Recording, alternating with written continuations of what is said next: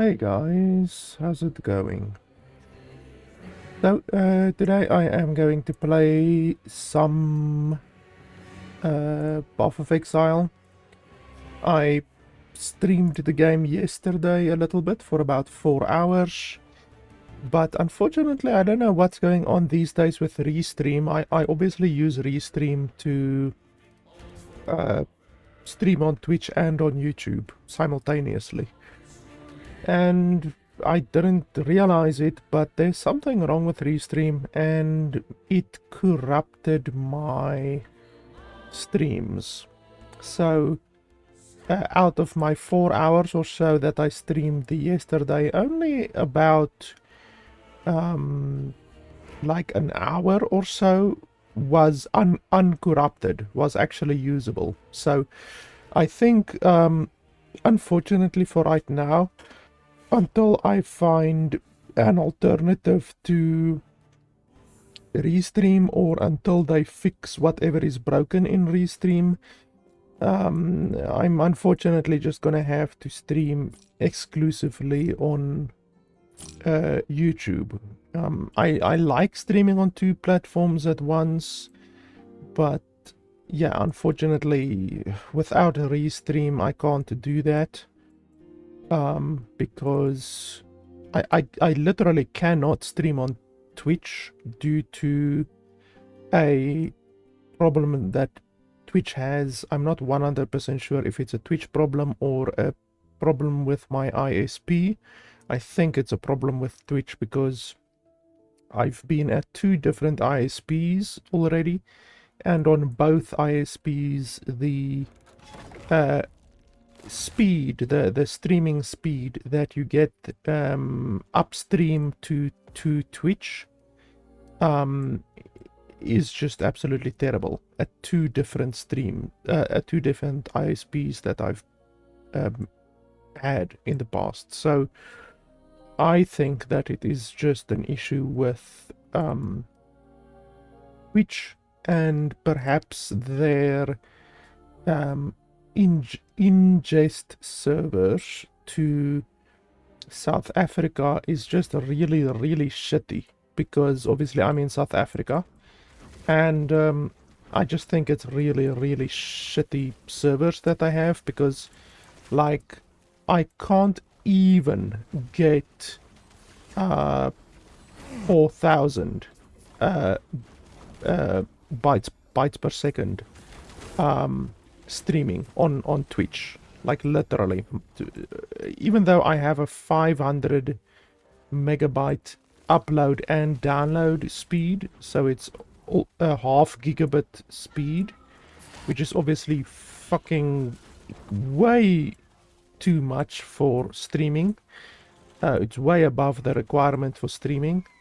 You really only need about a 10 megabyte line to stream at good quality, and I have a fucking 500 megabyte line, so yeah, like I can't even stream at 4,000 kilobytes per second on Twitch, but I don't have that same problem in any other website. I've streamed to Steam, I've streamed to YouTube, I've streamed on Facebook. Nowhere do I have that limitation, the 4,000 kilobytes limitation. So I really think it's just a problem on Twitch's side, because I have asked my ISP if they are limiting any traffic, and they've stated both times the ISP stated nope, they're not limiting anything. So I really think it is a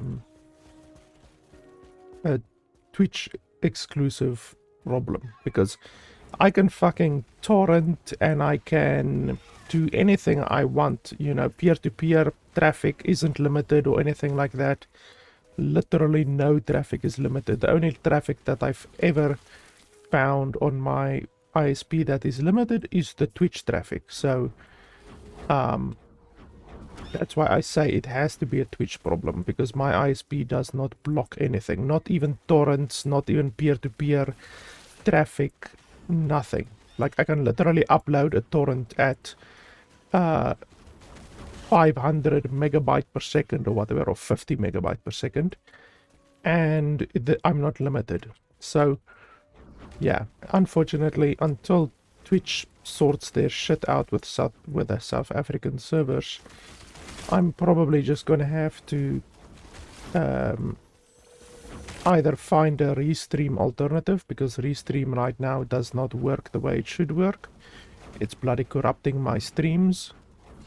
Or I'm just gonna have to exclusively stream on YouTube. Because right now I'm getting a constant 12,000 kilobyte per second upload on YouTube. And Twitch doesn't even allow 12,000 kilobytes per second upload, but even when I set my streaming quality to 6,000, which is the maximum for Twitch. Actually, 8,000 is the maximum, but when I put it to 6,000 on Twitch, I can't even get 6,000. I literally get 4,000. Like I say, I can't even get 6,000, and then it bloody corrupts my streams. So anyway, yeah, long story short, I just think I'm gonna have to do it exclusively on YouTube for a while, because fucking struggling with restream and that kind of shit is just not good. It's unfair that YouTube has such amazing streaming and no issues at all, and then Twitch has really shitty streaming, and in order to bypass the shitty streaming I have to use restream, and then restream corrupts my streams. So really there's no easy alternative. No, I'm just gonna have to stream on YouTube exclusively for a while. Anyway, I probably should have started off the video by saying that I'm gonna be playing the game for a whole bunch of hours, because the developers of the game were nice enough to sponsor the stream, even though I did mark this video as sponsored as well, so you guys will obviously see that even without me saying it. You will see that the video is sponsored, but yeah, I always say it anyway. So I'm gonna be playing the game for a while, today, tomorrow, maybe the day after that, with a new patch that dropped. I already have a bunch of new uniques, or a couple, I think maybe 3 new uniques that we picked up yesterday. Even though, like I say, half of my stream yesterday was corrupted, so but yeah, I will show that to you guys in just a second. So the build that I'm using right now is a totem build, which essentially just stacks a shitload of frostbite. So you will see on the enemies, there's just a crap load of frostbite stacks that pop up. Like that one died instantly, and then it had 50 frostbite stacks on it. So you can really easily stack up to 200 frostbite stacks on like something that stays alive for longer than 5 seconds. So it's a frostbite build basically. I can just show you quickly if you want to screenshot the build basically. I actually want to get a few more points into venom tipped thorns, because the poison chance is literally frostbite chance. So you could remove one from here. I'm actually considering that.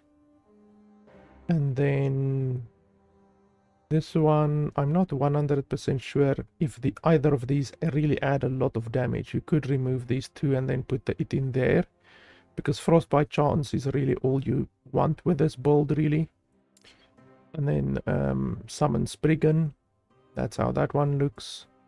Spriggan form, that's how that one looks. Even though not 100% efficient, this build, this Spriggan form yet. This one over here, I see that it's not working. Like, unfortunately, anything that says you have a chance on killing an enemy or hitting a boss or rare enemy to cast Maelstrom, like, I'm not the one hitting. It's actually my totems that are hitting. So this actually doesn't help at all. So I actually need to remove this, but I don't know what I'm gonna take instead of this. So we are gonna remove all of these points.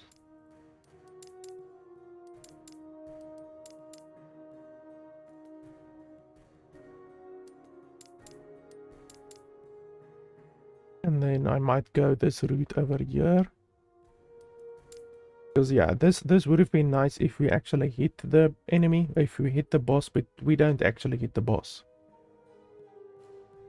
So that's why it's better to go this route over here to Violent Squall.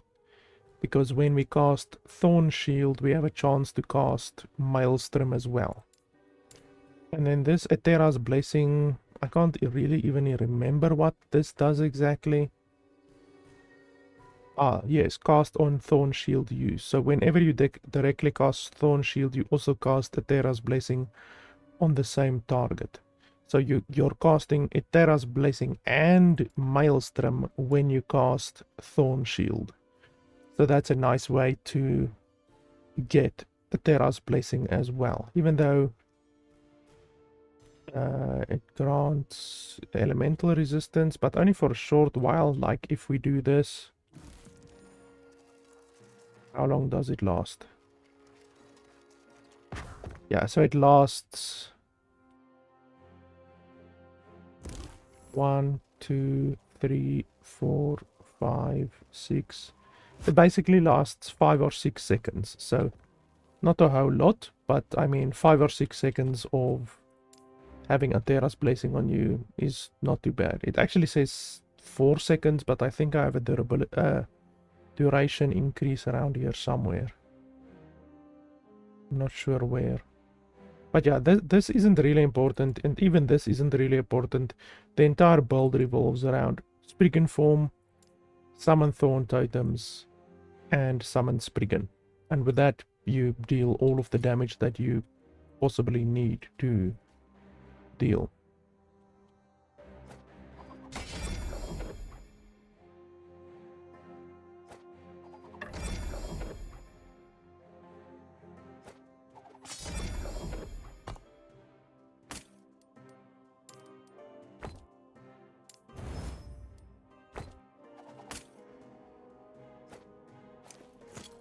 Yes?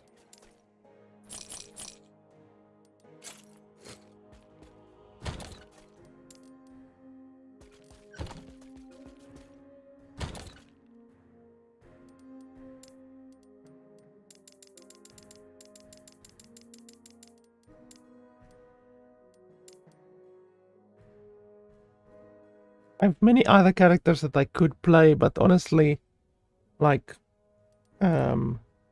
I've played all of my other characters quite a lot.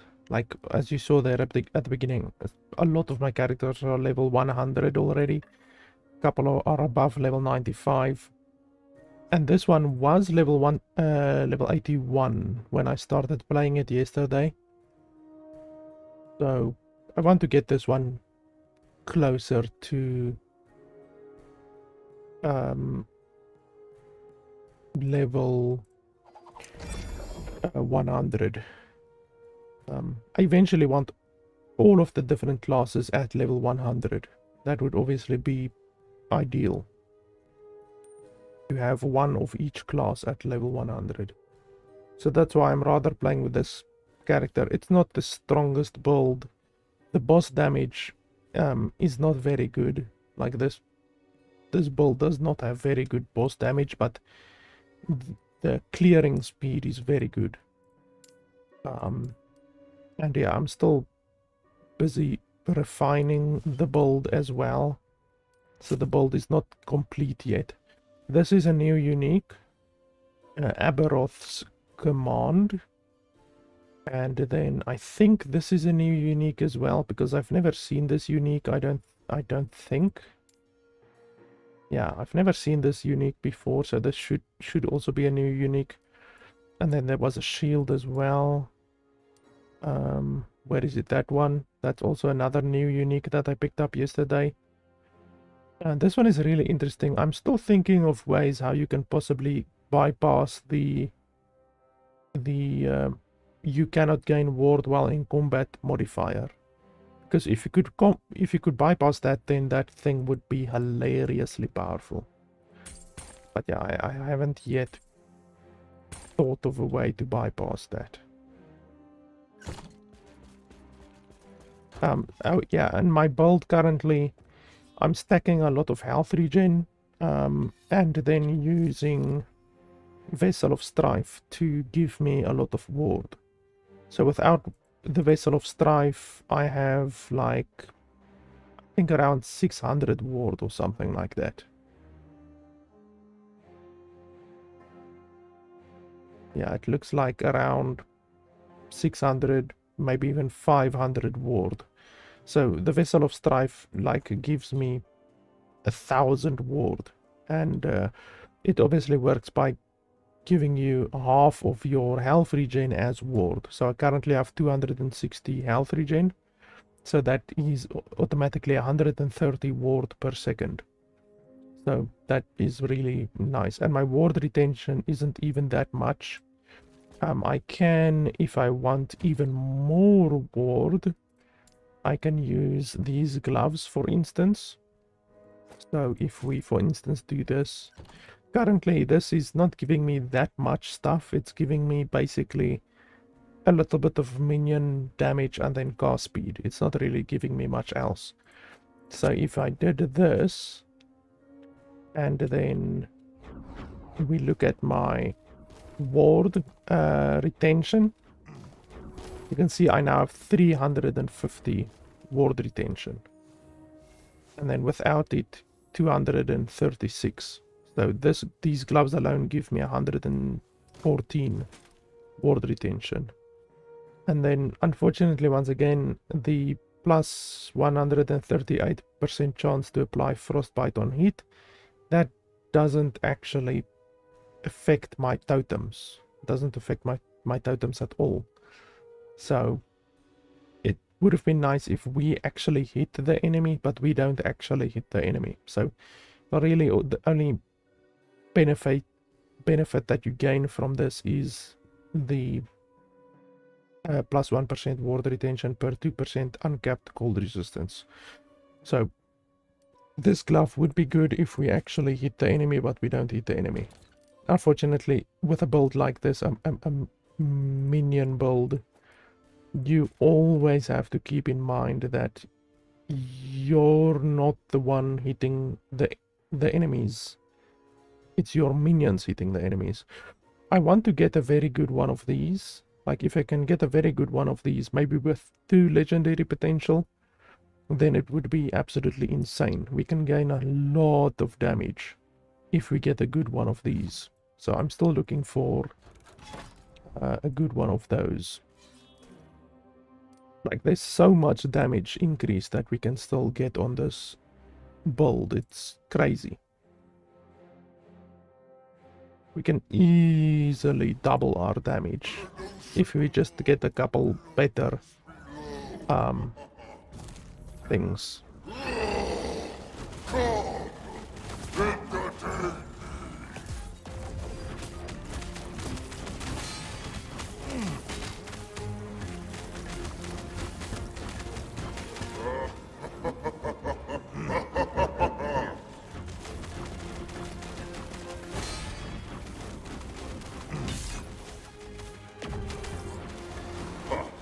Is that the best you can do?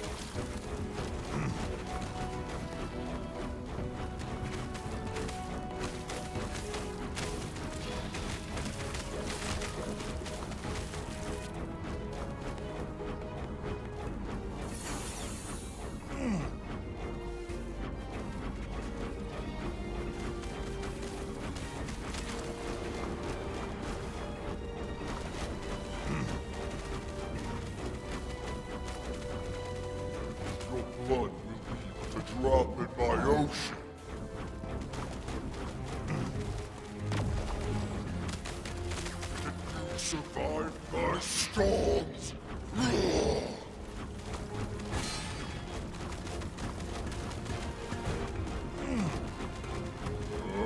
You are starting to bore me.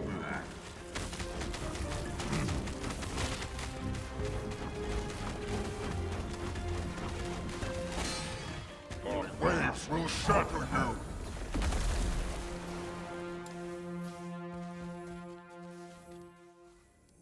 Actually looking for this modifier, the Grand Rhythm of the Tide modifier, because we can still gain a little bit more health regen on it, and then the 126 health regen increase can go up to 200% health regen increase.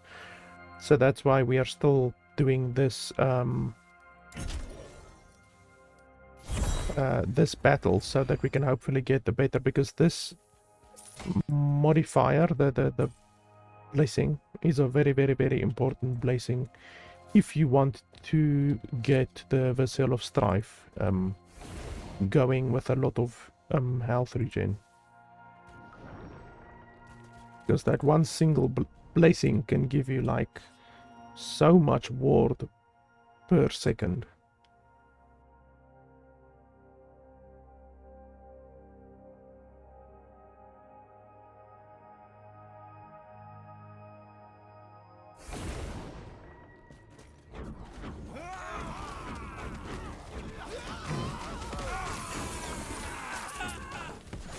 So you can see, even though I say that the boss damage is not very good, we're able to kill Lagon empowered very easily. But like, I don't know if my my standards are just too high from playing Ballista, because Ballista can kill Lagon in a single phase, like even before the phase transition. Ballista can kill Lagon in a single phase, and then Explosive Arrow also could kill Lagon in a single phase, even though it can't do that anymore because they've nerfed Explosive Arrow. But yeah, there's not, like, there's maybe 3 builds in total that can kill Lagon in a single phase. So I don't know if I'm being unrealistic with expecting this build to be able to do anywhere near that amount of damage. But as you see, it kills empowered Lagon really easily, even though we're only at 100 corruption right now. If this build can perform as well as it does at like 300 corruption, then I will be happy.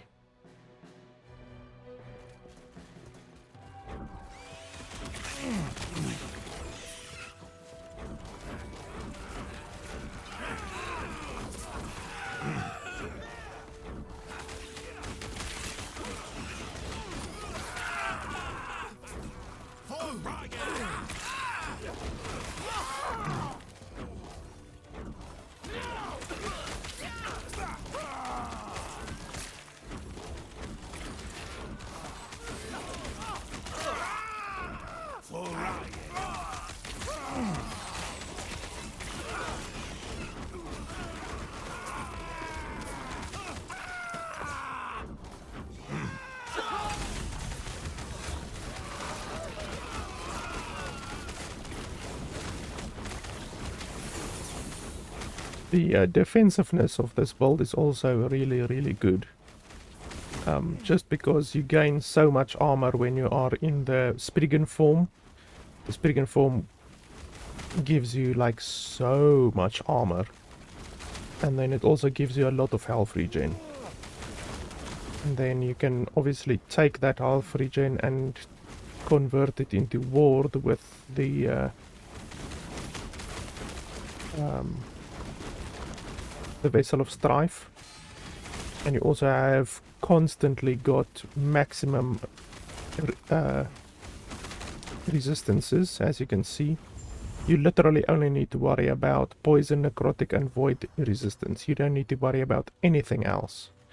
because of this one really powerful passive over there. It gives you literally, like with my current 6 totems, so that's 6 times 15, so that's 90. It gives you 90 physical resistance and 90 elemental resistances to all elemental resistances. So that's really insane. Just from one single passive you gain 90 physical and 90 elemental resistances. So you really just need to worry about capping your void resistance, necrotic resistance, and poison resistance, and then that's all. Like the rest you don't need to worry about. And then my armor also, it's 41% right now. Usually it's 44%, but that already is a huge amount of damage reduction. 44% damage reduction.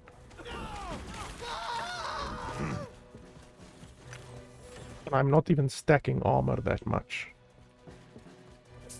If you actually stack armor, you can easily get to like 60 or 70% damage reduction just through armor.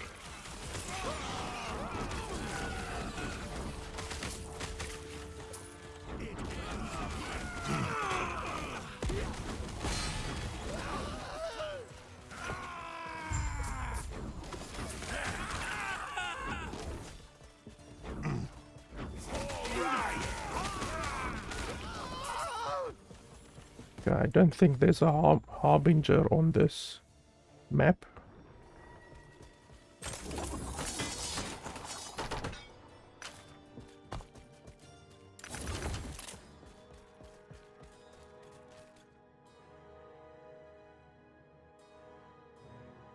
Yes.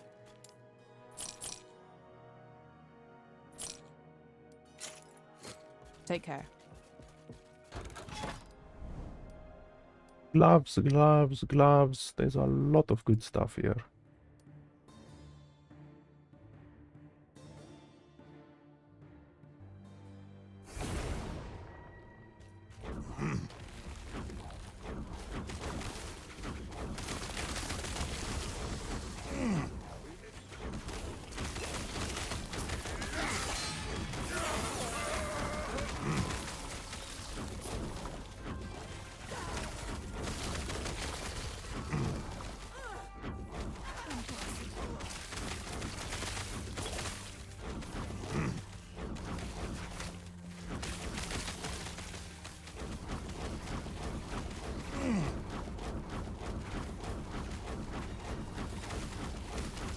And cast speed is also very important with this build. The faster you can cast your totems, the more frostbite stacks you can get. You don't really need to worry about like spell damage or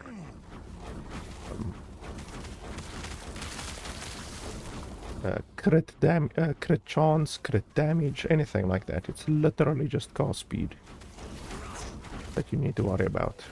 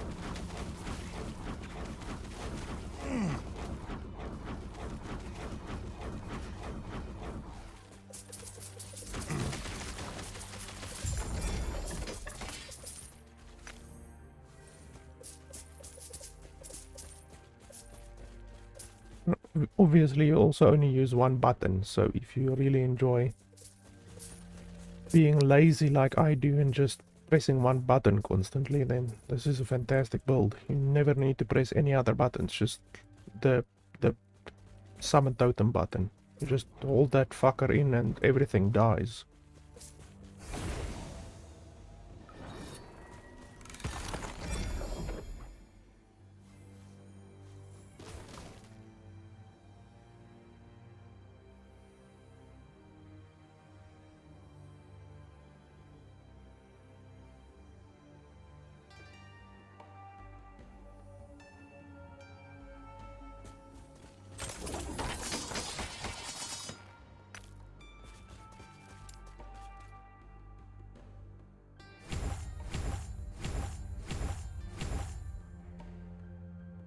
So with this, we will actually be able to use R, and then when we get the maelstrom, I'm not sure how long the maelstrom lasts, but it should last quite a while.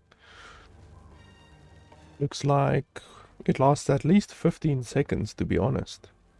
So that is just really easy. You just cast Thorn Shield until you get maelstrom, and then it lasts a shitload, and then the benefits that you get from Maelstrom is a little bit more healing per second. Kill chance, but that doesn't affect us actually. Let's see what other benefits we get. Yeah, this won't work. So we can actually get rid of these, because we will never gain more than 6 stacks.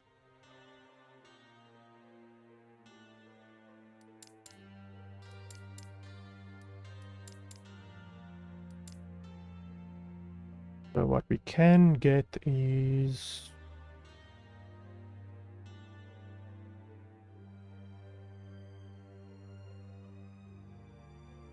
we can get this if we want to for a little bit of extra damage, even though it won't give you a lot extra.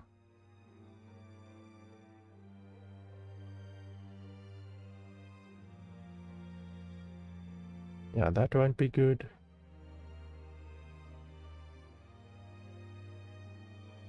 If you go 1 second without directly casting Maelstrom, you gain Lagon Slumber. When you next cast Maelstrom directly... Oh no, that's not going to happen. We don't cast it directly. When your number of Maelstrom stacks reaches 0, you have a chance to summon 2 Twisters, a spell that deals physical damage each second to enemies they pass through. The number of Twisters is random, and the chance to summon them is multiplied by the highest number of stack you've reached. Well, I don't reach very high stacks. Yeah, so unfortunately you don't gain a huge benefit really. This is all benefit that you can get.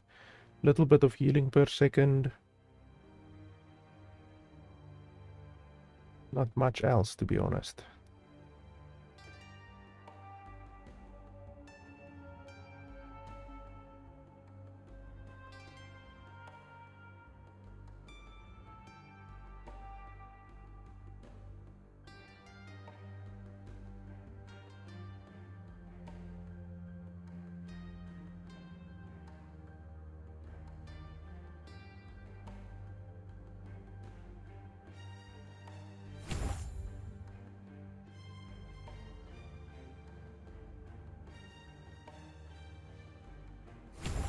So essentially from Maelstrom you just gain a little bit of dodge rating and then some healing. That's really all that you really gain from Maelstrom. So perhaps we should try to see if there's not something different than Maelstrom that we can take. I'm not sure what else you can actually cast inside the Spriggan form, because you can only cast stuff inside the Spriggan form. So your options are limited.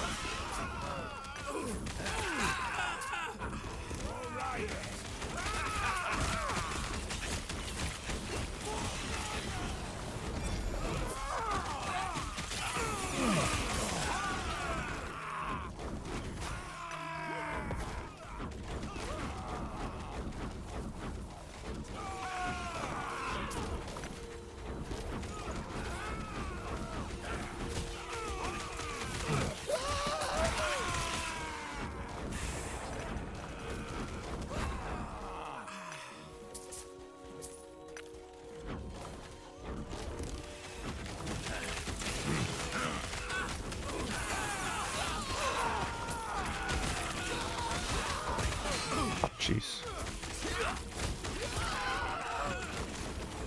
When those things critical strike you, it deals a crazy amount of damage. I'm still deathless and I want to remain deathless.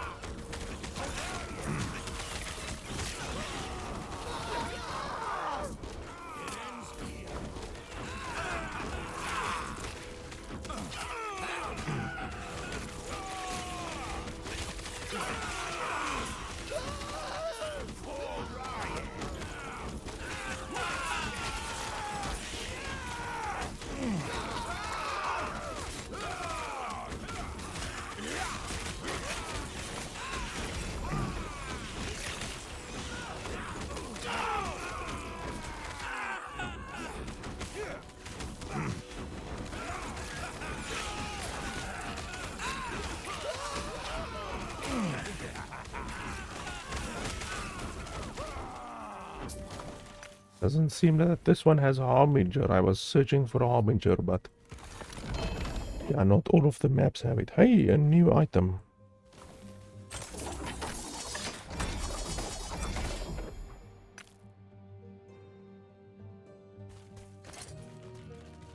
Evade is replaced by Terrify. 15% more damage to feared enemies. You have Swiftness. What is Swiftness? Swiftness grants increased movement speed based on character level. How much? Let's have a look. 42, 61.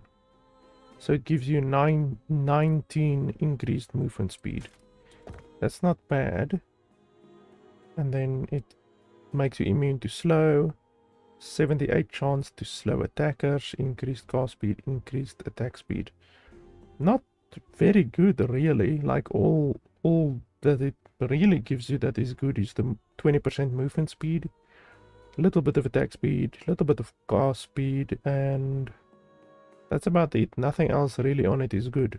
But yeah, if you obviously place 2 LP modifiers on there, then the gloves would be quite a bit better.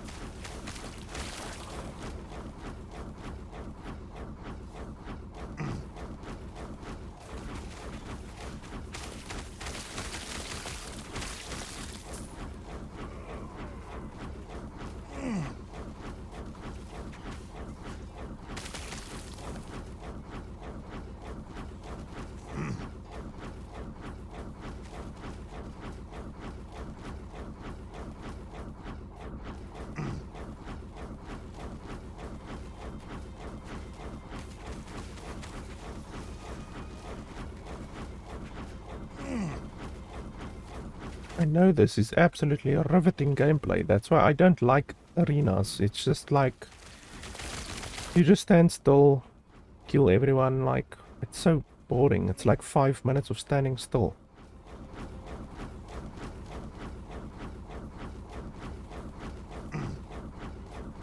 They should allow you to like make the enemies spawn all at once or something like that. Honestly, this build will kill 1,000 enemies at once if they come at me like this. Because the AoE is really good.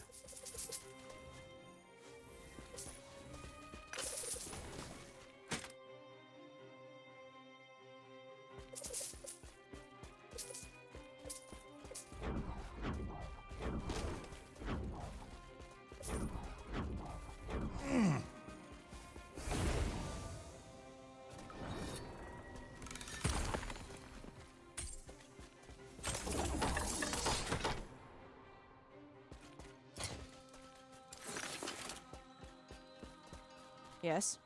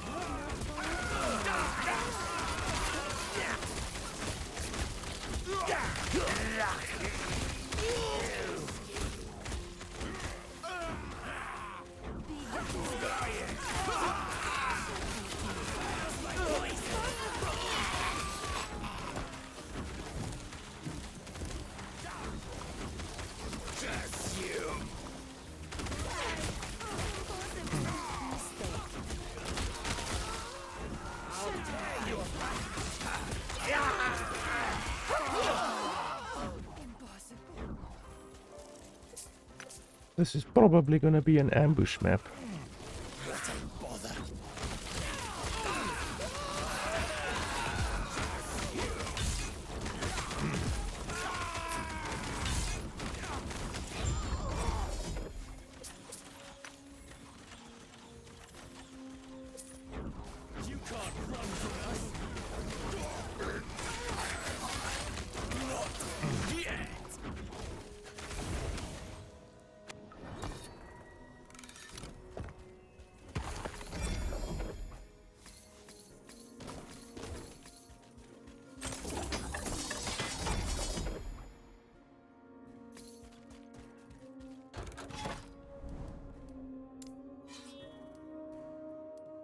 Bloody hell, another arena. Do I really want to do another arena?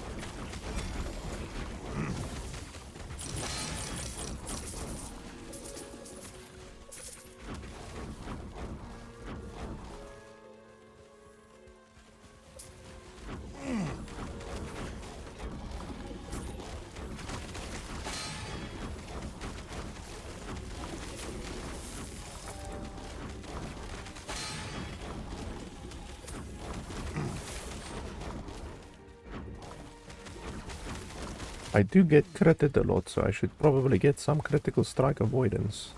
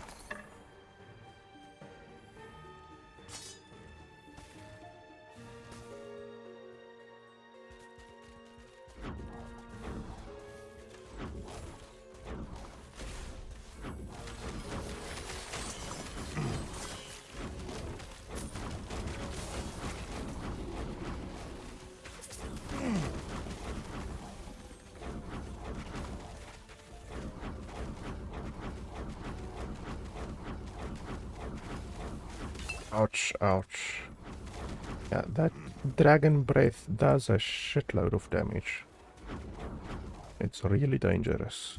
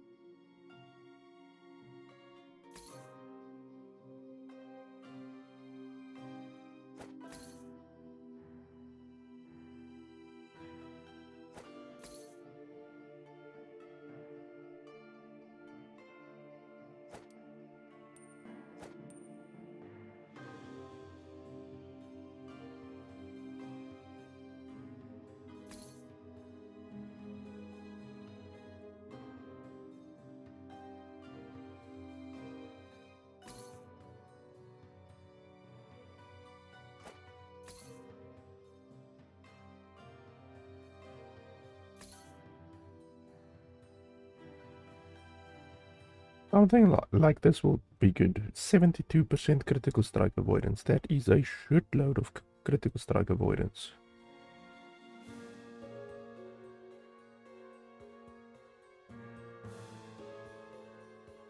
Then I just need to increase the rest of the stats.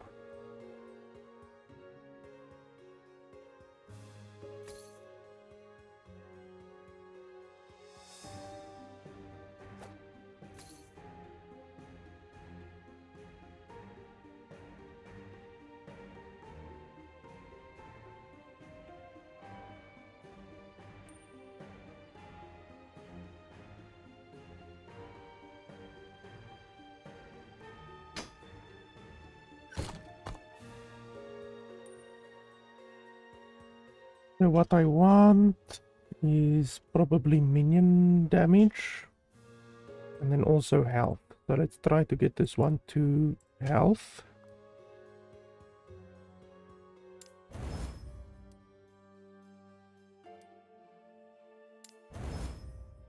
Okay, cold resistance is definitely not what I want. Okay, yeah, that's not what I want. So already this ring is not really good. Attunement and intelligence are mildly good.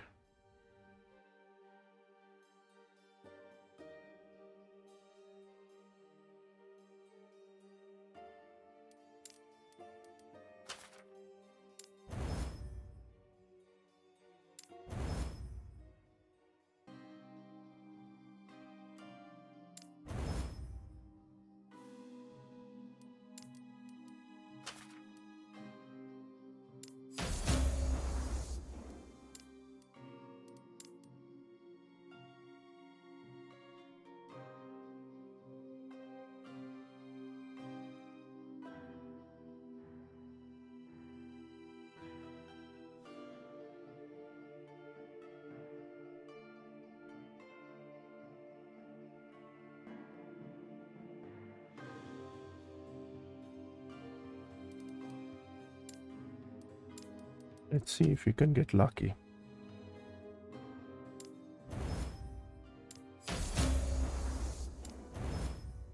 Wow, we are really lucky so far.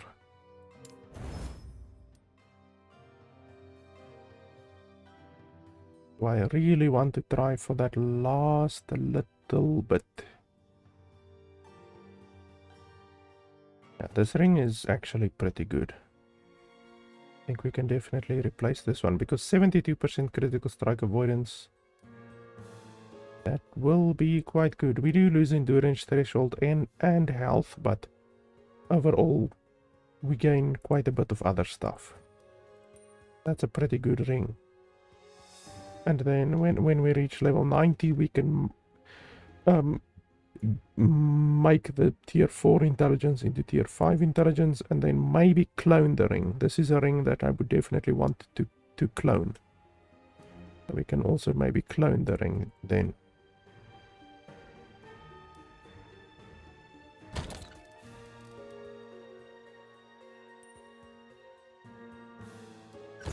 Yes.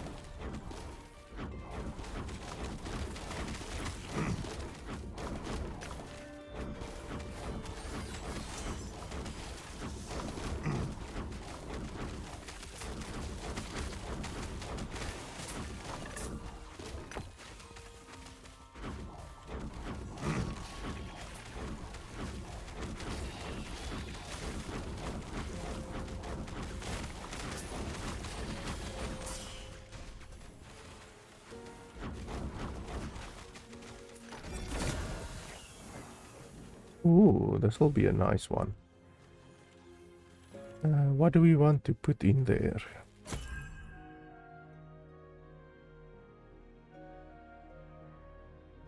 Hmm.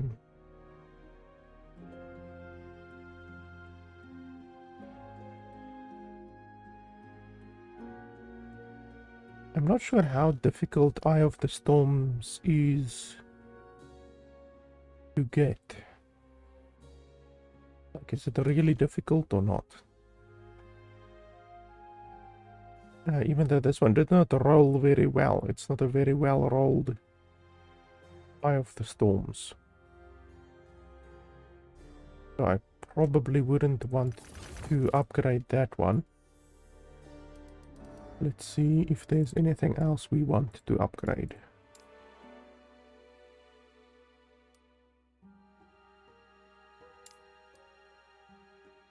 I wish I could upgrade these gloves.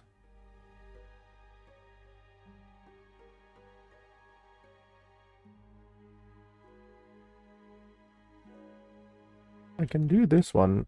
It's not very easy to get legendary potential on these ones, so I can maybe do this one.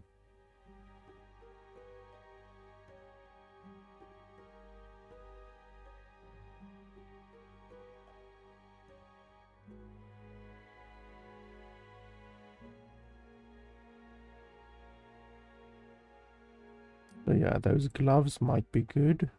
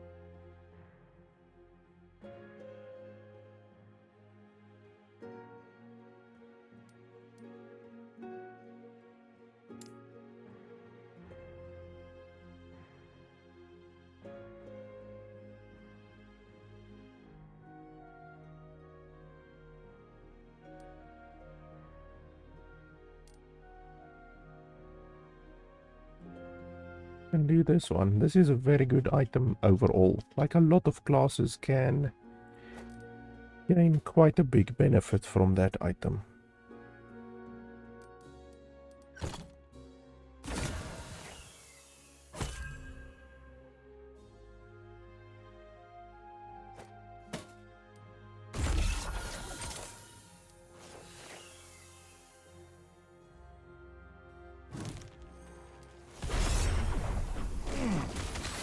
Crimson Wave!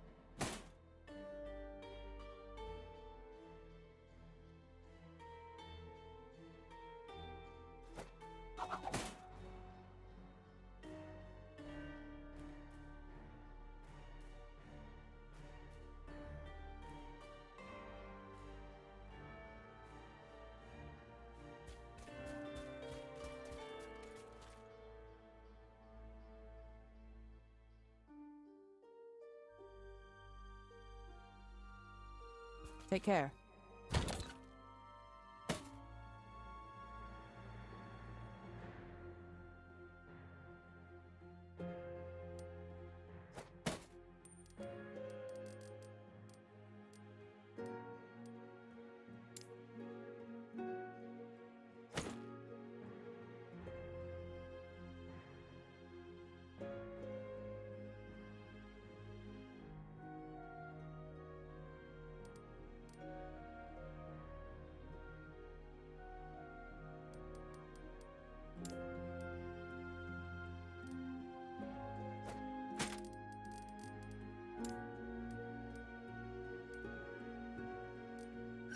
Yes?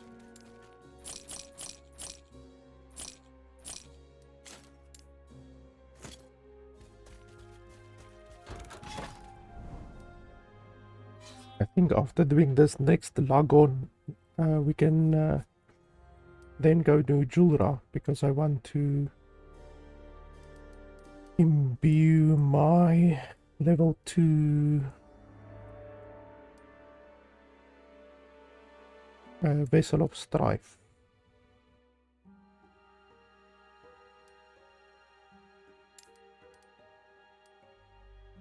Because currently I'm using a Vessel of Strife which doesn't have any imbuement on it.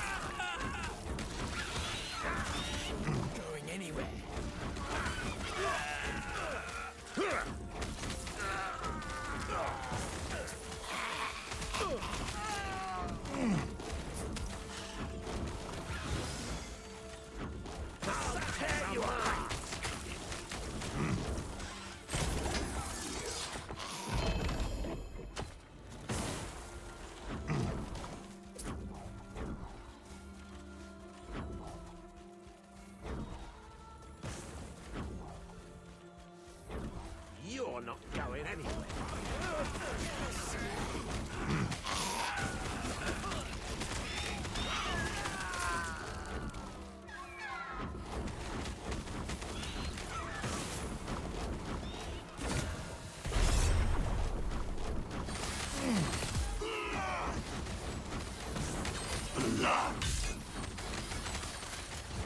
Crimson Wave!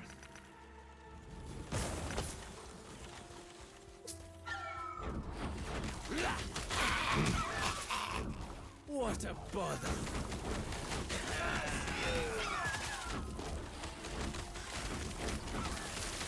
Just you!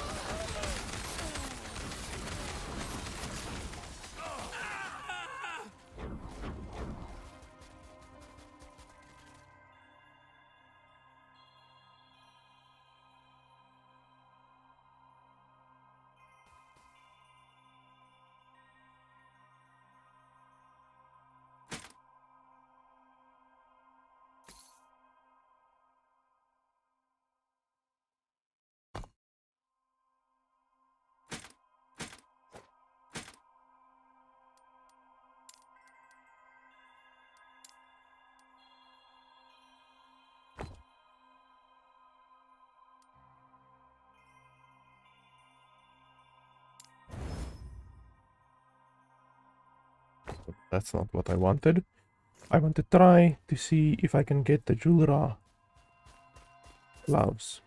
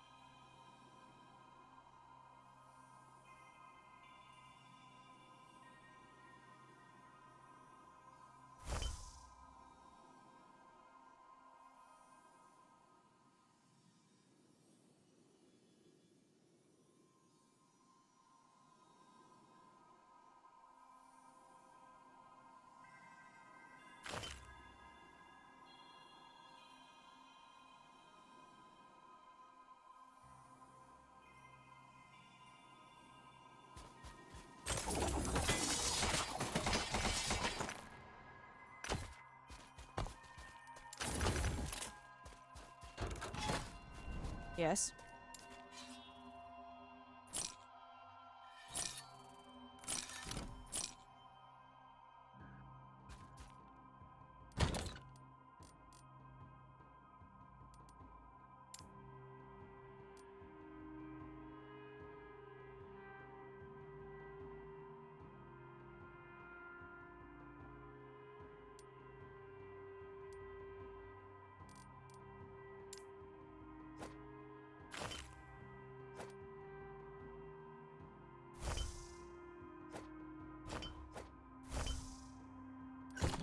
Yes.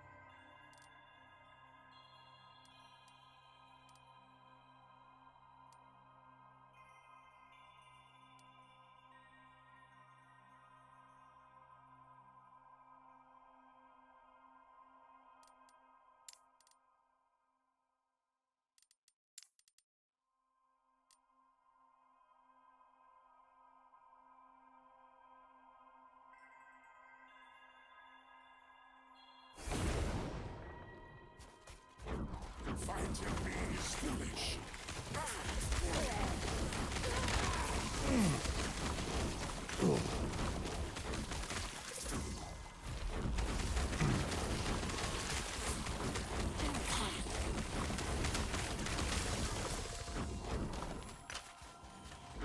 You dare to stand against us?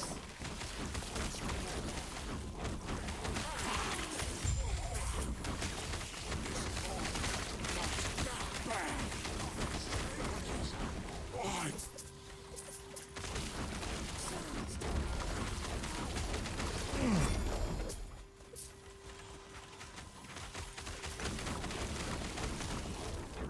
Silence, take a say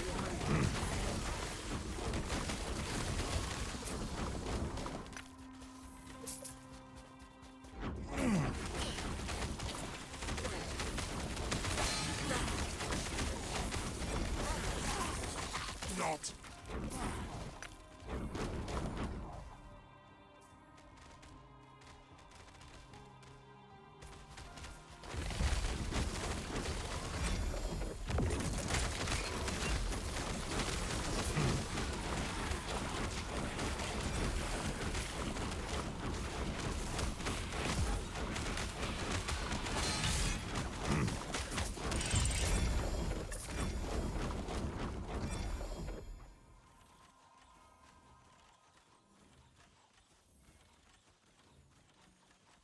That is a lot of critical strike.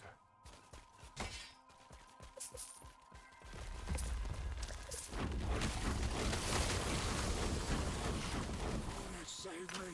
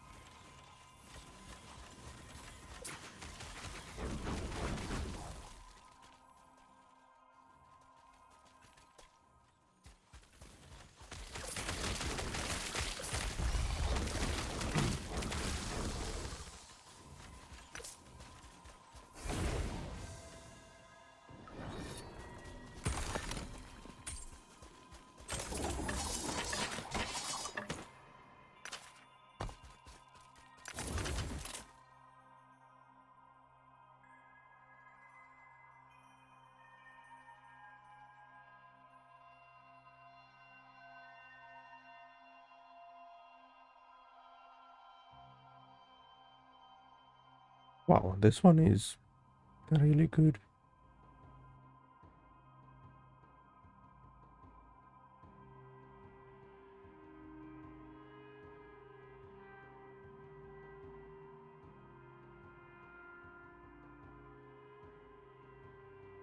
Yeah, this one is really good. If I can just change these two things into something useful.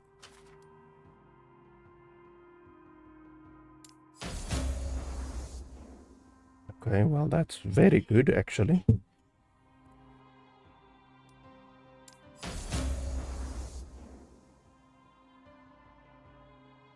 That's also quite good.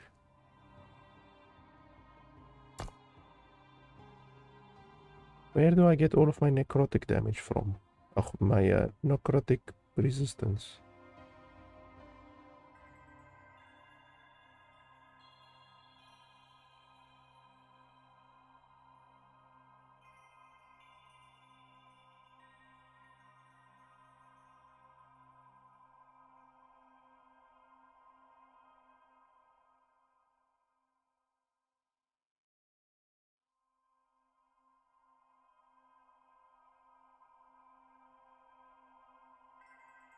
Now I get 38 necrotic resistance from that, but where else do I get it?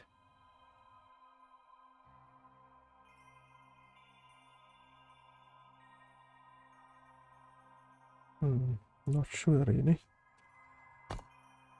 Yeah, necrotic resistance isn't super good. I would want to change that if possible.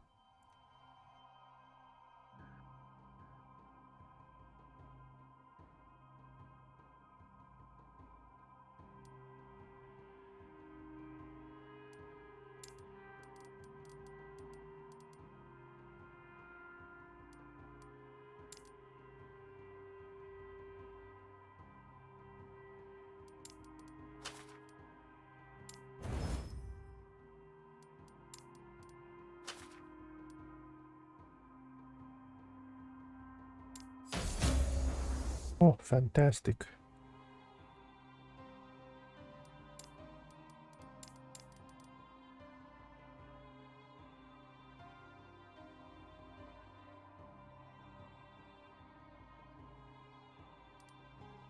Minion critical strike multiplier is pretty good.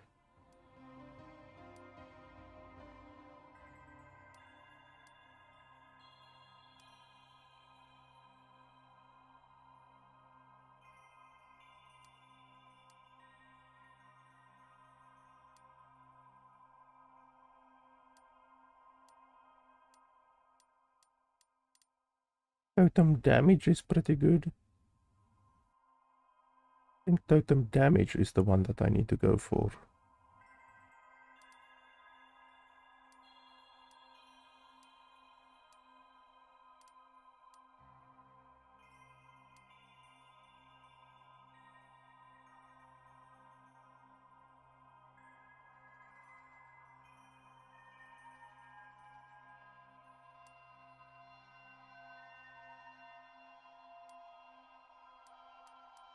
Totem damage.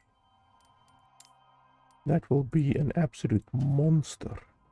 If I can only get it to tier 5.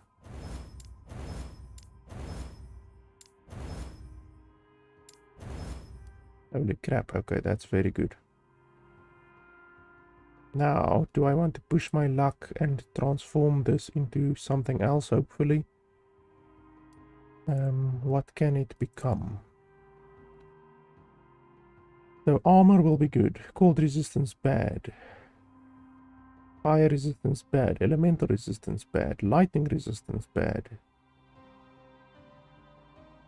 Yeah, I will take the chance.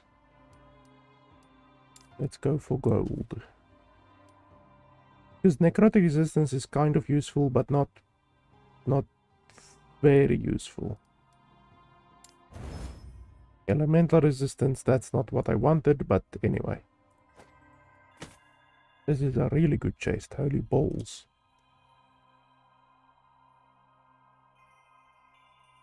Yeah, this is a really spicy chest. My current one was very good, but this one, holy balls. Now I will have even more health regeneration. Look at that, 332. So with this chest alone, I gain like 80 health regen, which then becomes 40 ward per second. Well, that's very good. This chest was very good, but this one is a little bit better.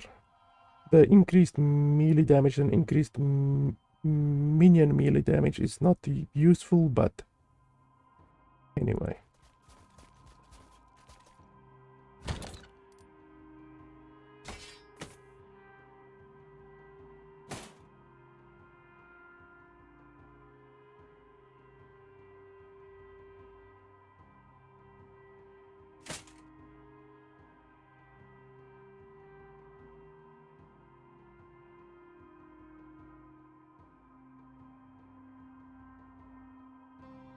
I need to remember to equip this.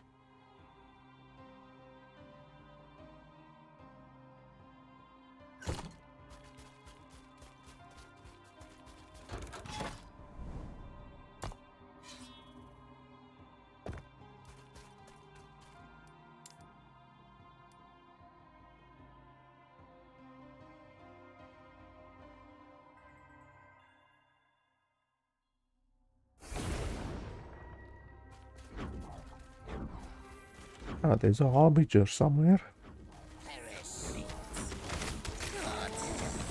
Now we're gonna be seeing a lot of criticals now.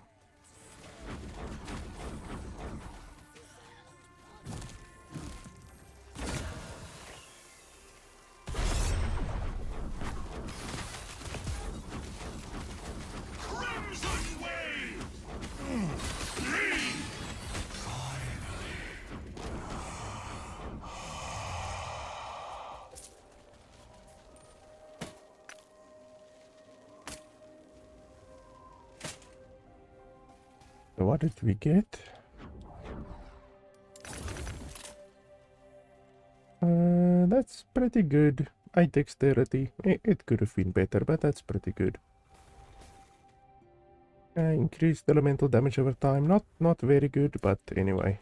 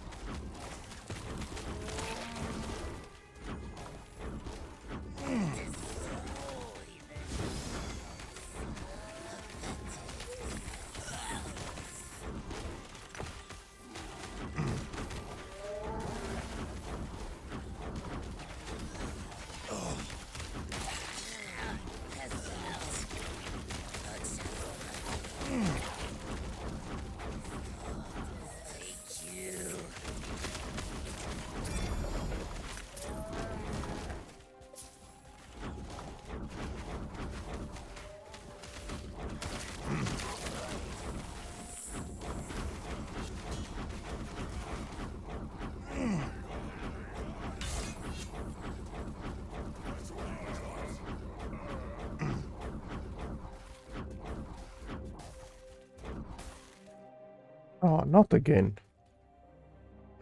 Bloody hell, this happened earlier.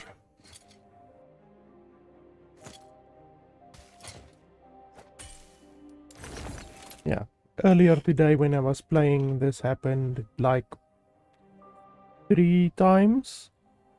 Where there is black health bars. The health bars become black. And then it's like you disconnected from the server, but you didn't actually disconnect from the server. Like, I can still move items around. Like, I can move those items over there, but I can't teleport out of the map. And I did kill the Scalebane bodyguard, but it's not moving. The thing isn't progressing. And I can't even teleport back. Like, literally, I'm pressing teleport. Nothing is happening. So the only way to solve it is to quit. So unfortunately, you lose the rewards from that map You lose the middle rewards and the chest as well. And obviously you waste your time. So you lose about 5 minutes that you spent on the map, and you lose the double rewards, which is really shitty. That has happened, like I say, about 3 times today already. You can see the loot there at the back.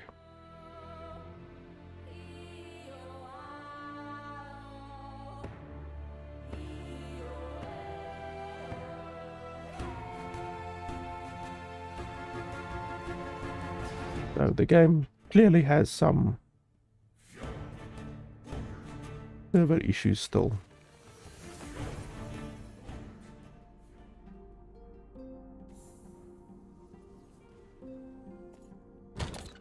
You see, I literally moved these items over here while we were quote unquote disconnected, but we weren't actually disconnected. It's literally just like a server side issue. They don't allow you to quit, but well, they don't allow you to go out of the map, but you can still move around and interact with stuff, all of that kind of stuff.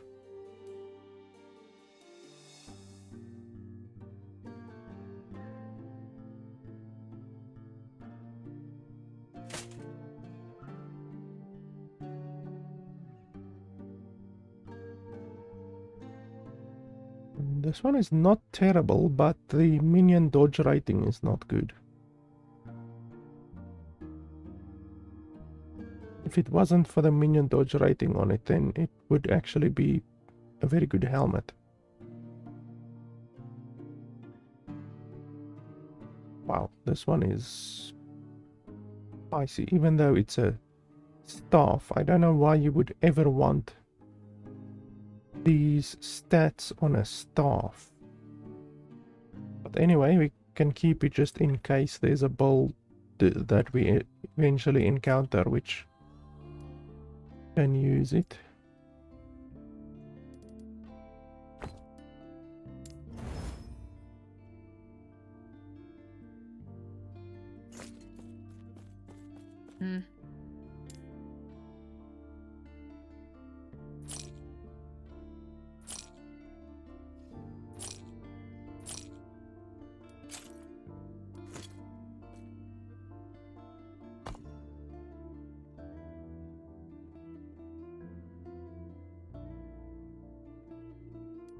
I hope that glitch doesn't occur again, because earlier today when I played, it did occur twice in a row. So I don't know, like, if you should, like, disconnect completely, meaning restart the game completely in order to get rid of that, or what you should do, you know?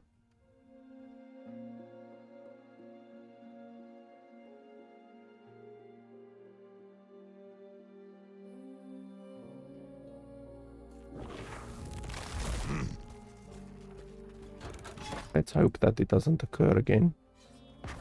You see, I completed the map, but I didn't get any of the rewards. But that's super fantastic, obviously. Literally like 5 or 6 minutes wasted, and all of the rewards gone.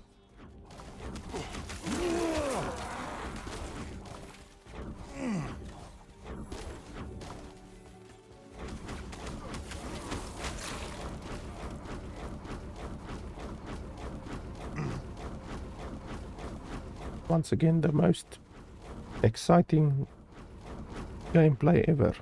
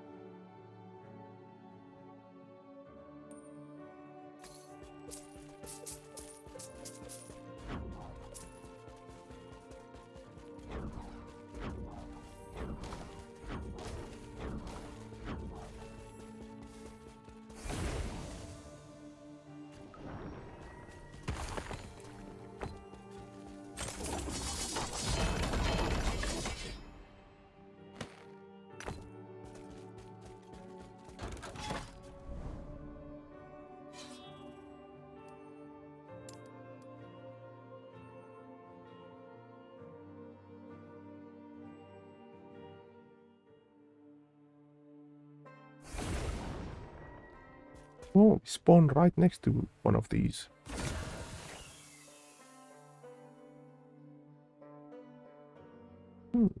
How the hell can you empower an item which has Weaver's Will on it?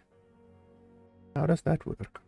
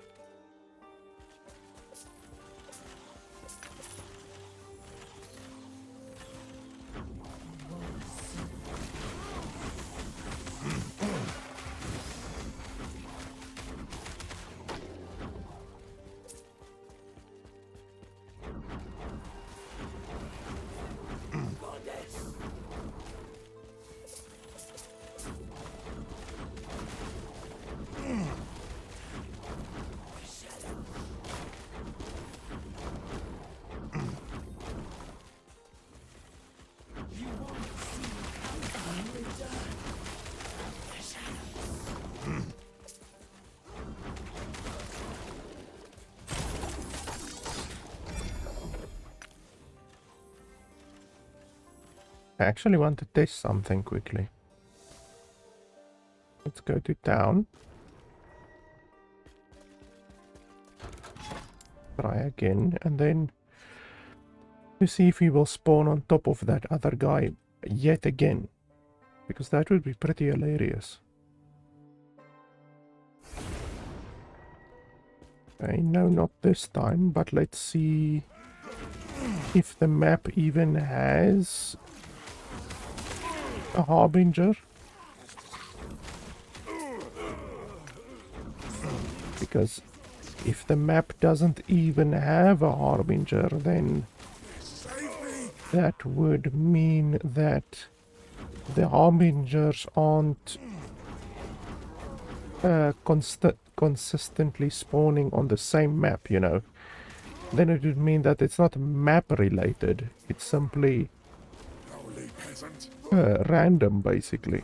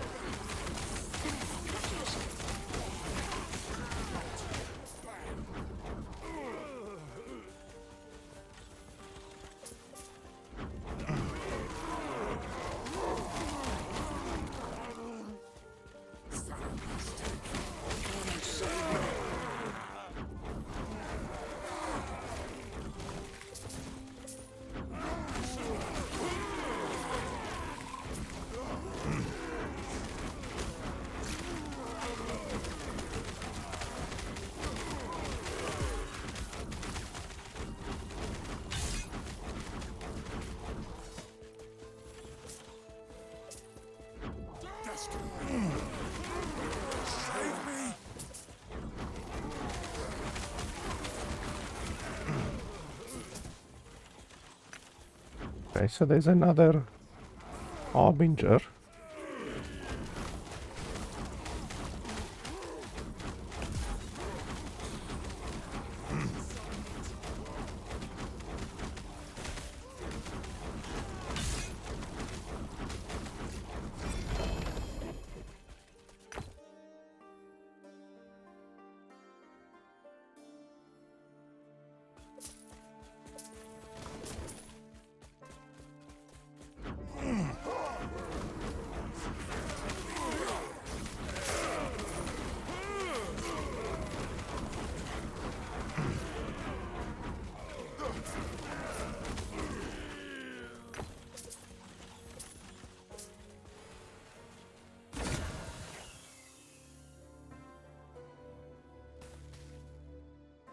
Oh, it added one weaver's wool. So it didn't actually add anything, it just added one weaver's wool.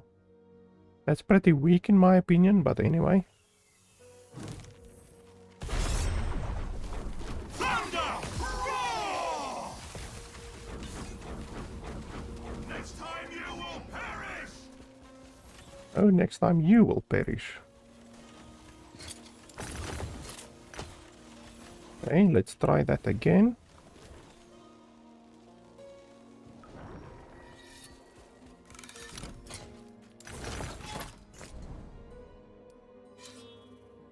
Exact same map once again.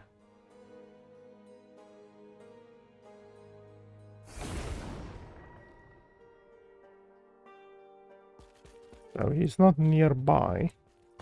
So should we leave and try again? Let's see if that works, because the previous time we got very lucky by literally just teleporting on top of him.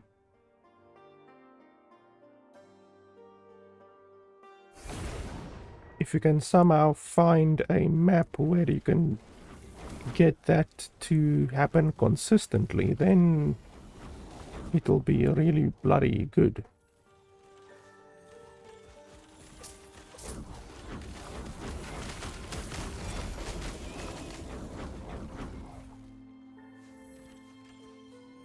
That's... Wow, those are really good loves.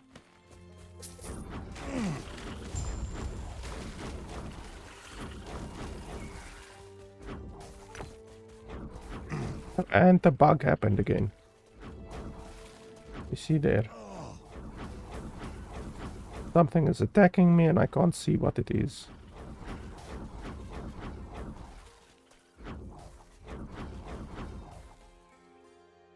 See, like, it's literally... I don't know why it happens, but it has happened. It's now the 5th time that it's happened today.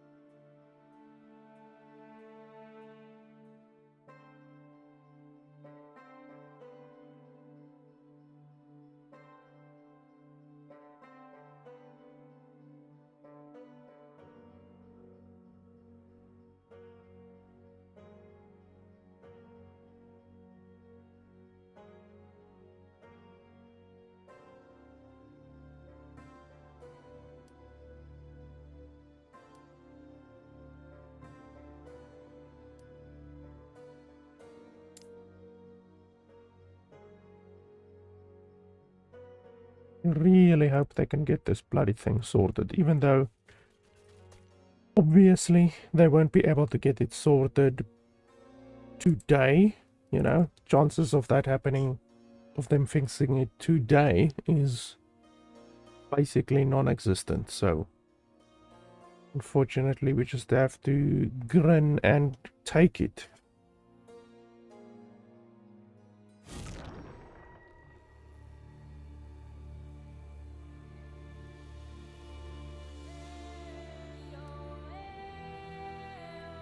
I also have a level 88 druid.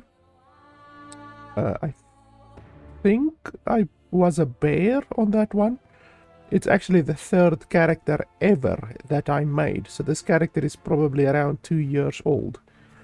But I want to make this character also like higher, like close to level 100 eventually. Like you can see, like I consider this one to be done, I consider this one to be done, this one, and this one. All of them are done. And then I still have my Shaman, my Druid, Blade Dancer, Sorcerer. The Sorcerer will be really easy to level. Forge Guard is really fucking difficult to level. Especially now that they have nerfed Healing Hands into the fucking ground. Like, Healing Hands is essentially unusable. And then the Lich is really easy to level. I will level the Lich basically the same as I leveled the Necromancer. It's really, really easy to level the Lich. The Acolyte class overall is very powerful. The update, okay. Well, maybe they rolled out the update literally right now. That would actually be really good. So, let's...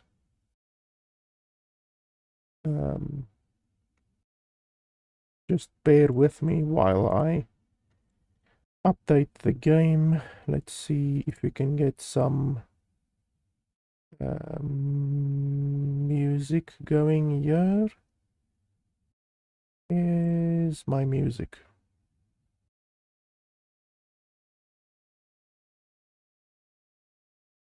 Yeah, it says update required on the game, so that's at least good that they have done something.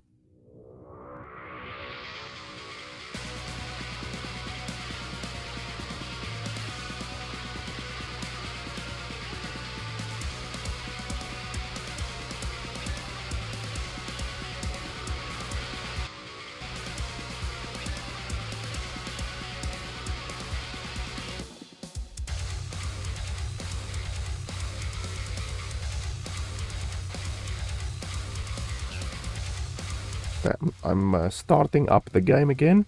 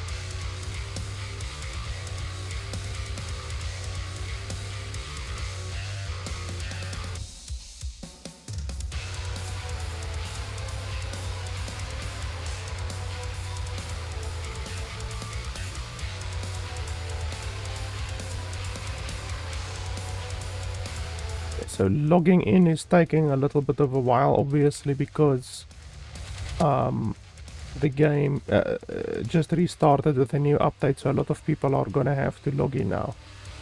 Okay, but we are in at least. Just 1 second while I do something here in the background.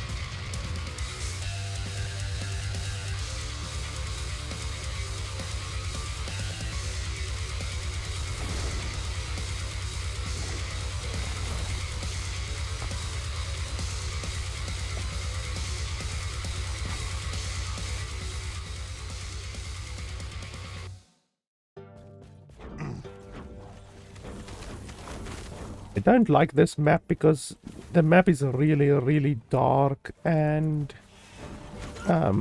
there's flashes and stuff like that that happens constantly. Like, I fortunately don't suffer from epilepsy, or light sensitivity, but this bloody map is definitely a map that could cause issues with that because of the constant flashes.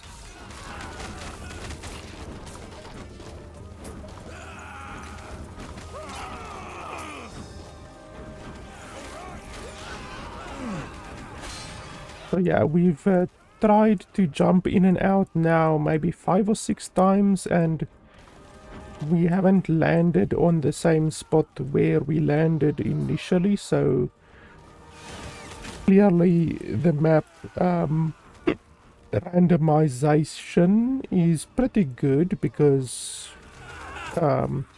so far every time we've spawned on a different side of the map.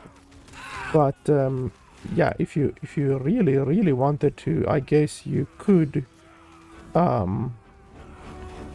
just go in and out, in and out, in and out the whole time. That's what she said.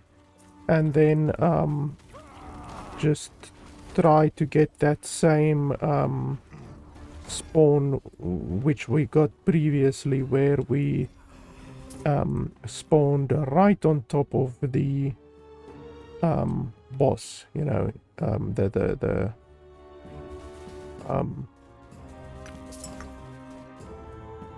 Harbinger. So you could do that if you really wanted to. You will eventually again land on the Harbinger. I'm certain of that much, because it happened once, so it will happen again. It's just really, I don't think it's worth it. It's not an efficient way to farm, because, like, honestly, I think you will encounter the Harbinger faster if you just fucking play the game normally and go from map to map, you know, instead of resetting the map constantly. And obviously you also lose out on map rewards if you do that, because you're never really completing the map. You're just quitting the map once you are certain that you don't have a Harbinger on the map, or if you already encountered the Harbinger, then you reset the map. It's just not very efficient.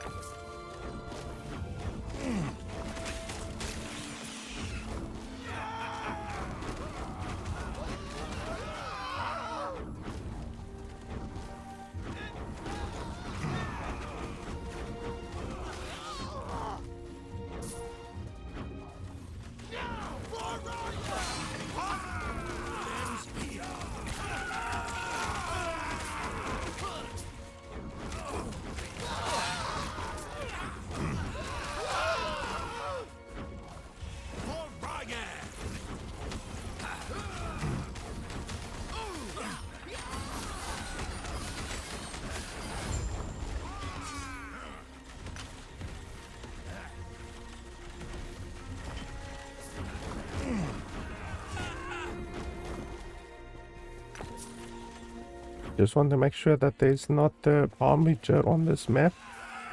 Doesn't look like it, because I've gone pretty much everywhere, so it's not necessarily that when a Harbinger spawns on a map once that it would spawn again, unless it's down there at the bottom.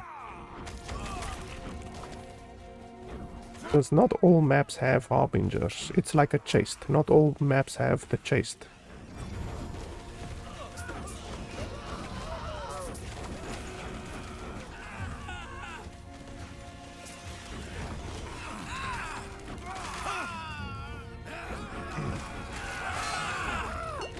Actually, that was a big bloody critical hit. Yeah, no, this map doesn't have the Harbinger this time.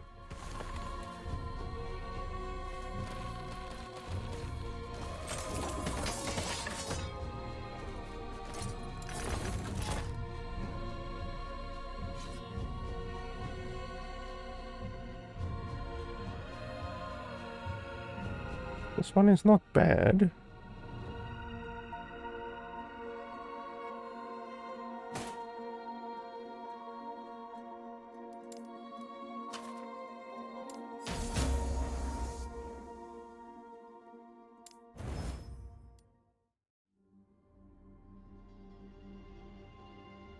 Yeah, we can definitely use that one. This one is very good. 47 forging potential, 91% increased critical strike chance. That one will be very good. Yes. Must remember... Okay, well, we can actually equip it right now because we're gonna do the boss now.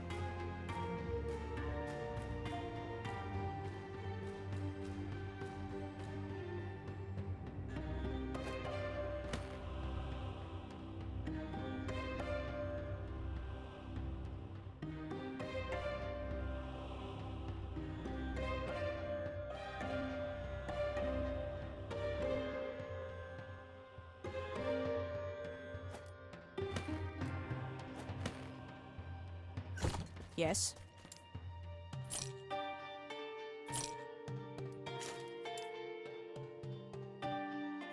Take care.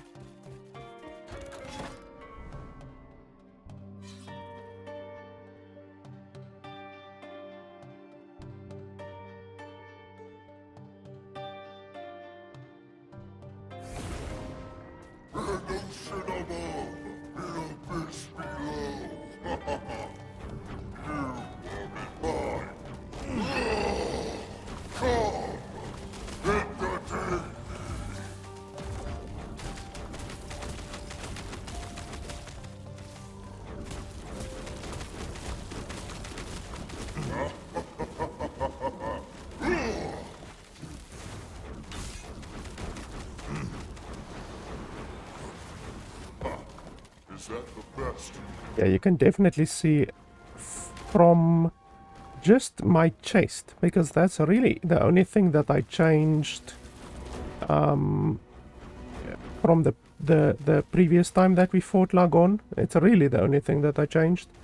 Just for my chest, we already do more damage.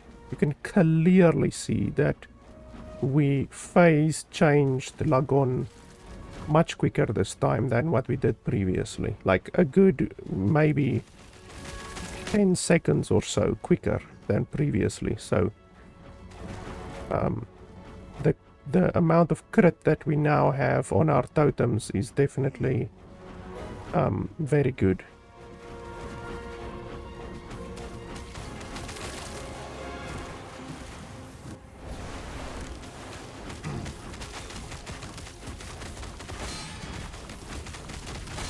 Your blood will be but a drop in my ocean. Ouch, that was a critical. Oosh, I almost died there.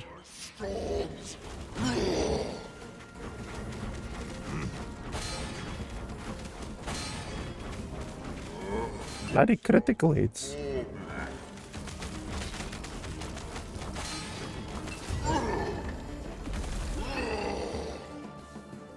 crazy critical hits there. You just hear the fucking critical hit sound constantly.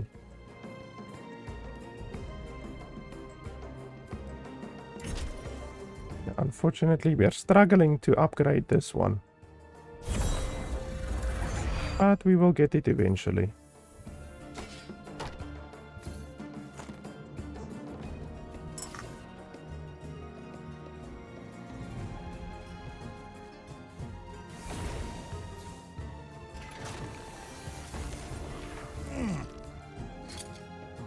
We actually got the Eye of Storms with 1 legendary potential. That's pretty good. Okay, so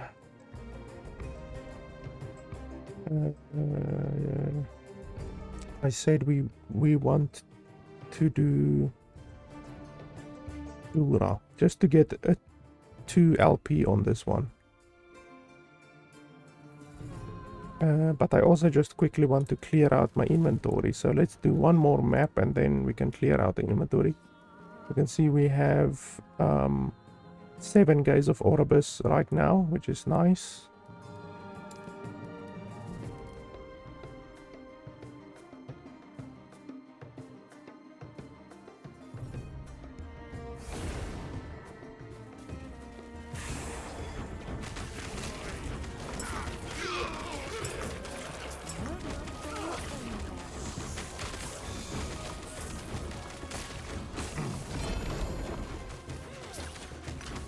We can also use the Glyphs of Envy to bump up our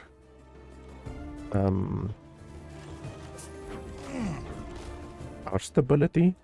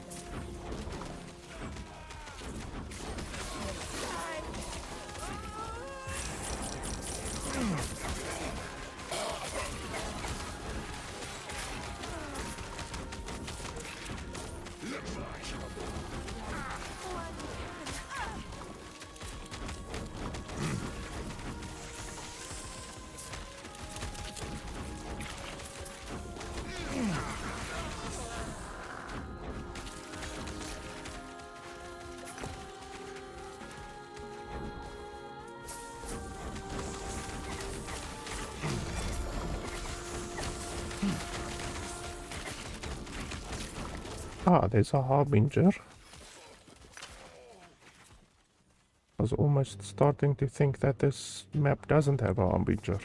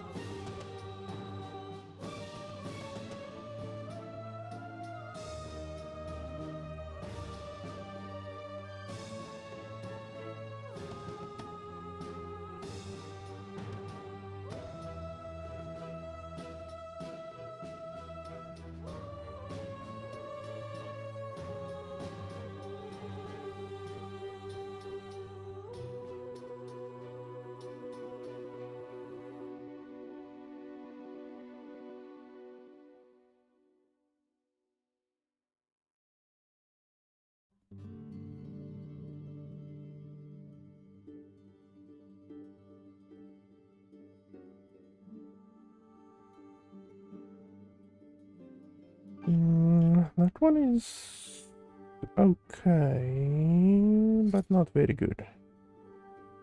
Is it the big one or the small one? Oh, it's the big one. No, thank you.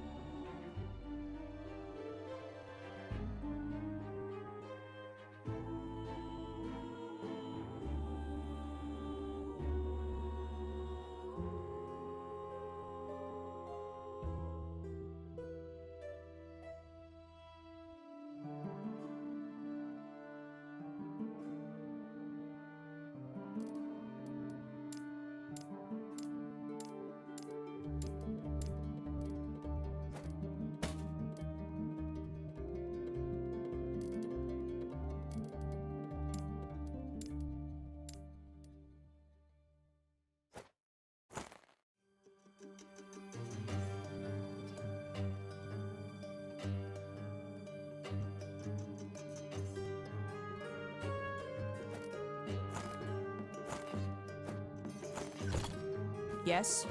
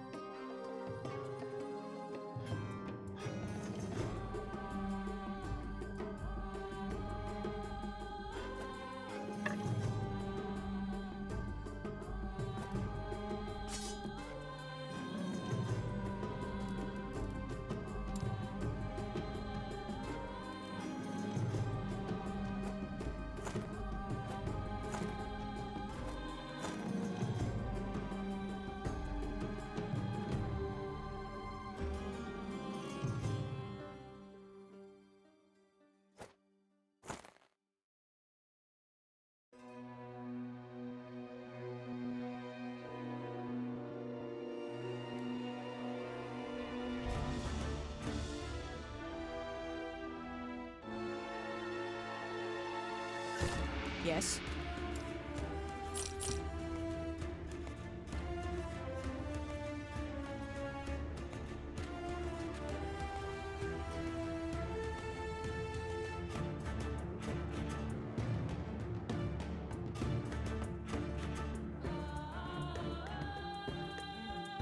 What? Let me take off my jacket quickly. This item is weird, like I don't really understand the use of the cuckoo.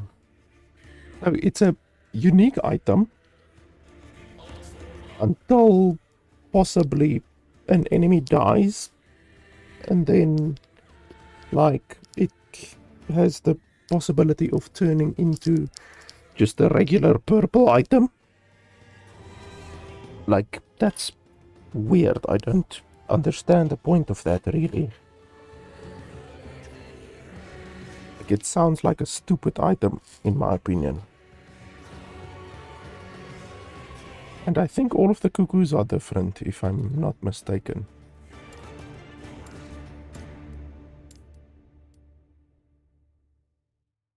And all of them have ward gained on killed, ward decay threshold, critical strike avoidance, and increased dodge rating. But I still don't understand it. The cuckoo may permanently change into a random exiled item. Exalted item. When a nearby enemy dies. Like, I really do not understand it. Why? Like, what's the use of the item, really? Sounds really stupid. Yes. Might be the most OP item in the game, but I just don't get it.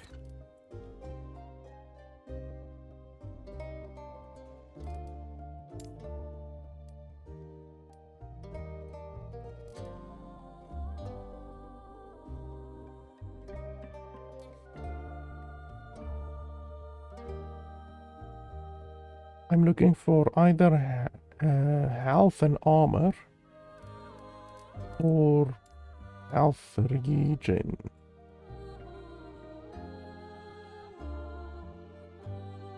Yeah, so like 14 health and then 14 health.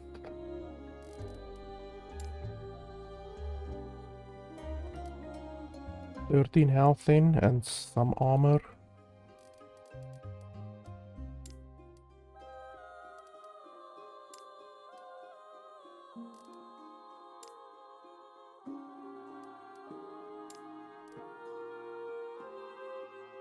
I mean, ward retention is also kind of useful.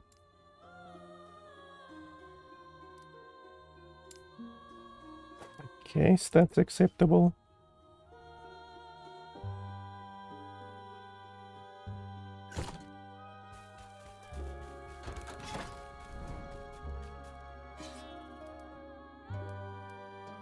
Yeah, we could do Lagon again.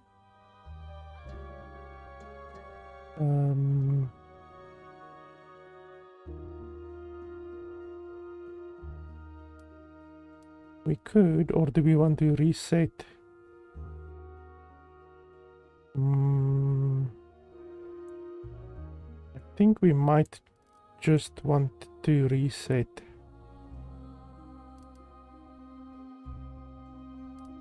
I don't see any more glove things.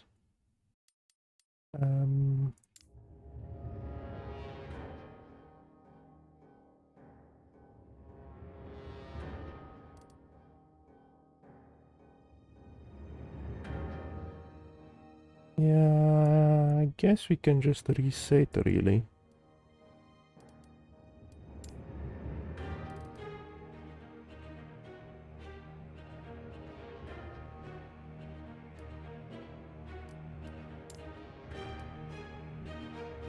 It's this one and then one of these. They give 9.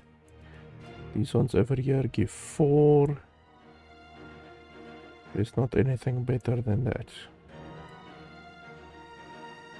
Yeah, then we will be at over 150.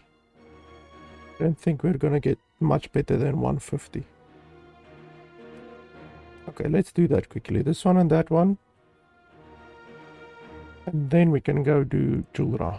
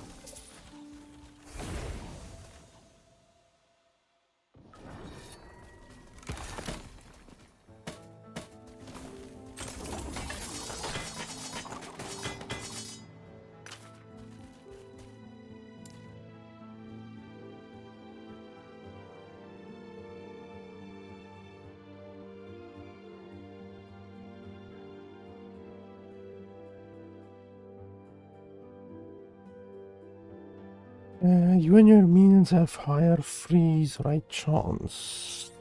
That's not bad.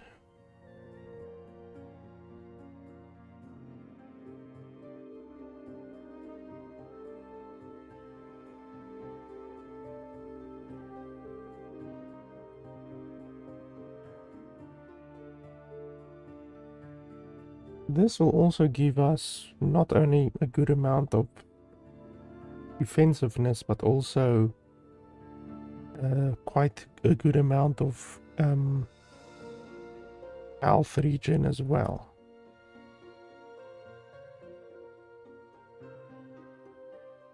Anything which gives cast speed. So that gives cast speed. This does not give cast speed. It gives cast speed to my totems. That gives 3 cast speed, which is not a huge amount.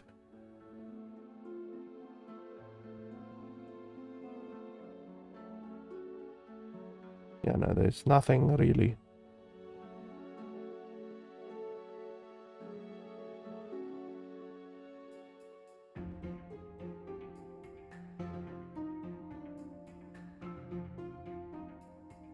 Yeah, this will be really good. Once we get all of these, like, we will gain about 13 or 14 health regen per second, which will put our health regen total over 400.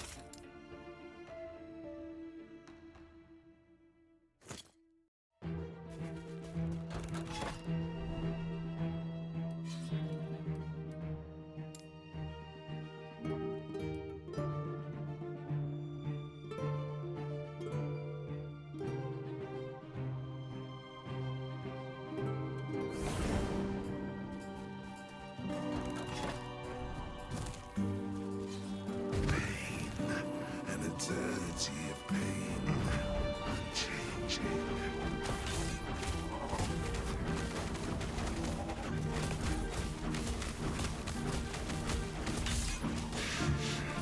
Ouch.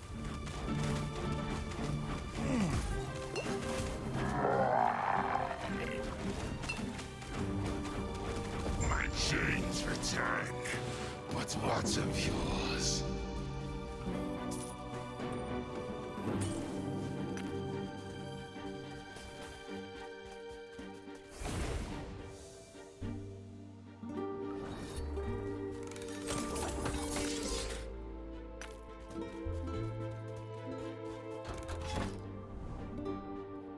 Okay, 157. And then we can quickly do Lagon.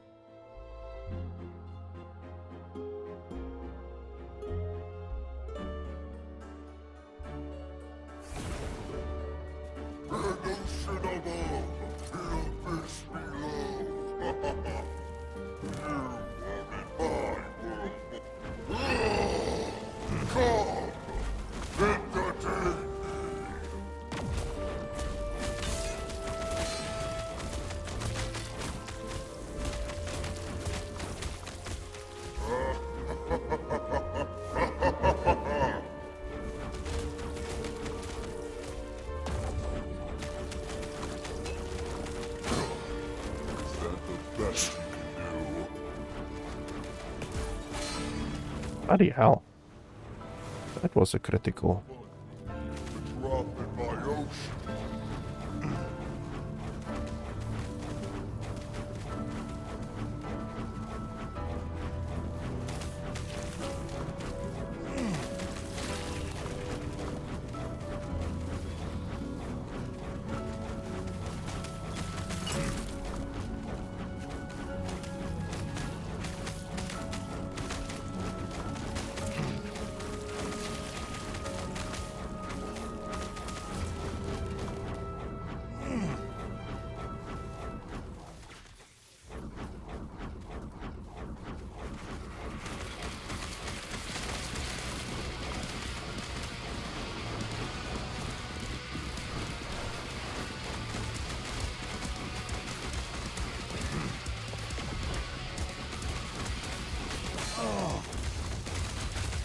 Can you survive my spores?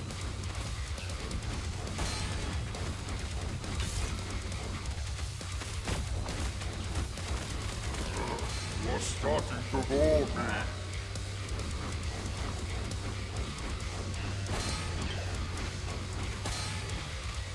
My waves will shatter you.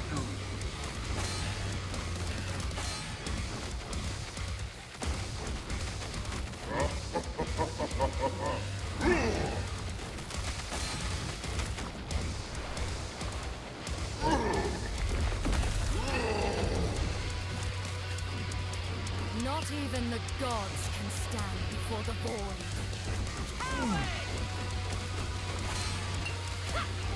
Dodge this! Waves of darkness! Such a bore!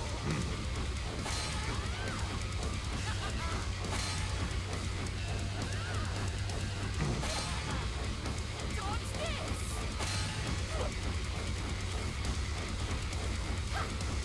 Coward! Waves of darkness! Such a bore!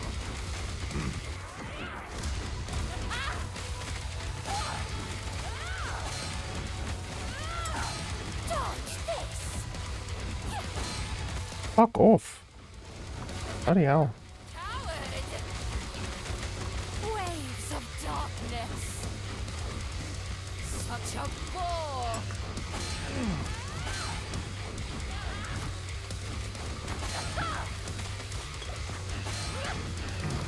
Coward!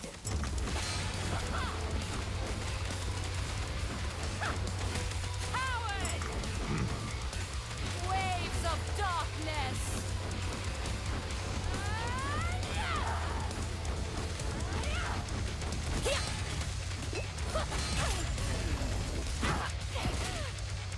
I am one of many.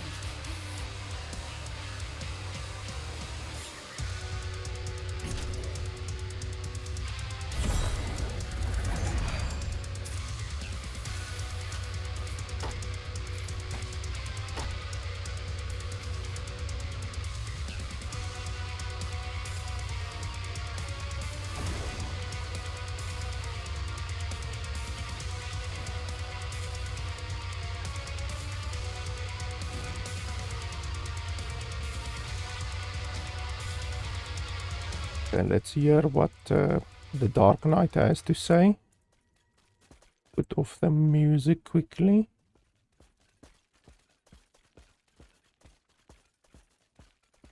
A third Harbinger defeated? I'm glad to see your luck hasn't run out, Traveler. Luck, fate, whatever you want to call it, seems to favor you. Until you showed up, my fate seemed to be just waiting for the end of everything. I was one of them. Aberoth's most loyal knight. A harbinger with countless dead travelers to my name. A weight I carried until all I wanted was to be forgotten. Tell me, does this change how you view me? You're either kind or a fool. If fate... luck was just, I would have paid for my crimes with blood. Instead, we're making the Harbingers pay with theirs. Come back when you've spilled the blood of a fourth Harbinger.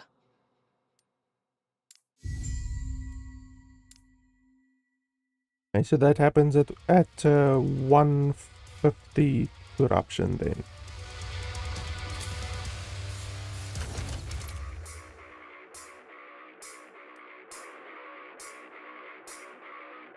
Can I sell items here? It doesn't look like it. Okay, so that means we're gonna have to do another map.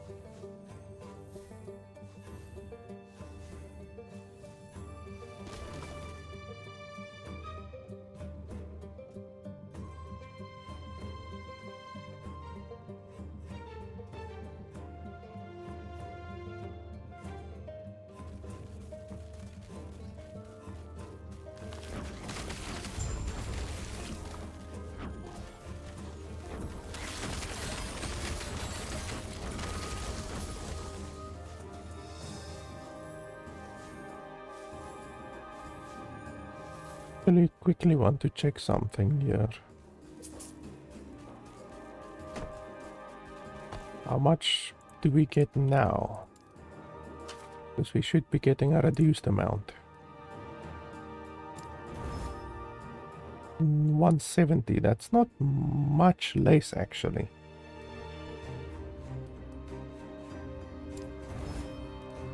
$180. Yeah, that honestly is not much less.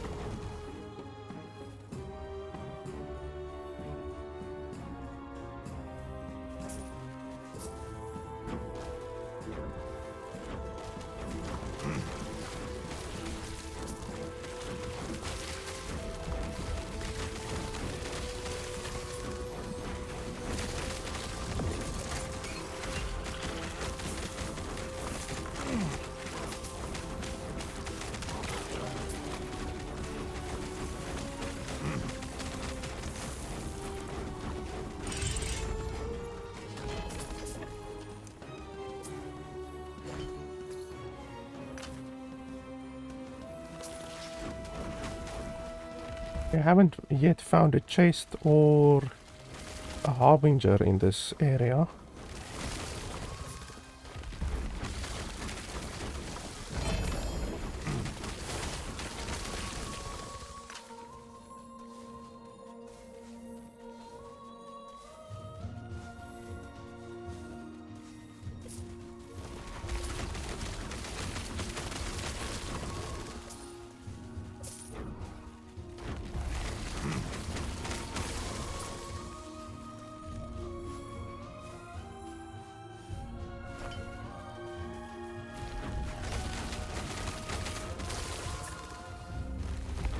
Bloody hell, the entire place is full of these bloody crabs. I mean, they're easy to kill and everything, but holy hell.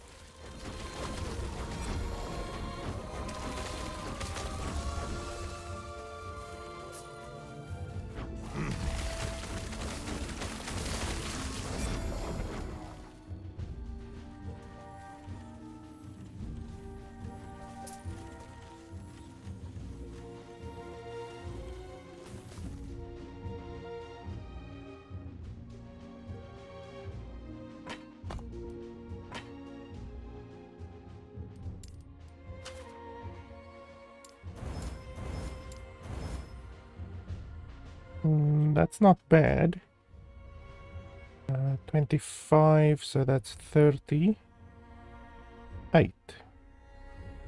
38 minion spell damage in total.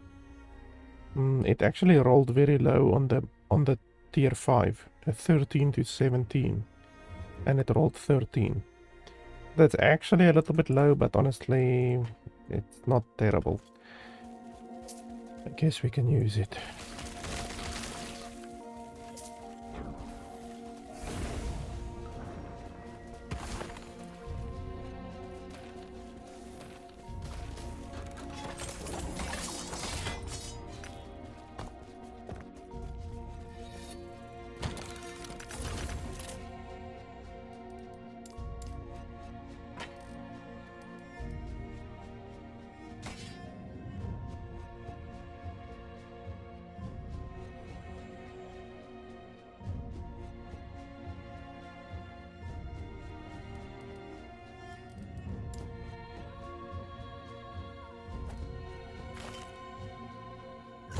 Yes?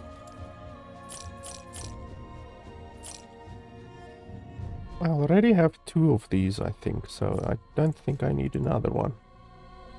Okay, now we can finally go do Julra. And then I just need to figure out what do I want on the relic. So we're gonna take this one. So then relic. What do I want? What do I want? Health regen would be interesting. Brigand form is not really useful, to be honest.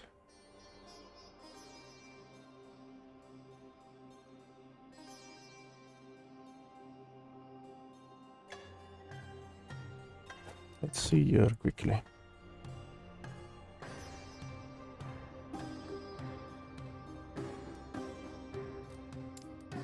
So on the suffixes, there's not really anything that I would want. I mean, health is acceptable, health regen is acceptable, endurance is acceptable, or at least endurance threshold. Otherwise than that, there's not really anything. And then over here,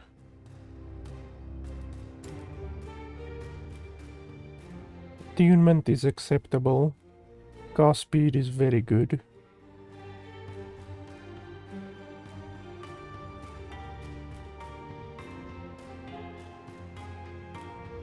Minion damage is good.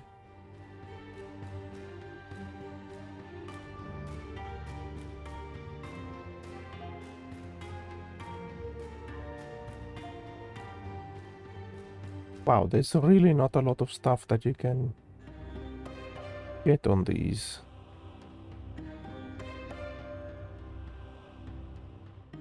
So, attunement is probably the best one out of all of them.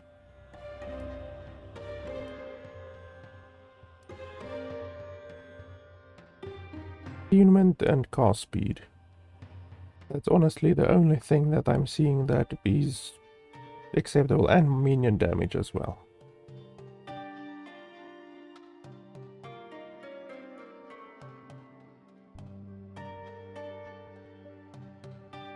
Yeah, it's actually pretty underwhelming. I was hoping there would be more options.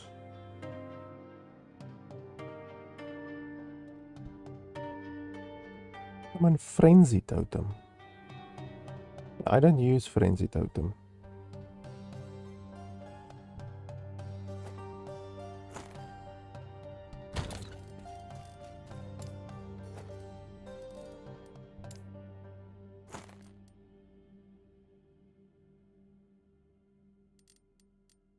So let's have a look.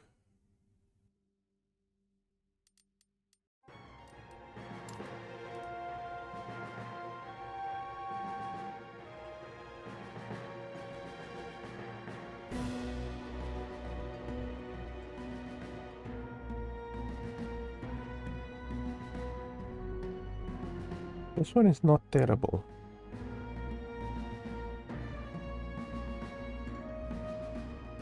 But let's try to get a tier 7. If you can get a tier 7, then that would be fantastic. Like this one is tier 7, but then the lightning resistance spoils it.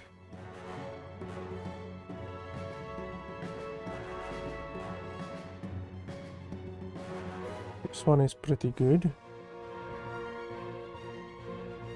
Even though it's a rogue relic. As far as I can remember,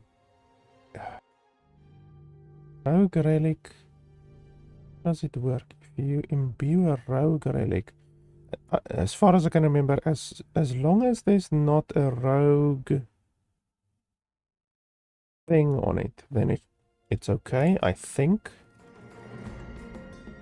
As far as I remember.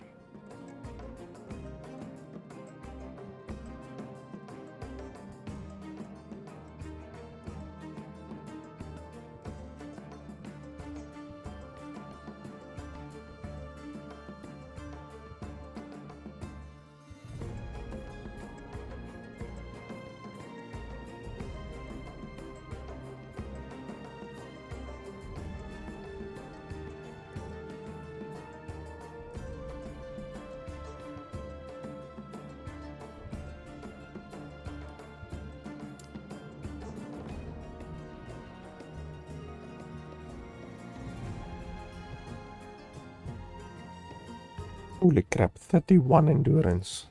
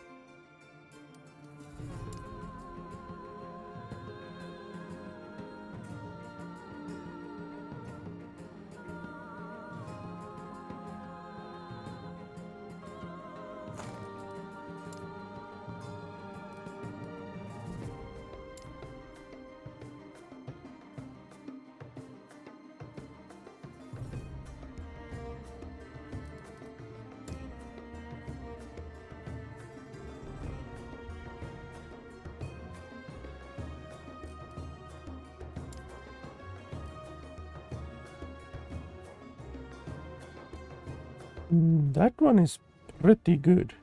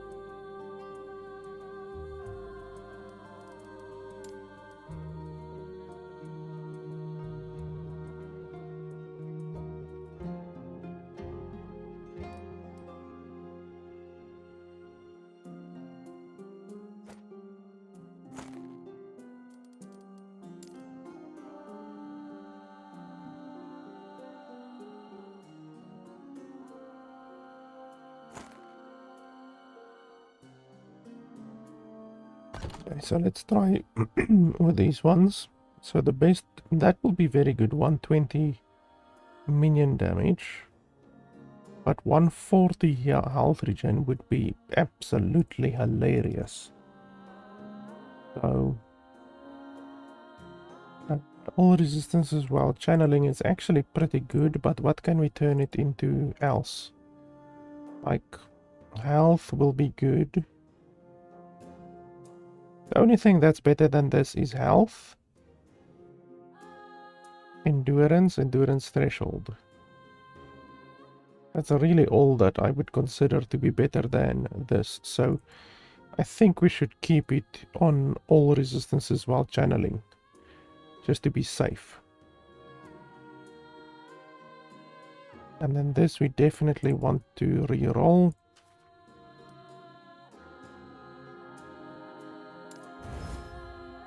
Not good. We lost 11 forging potential. Critical strike chance is acceptable, kind of. I mean, it's above average, I would say. So I guess we're gonna run out of forging potential if we continue to reroll. So, what was the other one? I said pass speed or minion damage.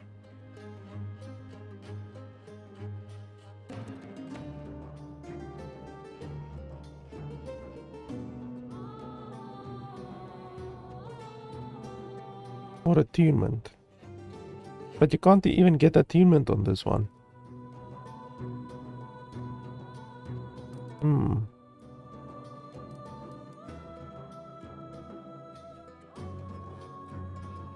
But let's just go for car speed, just to be safe.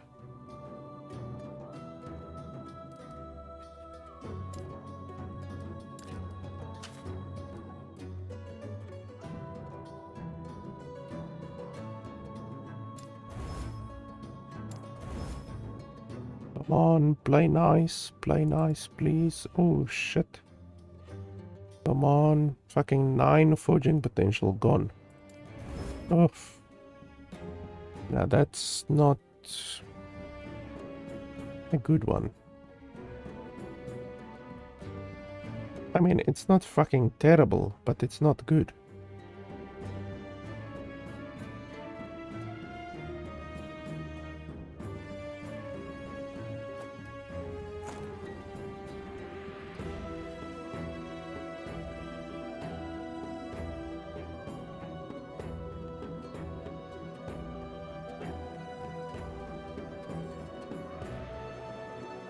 I can't remember if you imbue an item like this, a rogue item, even though there's no rogue stats on it. I think it makes it so that you can't use it.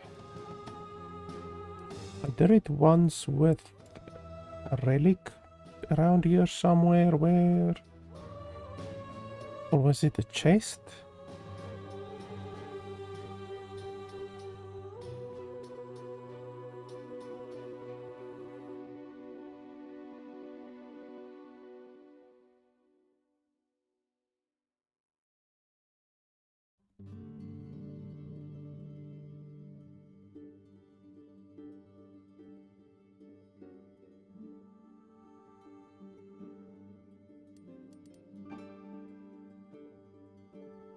I don't remember exactly, but I seem to remember that I screwed up an item by putting a skill, well, a different classes thing on it. I just want to confirm that that was not the case.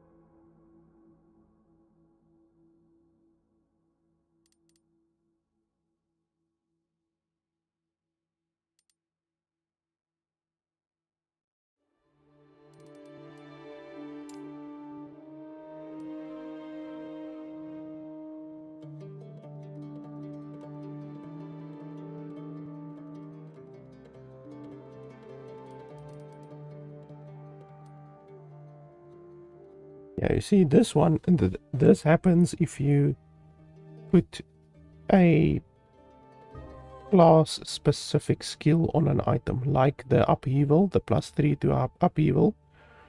It then makes it so that only a primalist can wear this item. So that does happen, but like on this rogue item, for instance, there's no rogue exclusive skills on there. So I don't think it will turn the item into a rogue item, because there's no rogue exclusive skills on there. I will be very unhappy if I am incorrect.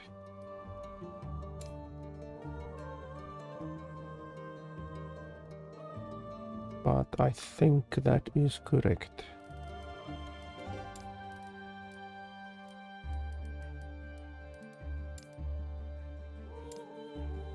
Yeah, that should be fine, I think. Okay, so we have this option. It's not a fantastic option. Then we can make this one maybe into something better, possibly.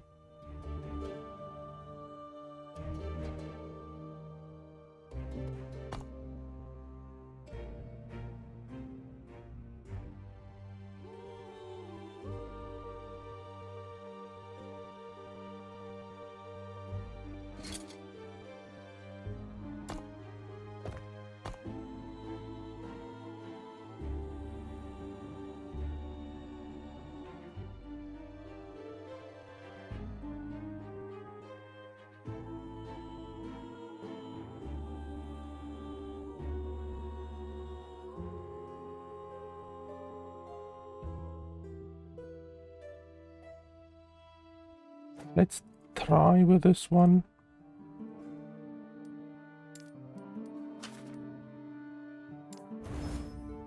Okay, well, cast speed is exactly what we want.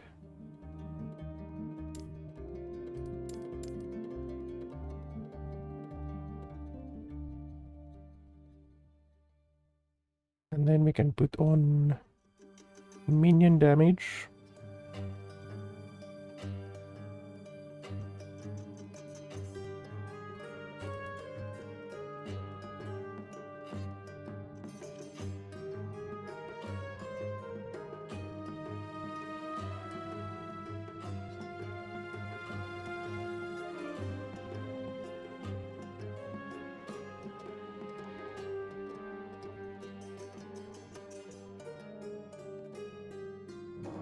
Yeah, minion damage is the only one that I really see that would be good.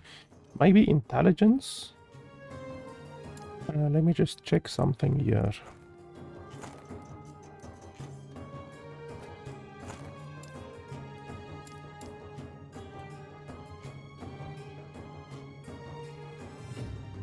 Okay, see, you can't put intelligence on this one.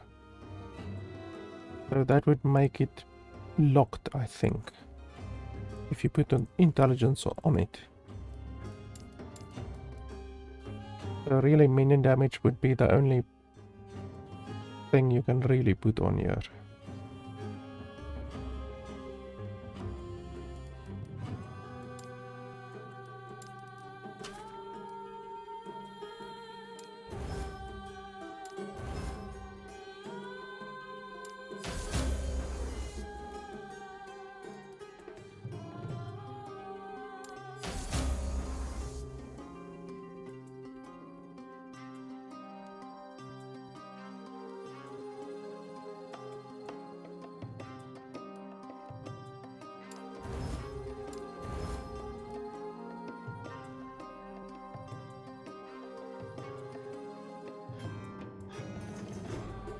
And now we can try to reroll.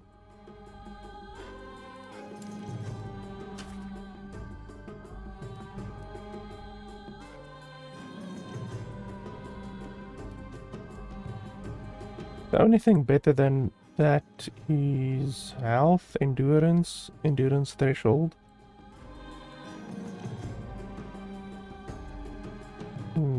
That's about it.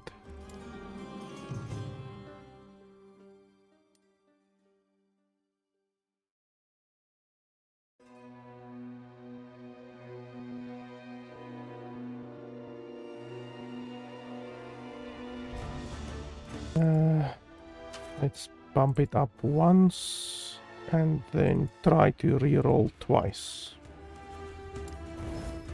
Ah, health. Okay, that's fantastic.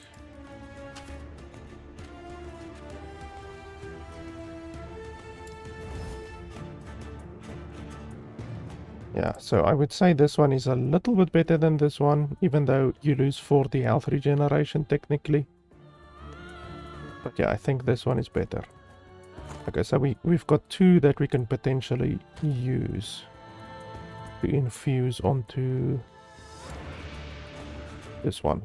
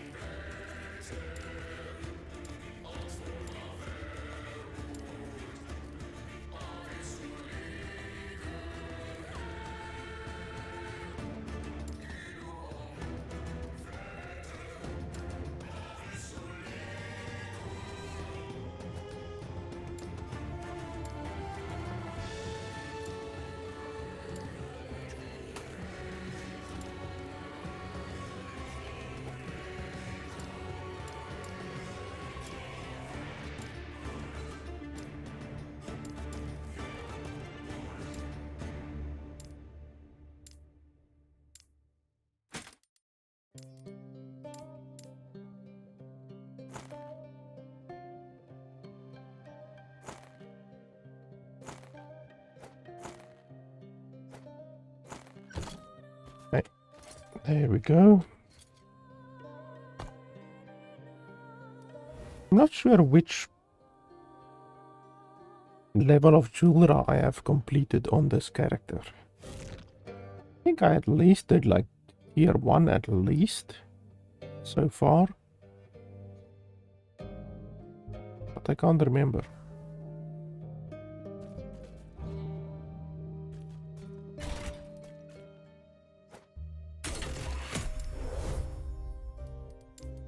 Wow, I have only done tier 1, okay. So that means we can only do a level 65 item. This one is a level 86. So 65, so we have to get an item that is 65 or lower. And then after that, then it's 75 and then it's 100. So we will have to do tier 4 Julra to do the thing. And I'm not sure if this character will be able to do tier 4 Julra very well. I'm a little bit dubious with my current gear, to be honest. This is a very good one.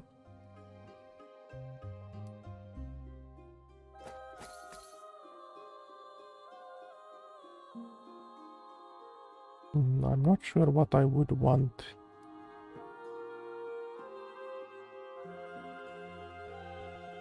I don't have any other legendary items that I currently wear that I would want to have empowered.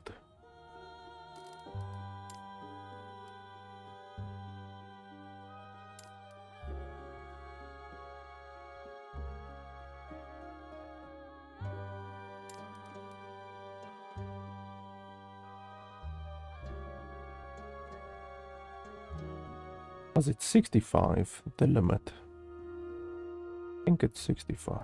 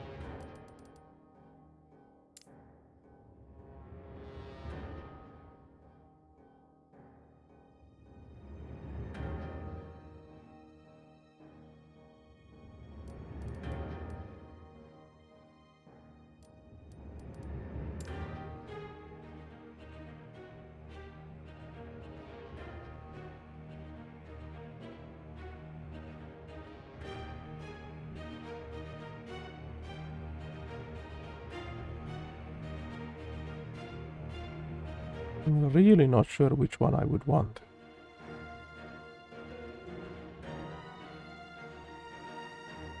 This is a very good item.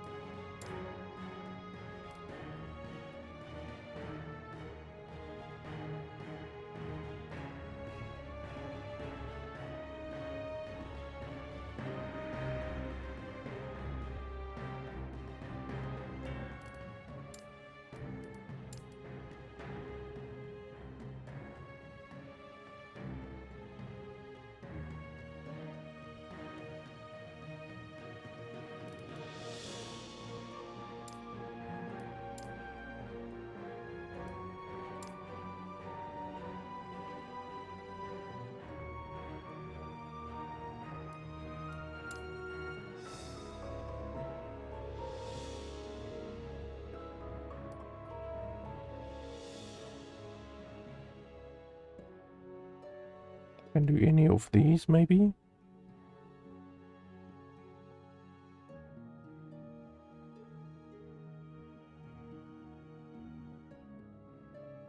I can't remember what's the sword or the axe that I normally use at the beginning. Like this one is level 15. It's a very, very, very good starter weapon, but it's only at level 15. Can't remember which one I use. Ah, this one. Yes, I use this one. This one is a monster for the beginning of the game. In fact, it's definitely better than this one.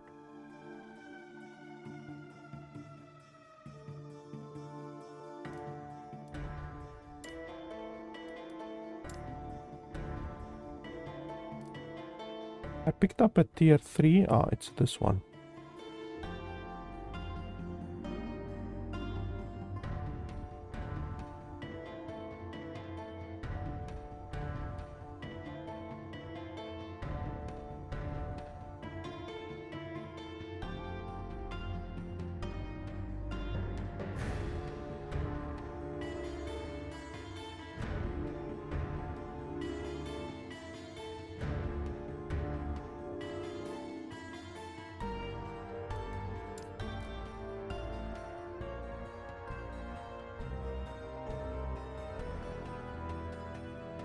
75. I need to remember about these. I also want to do these.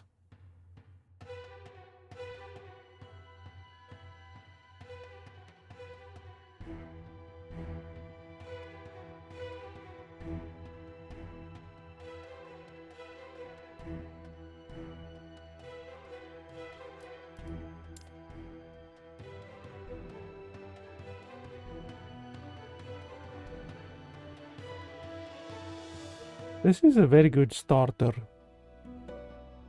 gloves, and I don't think I have better starter gloves. I mean, this is good, but it's just really for like throwing. I don't think I have better starter gloves than these ones.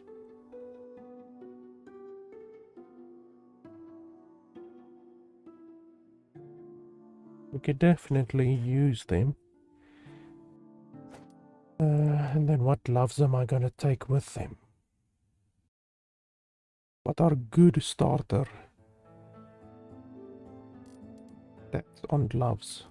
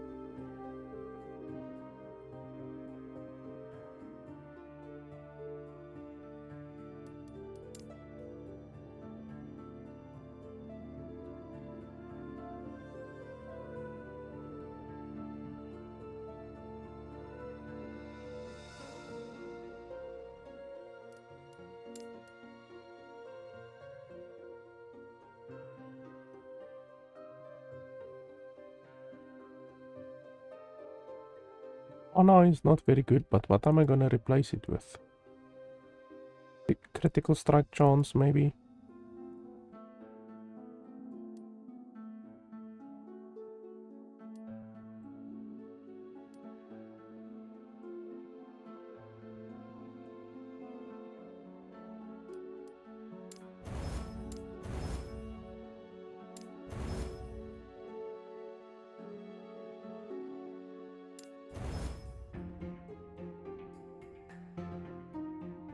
Wow, that's a very low roll on the physical resistance. 31 out of 45.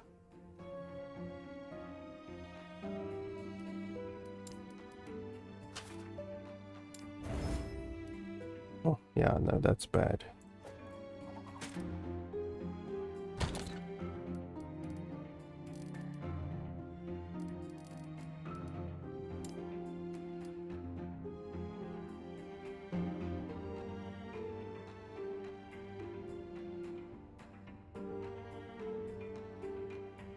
This is very good, but this is a insanely good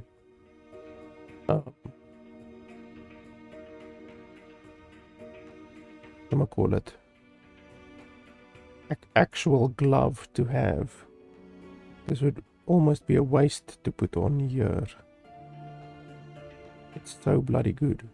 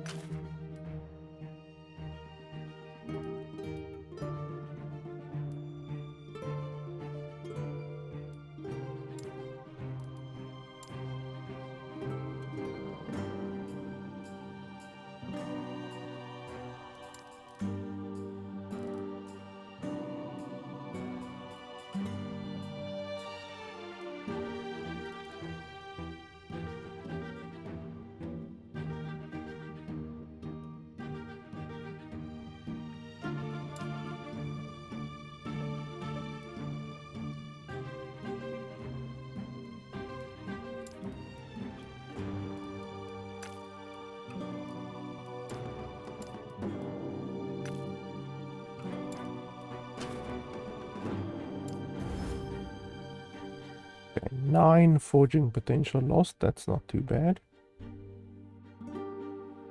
Yeah, you can definitely get 5 out of 37 forging potential. Yeah, those gloves will be very good.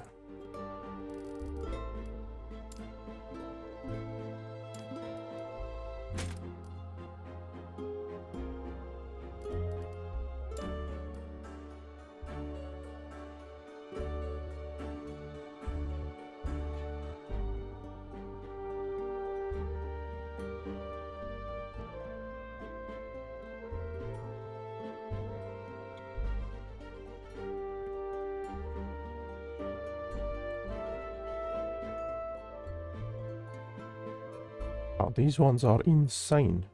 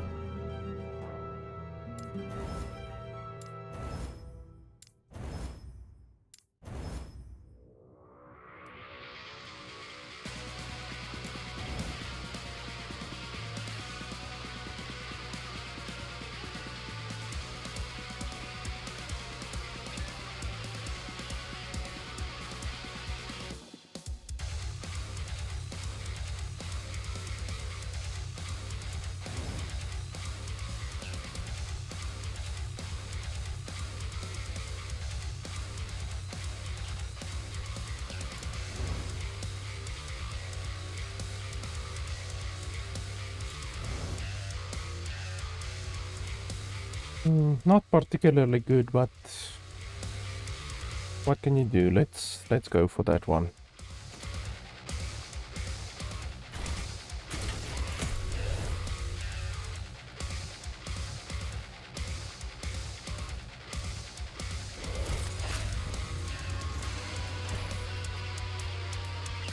Intruders?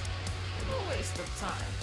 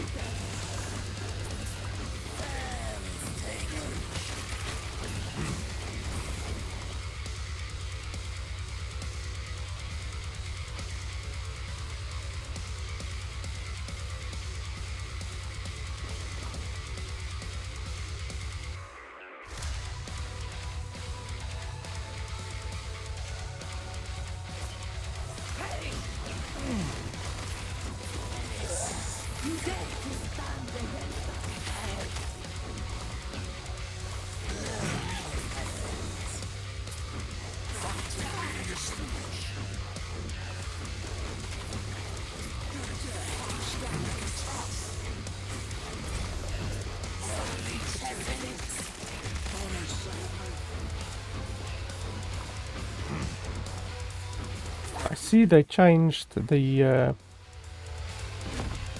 game so that it now shows you where the gates are. It never used to show you where the gates are.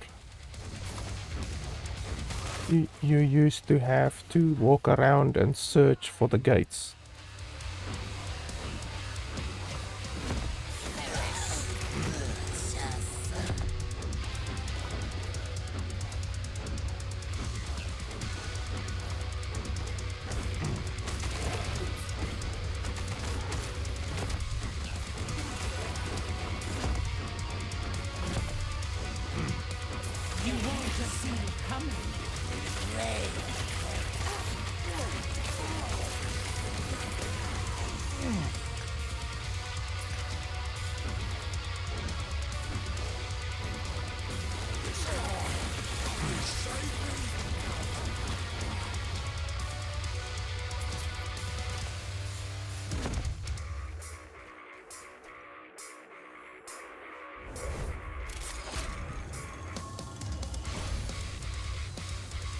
And then let's see if this loading screen is still so hilariously long, because there was a period where this loading screen would take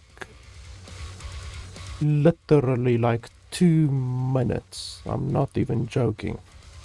Okay, that's quick enough. What's this? Not super quick, but quick enough. In time.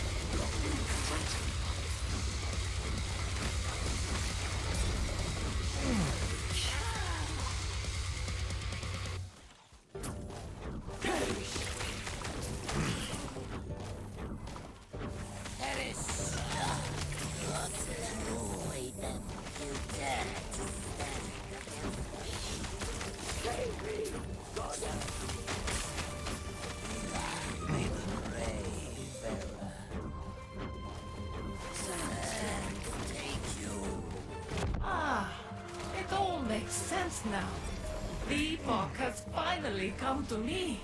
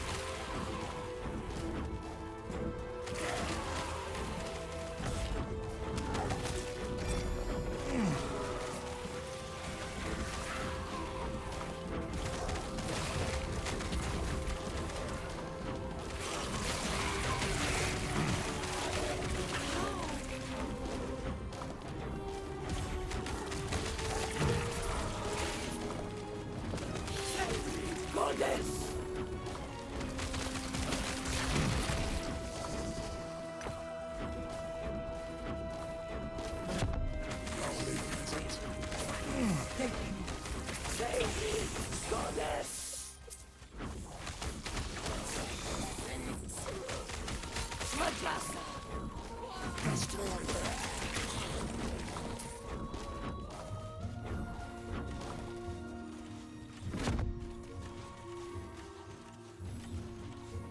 I don't like gloves, so let's go see what the other door gives.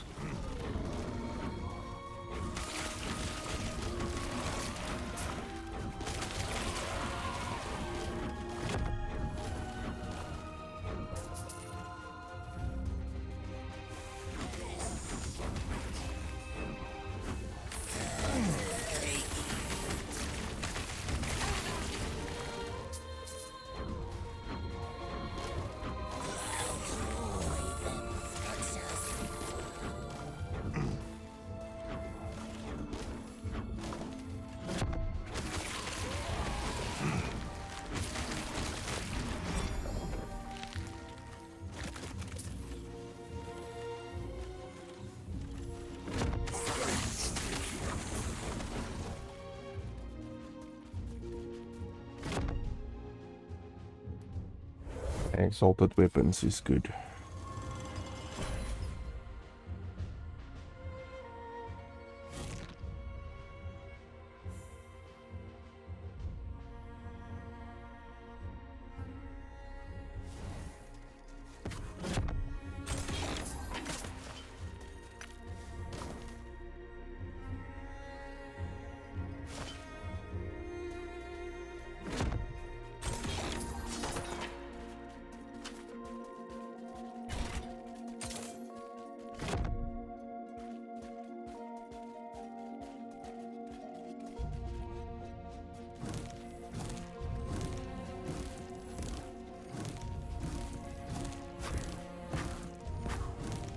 Epoch, I will have it.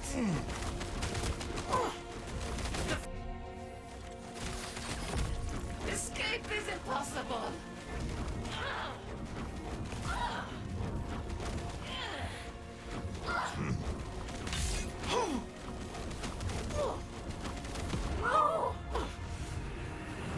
Still so much to learn.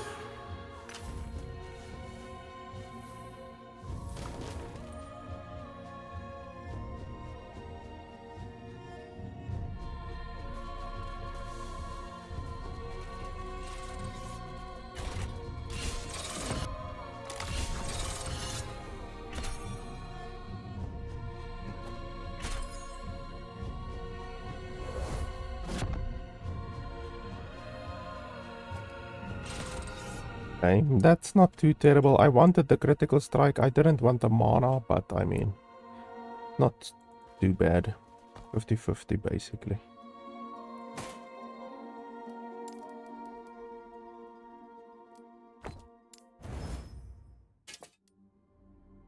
Now we can do tier 3 Julra.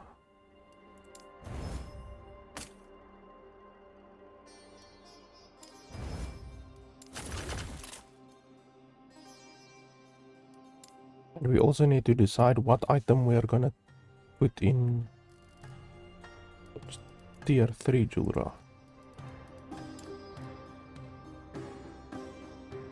Where did I put the gloves? Here, I think.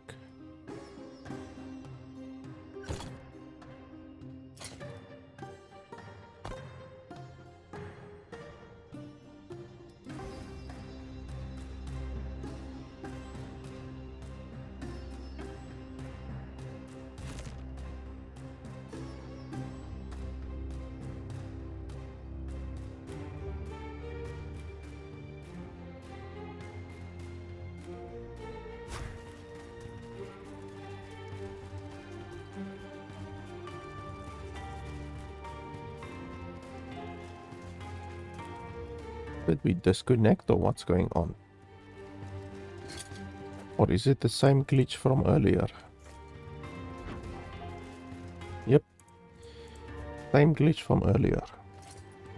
So I'm not actually disconnected. I can literally move all of my rings over here to the right side. And then we can leave, even though I can't interact with anything. I can even try to teleport. Like, let's try to teleport to the end of time. Like, try to teleport over there, you can't teleport at all. You literally have to leave the game.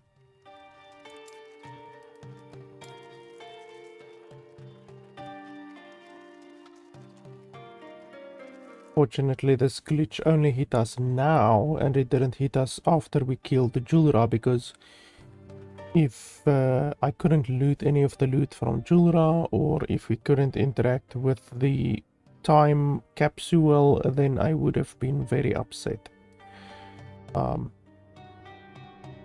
Let me take a quick break, maybe 5 or 6 minutes. I'm gonna make myself some coffee, and yeah, I'll be back in a couple of minutes, and then we will continue.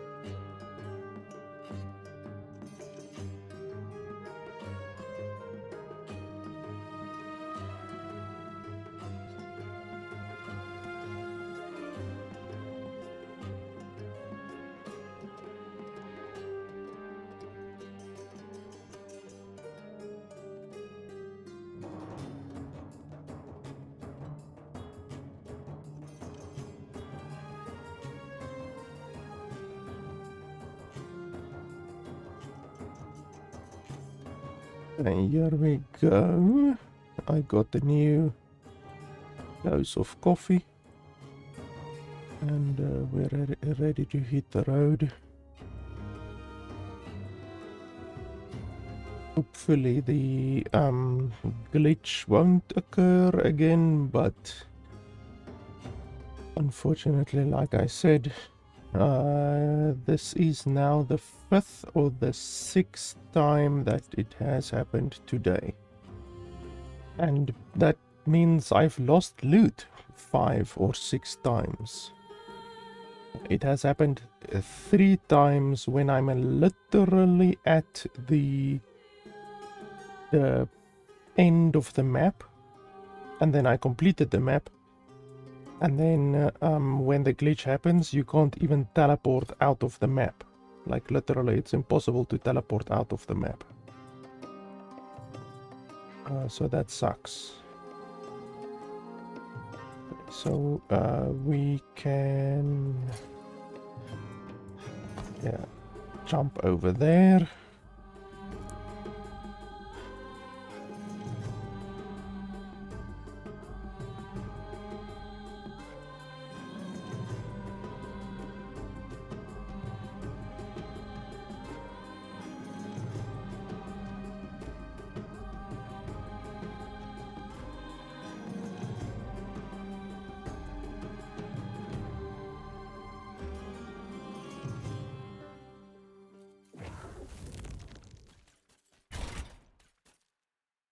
So you see here, I moved all of my rings to the right side, and as I said, the game, you're still connected to the game. Your actions still affect the game, but you can't do shit. You can't loot, you can't teleport, you can't zone transition, you can't do shit, but you can still move your bloody inventory. I don't understand it. Okay, so level 75. We need to find an item that is 75 to imbue. So what will that be? Doesn't necessarily need to be around 75. It can be lower as well. It's just nice if you can take advantage of the full level requirement, I guess I can say. Oh, the gloves, I want to do the gloves. And the gloves are 75, okay.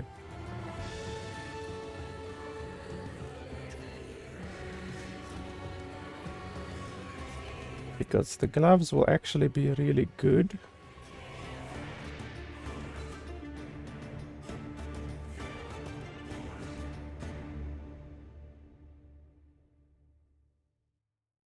If we can get like shredding on it, shredding will be nice.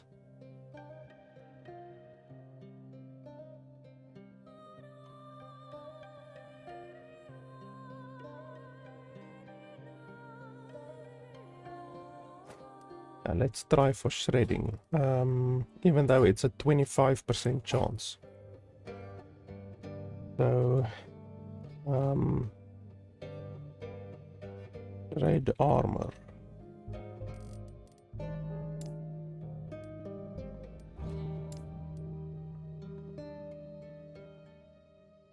There, 50% chance to shred armor on hit.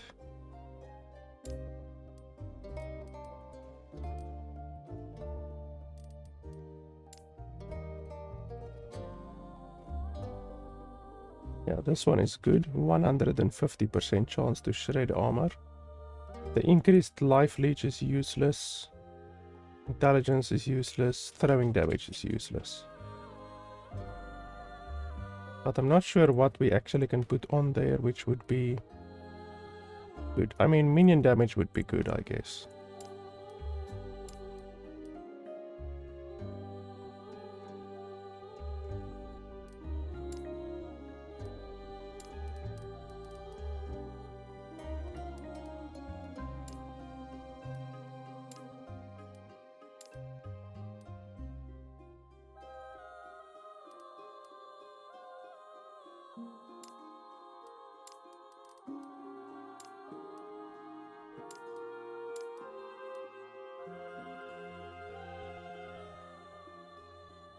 Oh, this one is very good, but like it's almost too good. That's a really good item. Since we only have a 25% chance to hit it, I don't want to blow my load on getting it. That one is even better. Fucking hell, this one is good.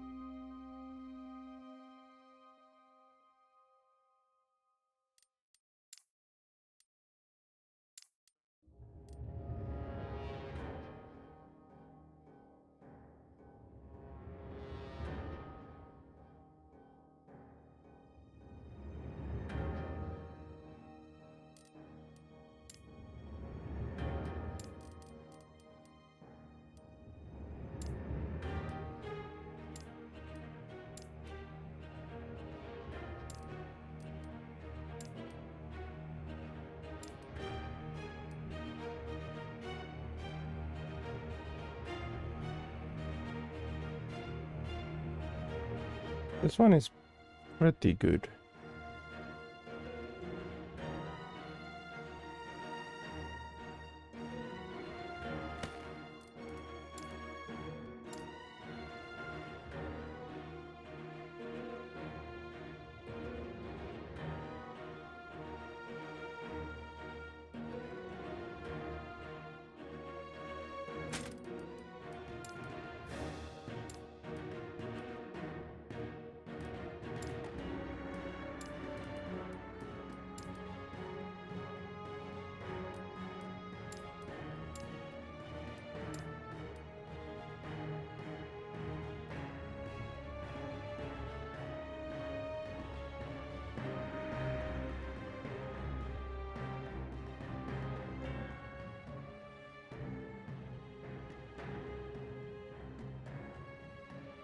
Freeze rate multiplier is also not terrible, actually.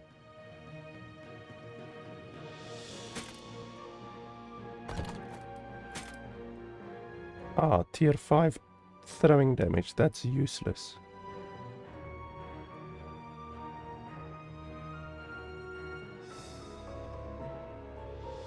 Because these ones... I mean, they don't do throwing attacks, they do spell. It's a spell attack, I'm pretty sure. Because it scales with spell damage.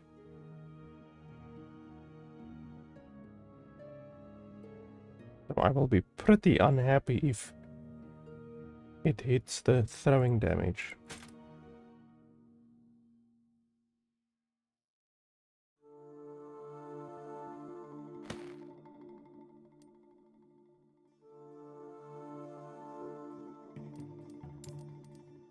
So what's better than critical strike chance?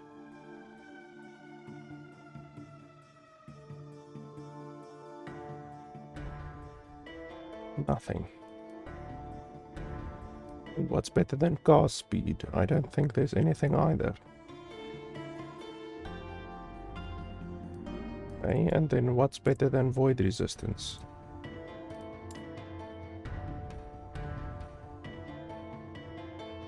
I mean, health regen per second will be nice. Chance to apply frailty.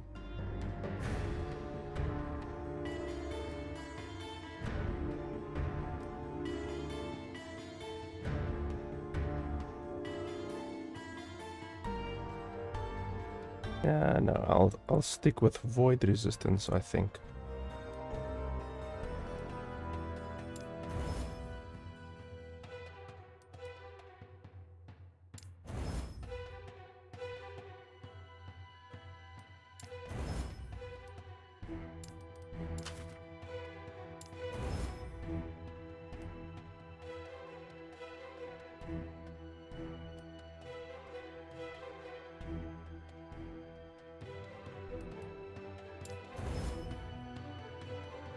And then we could clone this one. Even though if I wanted to clone anything, then I would clone a better glove.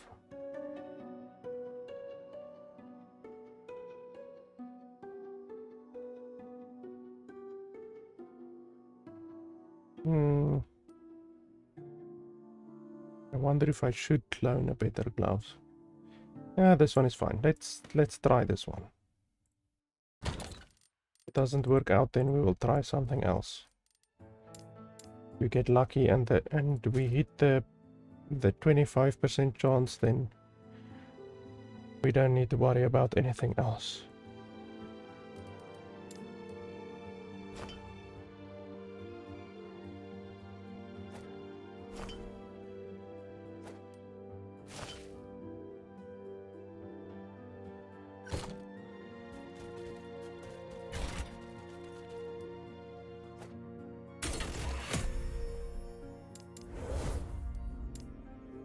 So this is level 95, and I mean I'm only level 89, so I'm 6 levels below the content currently, but On my research. no matter. yeah, it should be fine. But with tier 4 Julra, the problem is if she hits me, I'm dead. Because my defenses are good, but tier 4 Julra, like the wave that she does, the cold damage wave, which is like 25% of the arena, that wave does 6,000 damage. So it will insta-kill me. Even with my resistances and my armor, it will still do about 5,000 damage. You simply cannot avoid that bloody damage.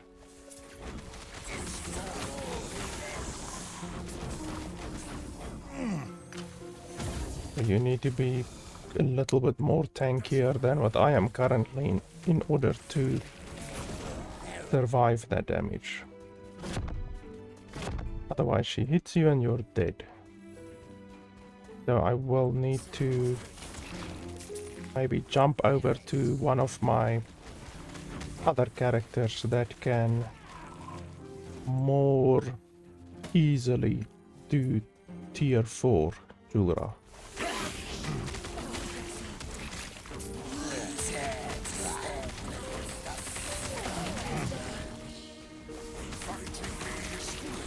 Because like we will be able to kill her if she doesn't hit us. But if you fuck up once with the dodging, then you're dead.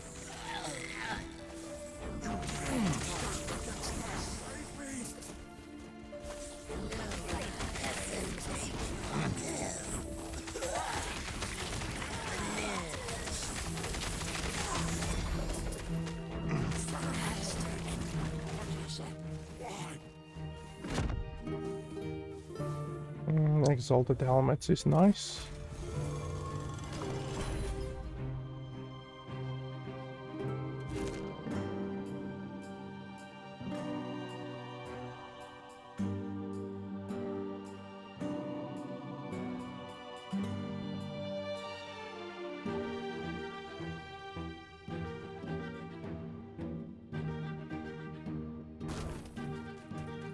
Such power. There is only one explanation.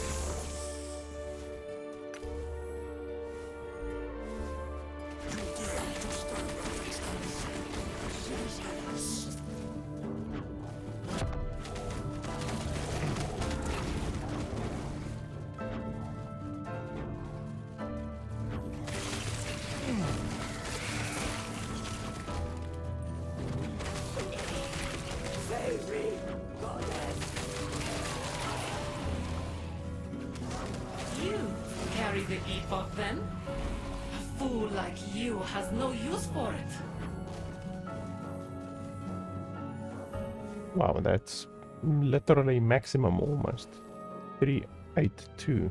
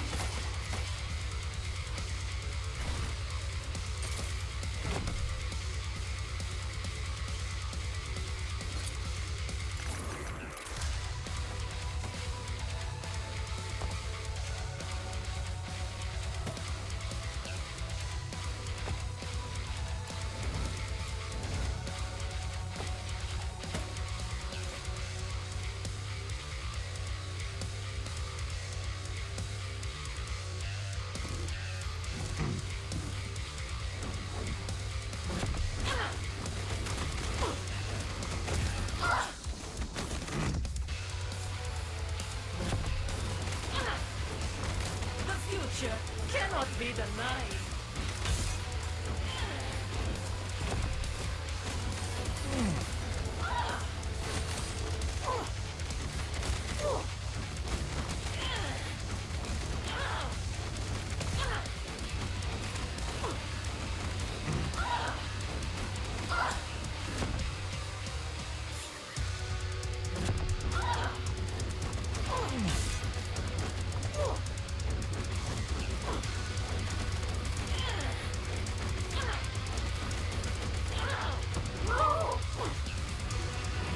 You see, tier 3 is fine. We don't have any issue with 3. But 4 is a different beast. There is not a huge difference between the health and obviously the mechanics are exactly the same, but the damage, like, she will kill you in one hit with that wave thing that she does. She would have hit me there with a wave thing, but I dodged, fortunately, which has a 12% chance of happening, so we got lucky there. But the wave on tier 3 would not kill me, but the wave on tier 4 would kill me.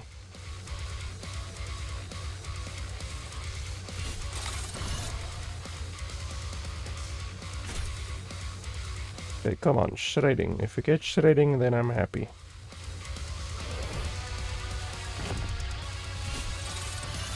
Fuck yes.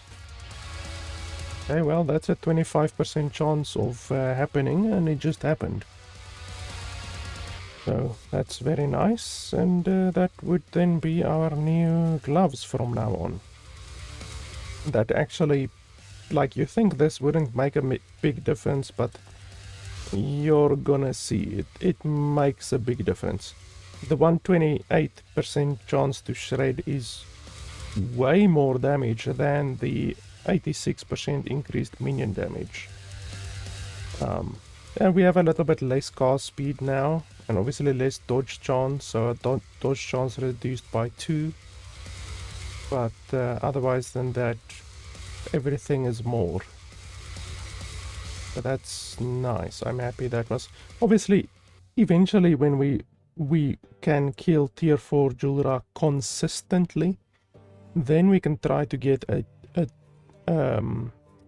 2 LP of Julra's Obsession, but I have never gotten a 2 LP of Julra's Obsession, because it's really rare. Some items you can get the Julra's, well, in some items you can get tier, you can get LP 3 or even 4 relatively easily. Like I have, I think, 2 LP4 items, but you will never get this item in LP4, like never.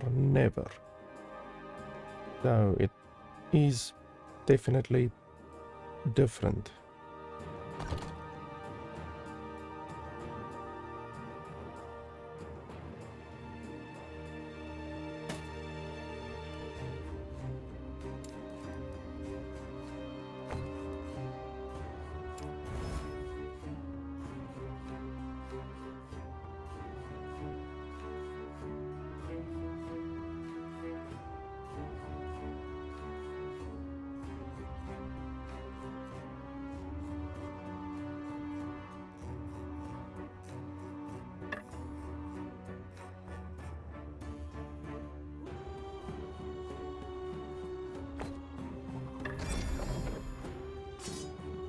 Okay, so I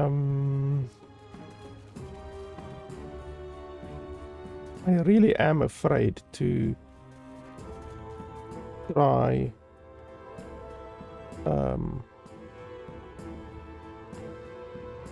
oh, why are we...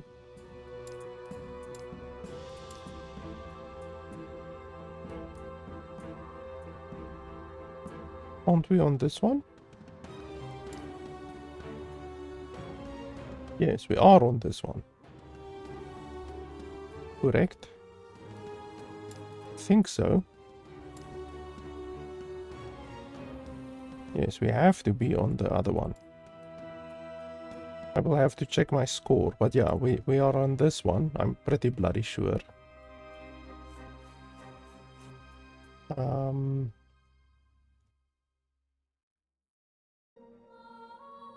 Bloody hell, you gain reputation really slowly. So 662. I'm trying to think which one of my characters would be the strongest now after the nerfs that have occurred.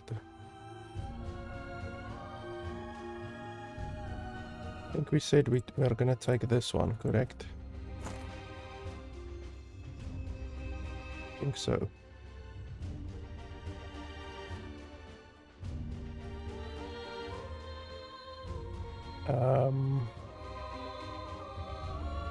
Yeah, I'm not really sure. Ballista is still very powerful.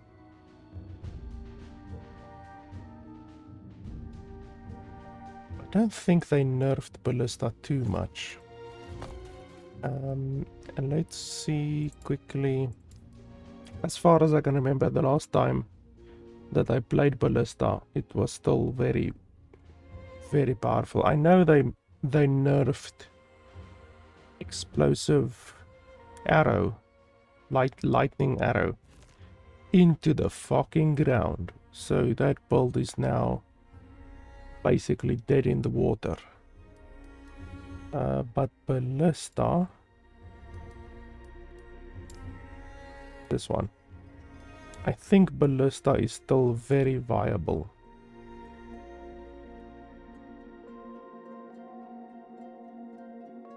I think this would possibly be my strongest character currently, since explosive arrow was nerfed.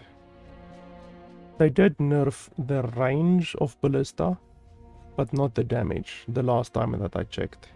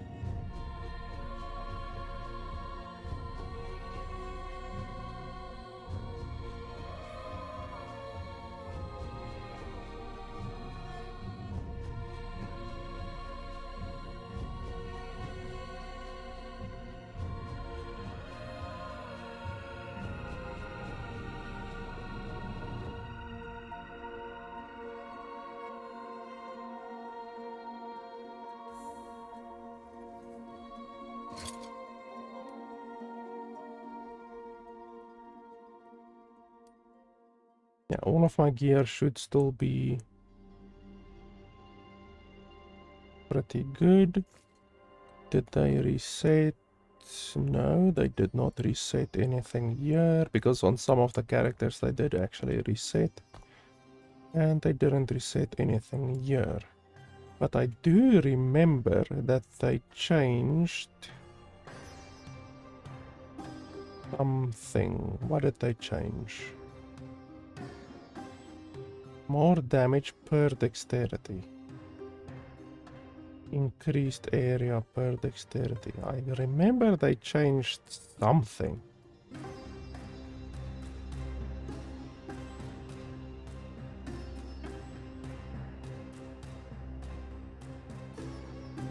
Can't remember what it was. But yeah, this build, the last time that I played it, was still very, very viable. So we can do it. It should still work a fucking treat, I think.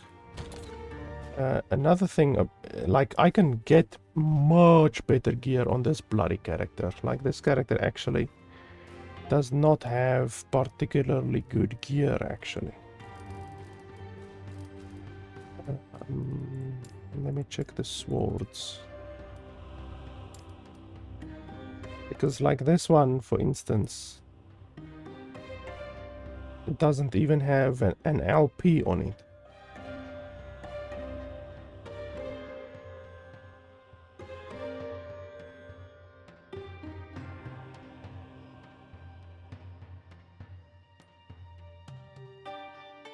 I don't remember. Was it this one? Yeah, it was this one that I used, correct? Yes. So I deal wield that when I actually want to do a lot of damage. Okay, so let's jump over there quickly. And then we're gonna do tier 4. If they haven't done any strange nerfs, then this character should still be able to kill Julra in 10 seconds.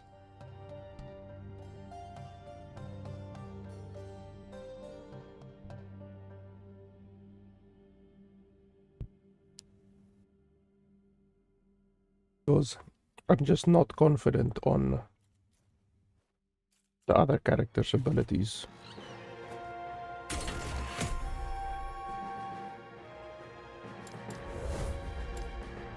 I will die if she hits me on this character, because this character is not tanky at fucking all. At the edges of my sanctum. But this character doesn't need to be tanky. Just works with fucking a lot of damage. Was it right click? I can't remember if it was right click. I think it's right click. Just feels strange, because on my other character it is E. You press E on my other character.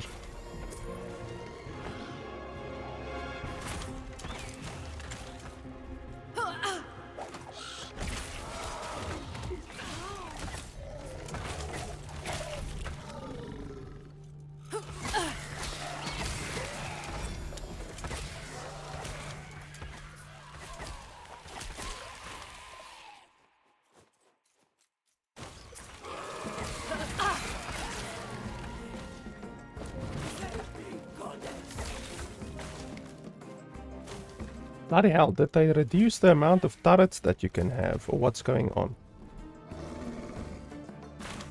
Because I remember having more than bloody 2 turrets at a time.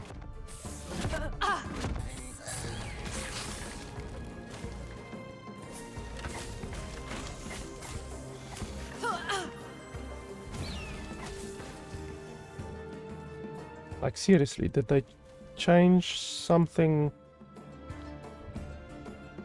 with regards to the amount of turrets that you can have?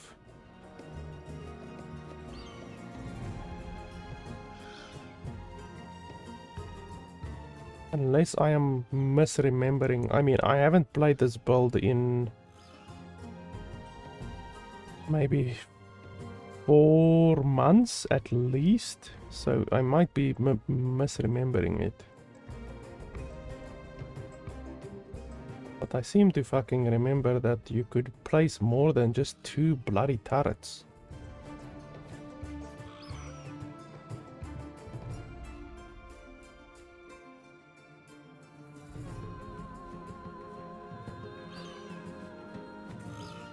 Maybe I'm stupid.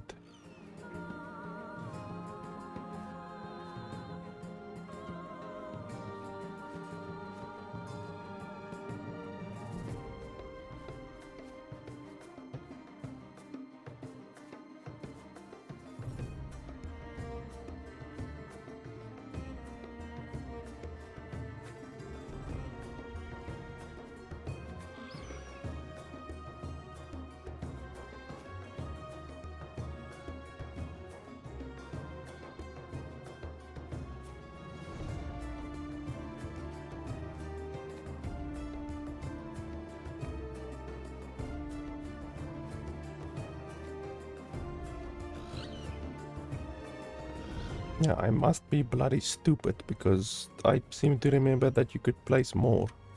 Not much more, like 3 or 4, but still 2. I can't remember that it was 2. 2 just feels so few. Bloody hell, my mana is really low. You won't see it coming.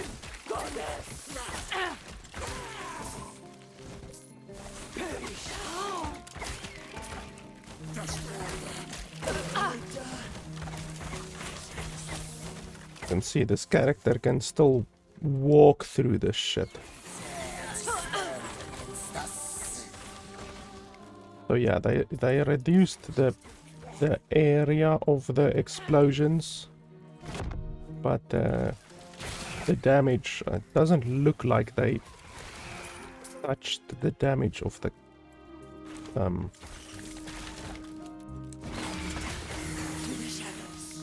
ballistas, or of the build overall. Lifts, I don't want lifts.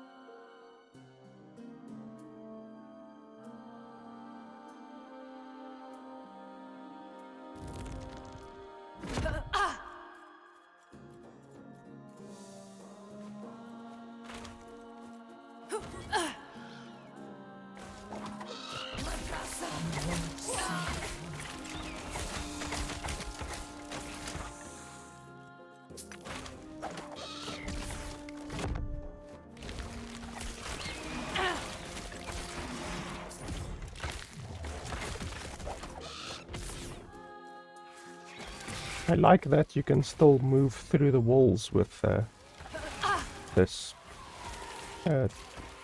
traversal skill. Seems they haven't fixed that one yet.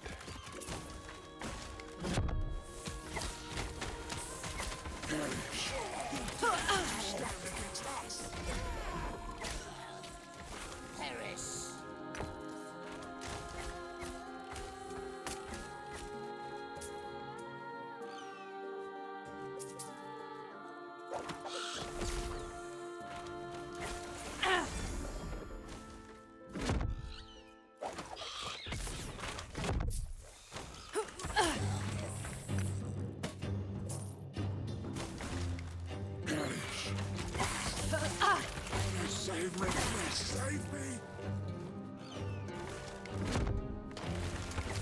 The Epoch. Finally, I will have its power.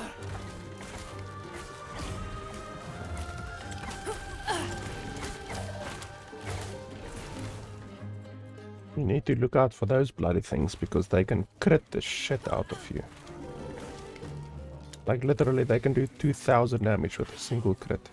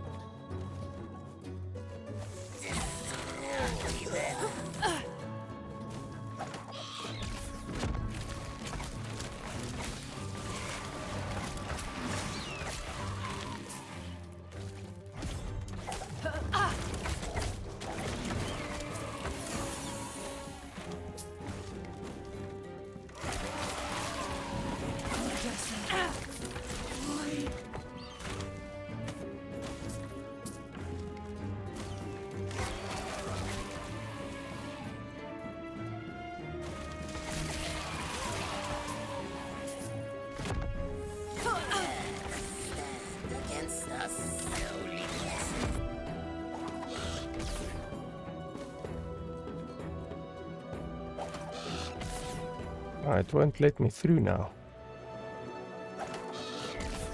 Damn it, now I have to walk around.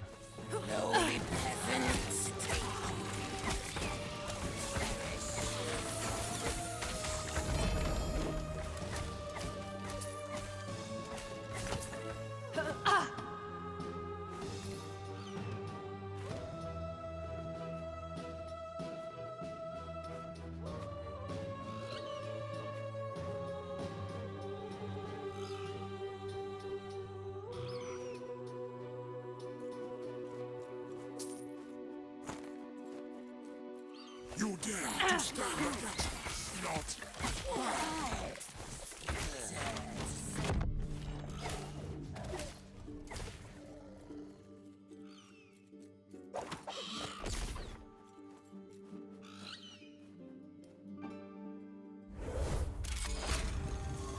This one is gonna be pretty difficult.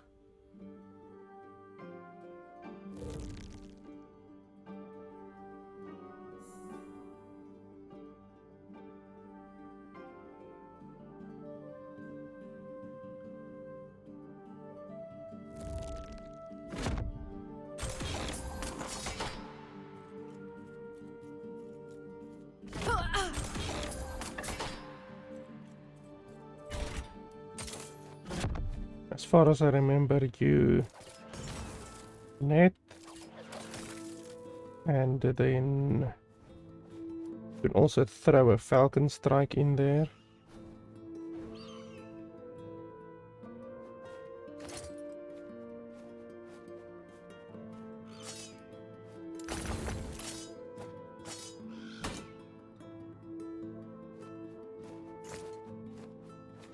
Okay, let's try this.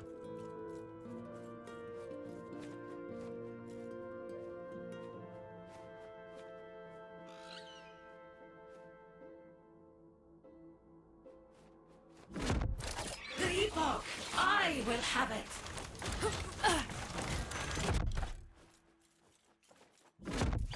Sapphire waters.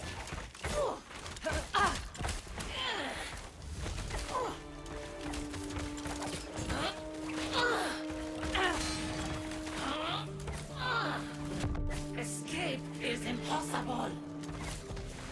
Ouchies.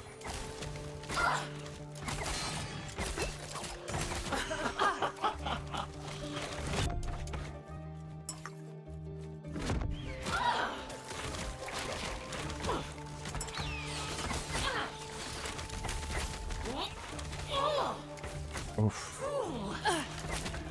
Oh, yeah, I didn't plan to dodge there. I actually wanted to press D instead of dodging. How low did we get there? Oh, 60%. Okay. Oh, and this bug is still in the game. Oh, no, wait. Usually, there's a bug there where you get stuck there. Literally, like, as she sits there and animates, you basically can't get past there. Like, you just sit there and can't do shit. So I think definitely with this new system, why does it kick me out? It's supposed to just take me to the outside. With this new damage reduction system that they implemented, I don't know what they did, but they changed something so that you can't just fucking face roll a boss anymore. Because this build literally killed her. Like, with my mana, I pop down all of my turrets, boom, boom, boom, take her down to half HP, transition, like scene transition, and then when the explosion is done, you go back, and then boom, boom, boom, and she's dead. So, they definitely made the changes that they made definitely affect builds that burst boss down quite considerably. Because, like, fucking hell, it feels like you're not even doing damage almost. This build was literally able of or capable of bursting her down in 10 seconds.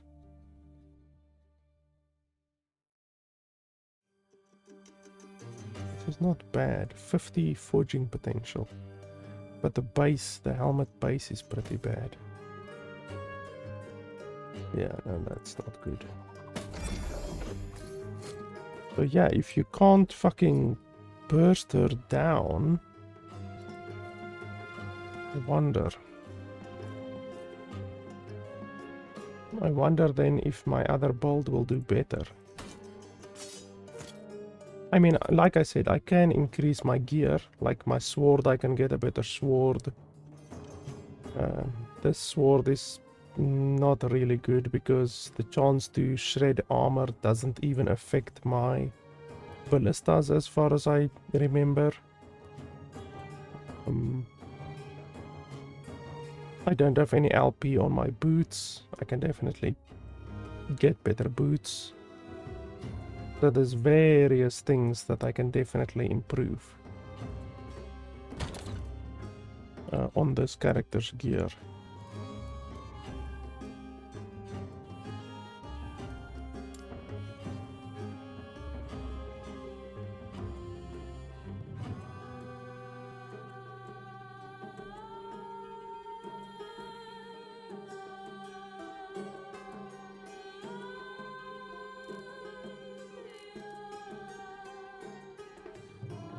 Like I can also get an LP on this one, but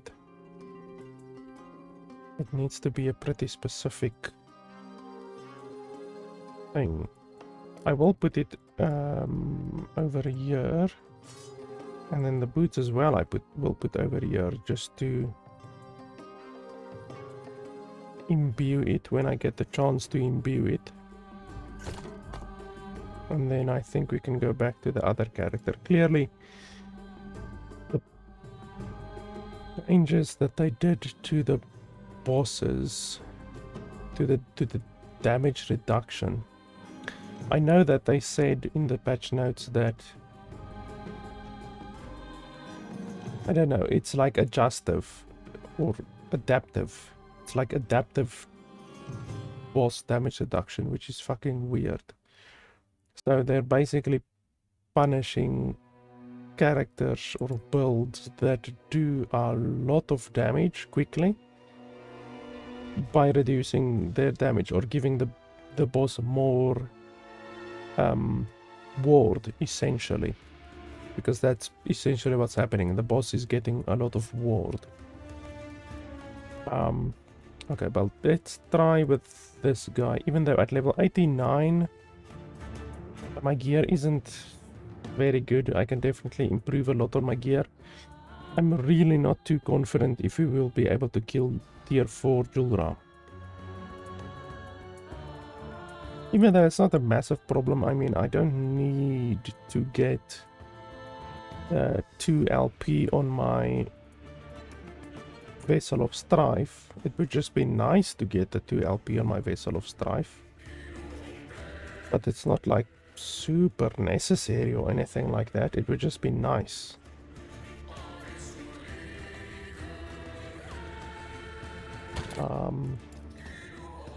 I think we're gonna leave tier 4 Julra just for now. And then try her when we are a little bit stronger on this character.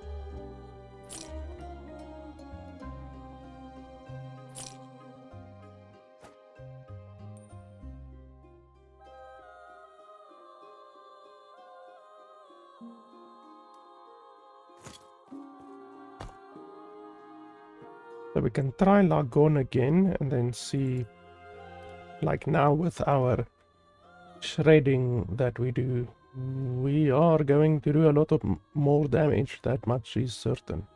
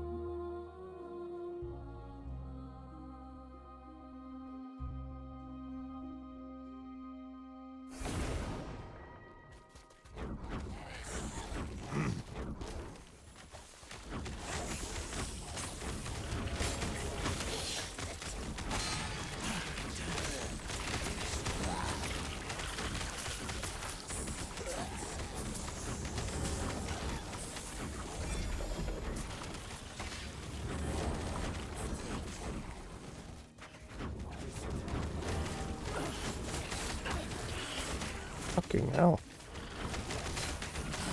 These sneaky, sneaky bastards do a lot of damage.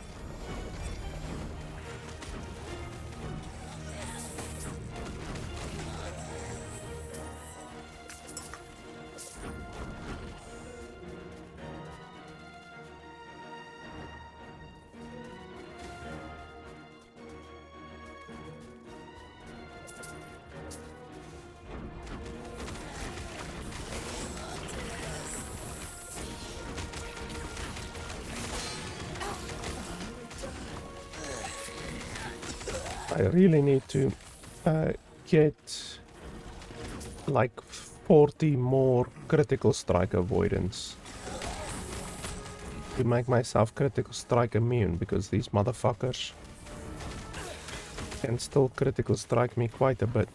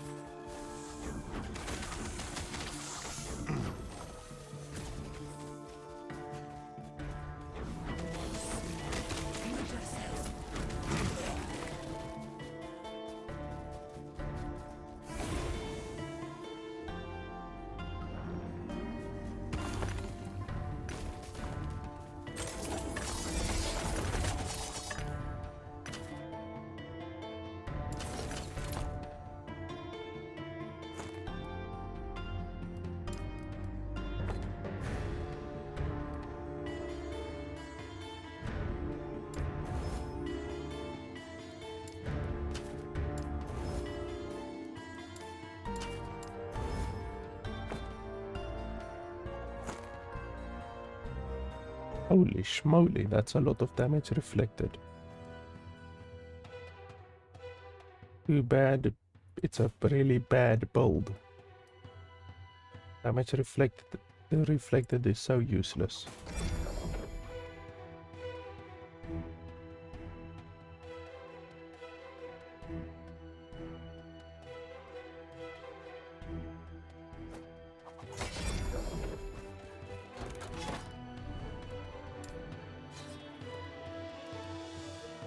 Oh yeah, I wanted to see. Oh yes, okay. So my favor is going up. I should actually go get a bunch of stuff actually.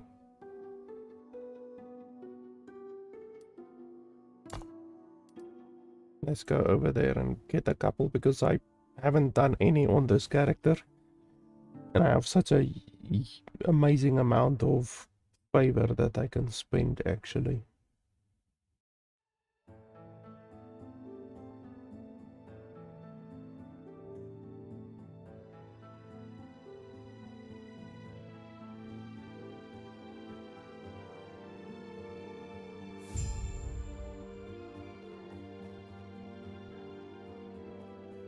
I haven't even spoken to this dude ever. Welcome. Prophet Goat once and speak with Galila if you wish to purchase lenses and other items that may... I knew you had something to ask. It would be my pleasure to satisfy your curiosity. Okay, so what I always took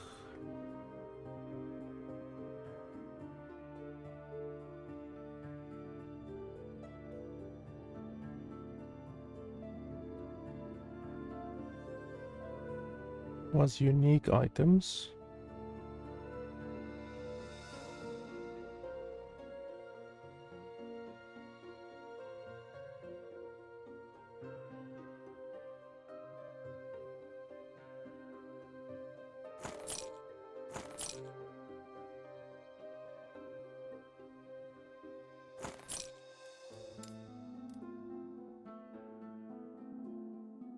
Then over here, what did I take over here? Or did I stack these up?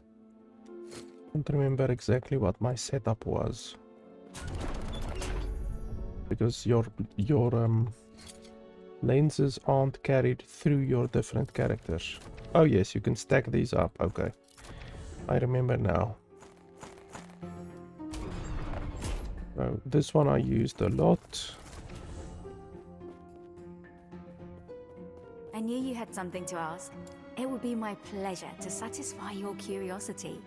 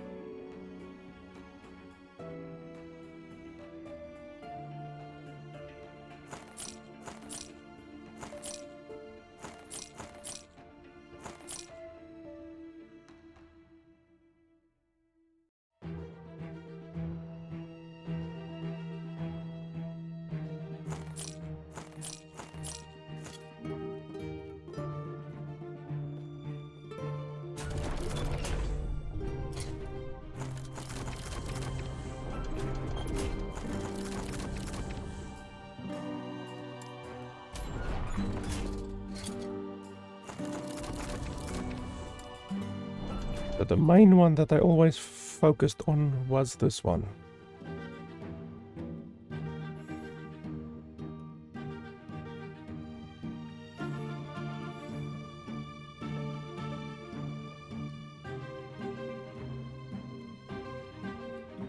Arena tier 2. I guess we can do that one.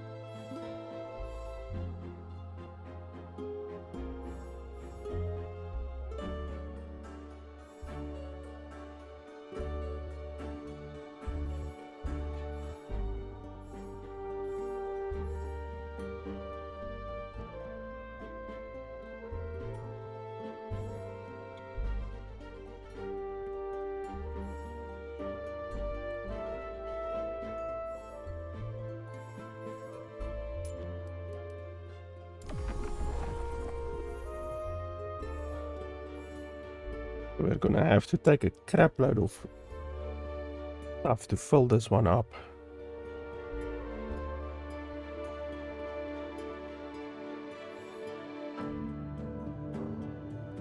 Holy crap, why is it so expensive?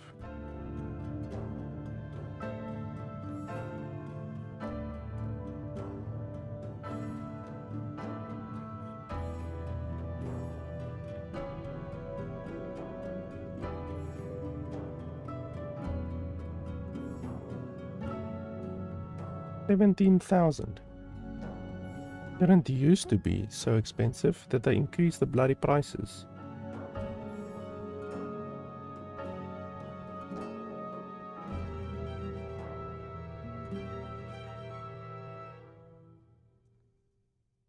And then the chests, I can't remember. I have a shitload of the chests, I think.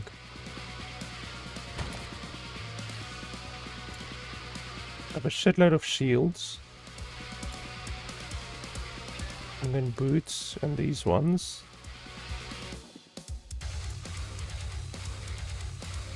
That's all that it can be as far as I know. It can't be anything else. I don't really need more of those. Have you unveiled an intriguing prophecy?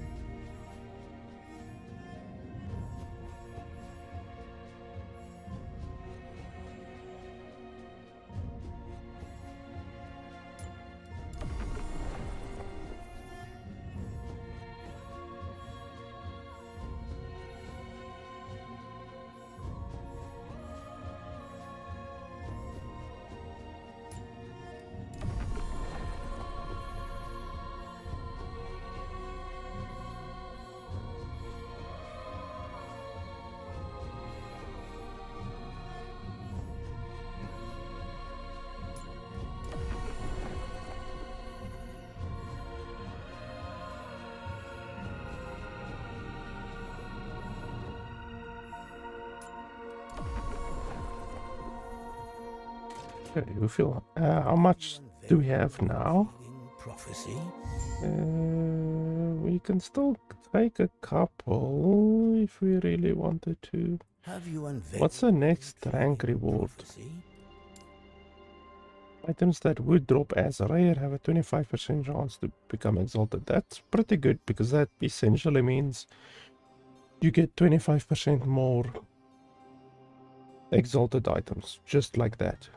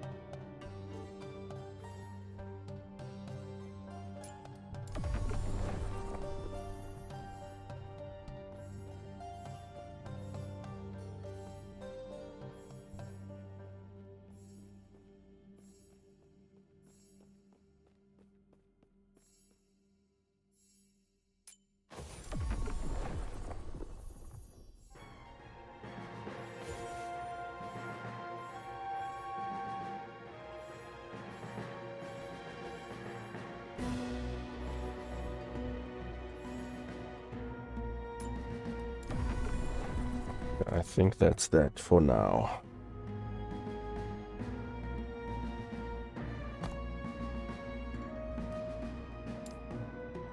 So we're gonna continue with ending the storm, and we're gonna get our corruption up to maybe I would say 250 around there, and then we can start doing the other timelines as well.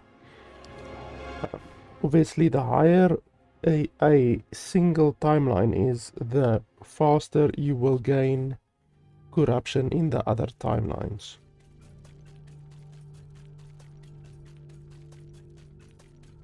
So if you focus on one timeline, and then you will gain overall much faster corruption in the rest of the game.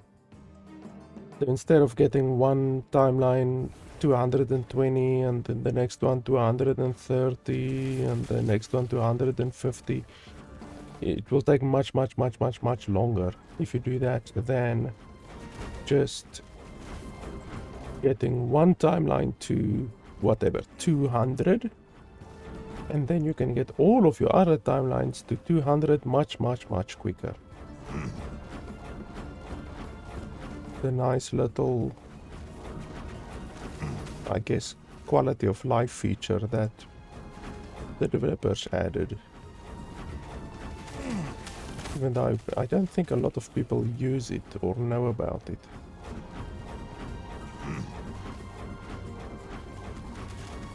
You can see now that our totems actually shred armor, we do a lot more damage.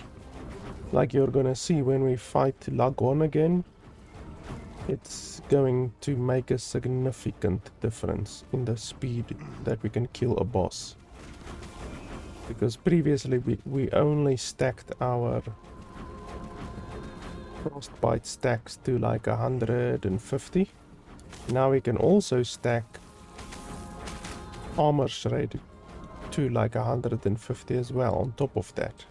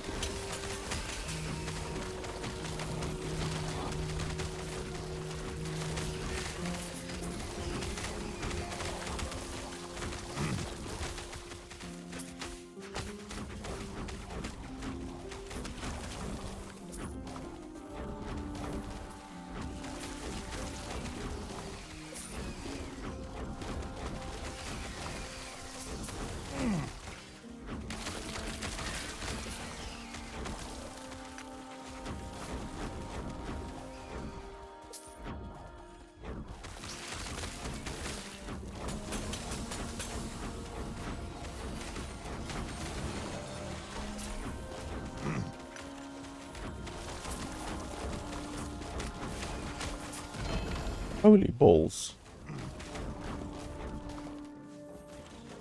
Loot explosion.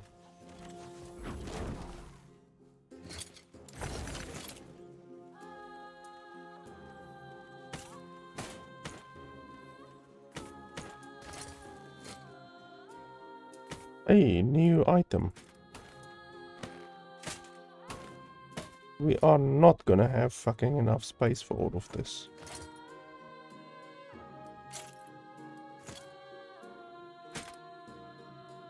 I'm gonna have to leave some of them on the ground.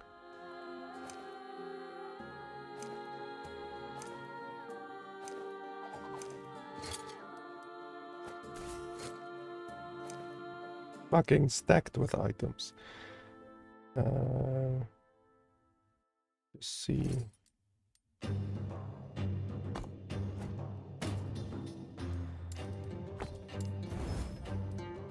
I wish you could send stuff to the base. Hey, this is a werebear.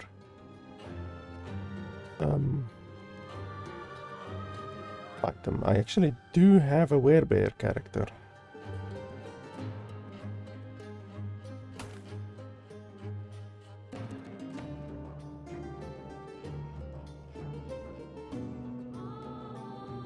Which one is the most useless here?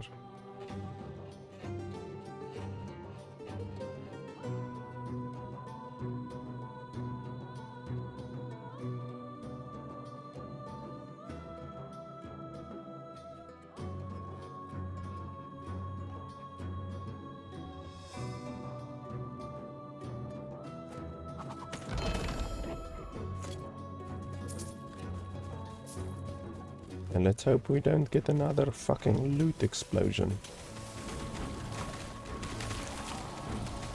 In fact, even continuing with this map is risky, because we're gonna have to leave loot on the ground, but yeah, unfortunately there's not a huge amount we can do about that. We could leave the map right now. I guess we could do that. But do you really think I want to do that?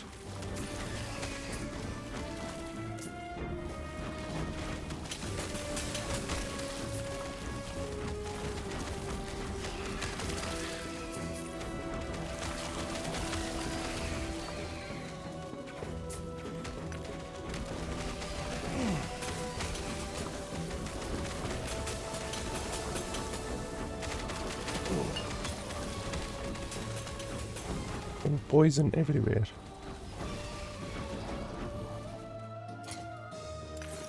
I only have 2 bloody slots open in my inventory right now.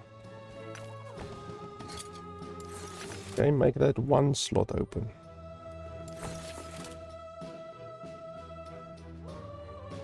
This one is only 9 weavers. Well, I'm definitely not gonna use that.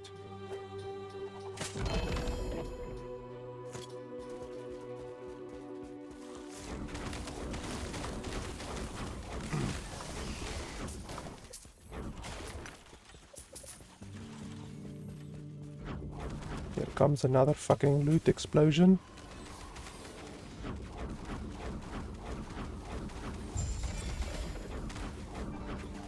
Not so bad. Thought that one was gonna explode all over my face with uniques. Punk 10 uniques right into my face.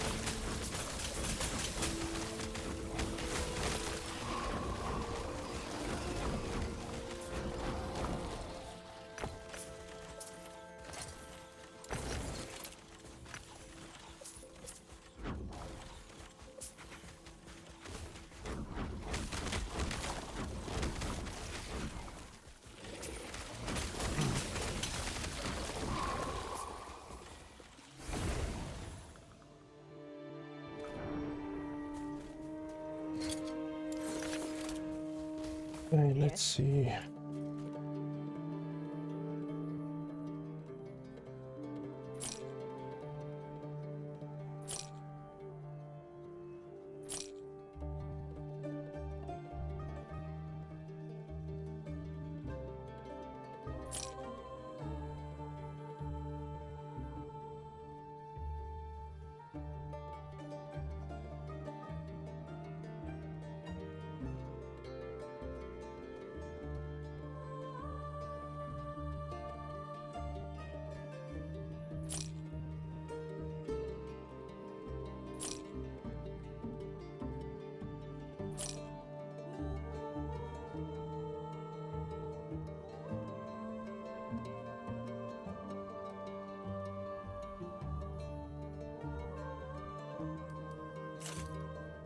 Take care.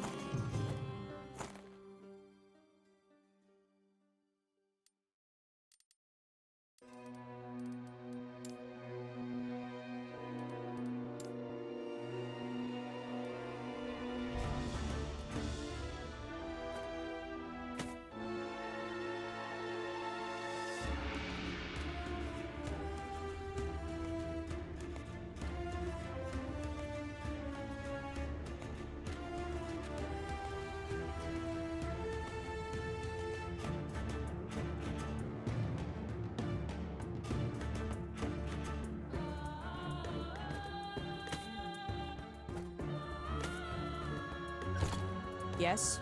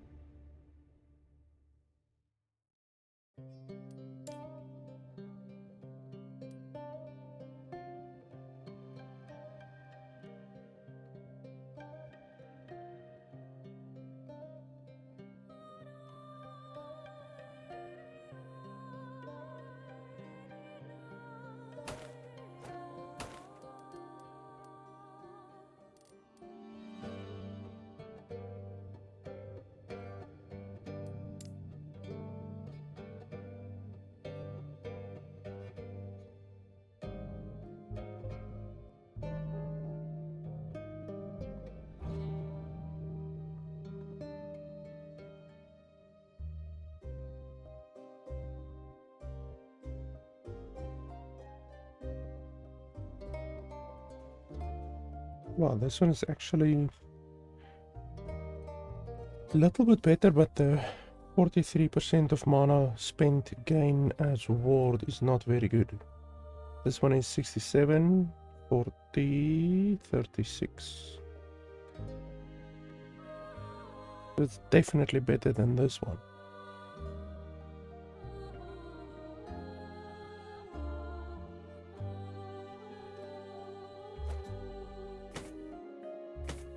And then this one is a new one, which I don't have previously. I'm definitely gonna try this on my werebear, even though it doesn't seem very good. Like 18 melee cold damage, it's not a lot. Like really, it's not a lot. The health resistance, the 20 elemental resistance is not a lot, 5 strength is not a lot, 91 elemental damage is a lot, and the base is obviously good. 6 health regen, 6 movement speed. It's basically the same one as what I have. But yeah, this isn't an amazing chest, but if you can get 2 LP on it or something like that, then it will obviously be better. As far as I can remember, the chest that I currently use on my bear is this one with 2 LP on it, and it's already, just from that you get 30 melee cold damage, where this one only gives 18 melee cold damage. So this chest is far better than this one, in my opinion.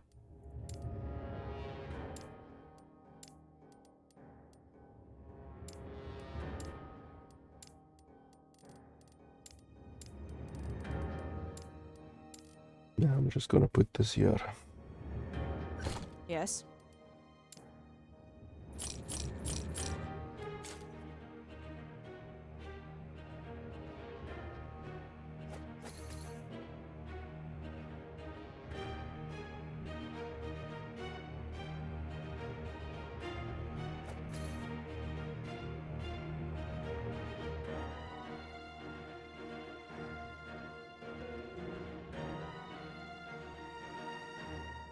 Yes.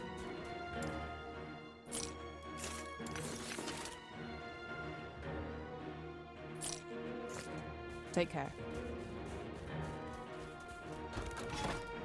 Okay, so we can do Lagon again. Holy shit, are we gonna fight the big dude again? Are you serious? Oh yeah, 150, I see now. Okay, so we're gonna fight a new dude now.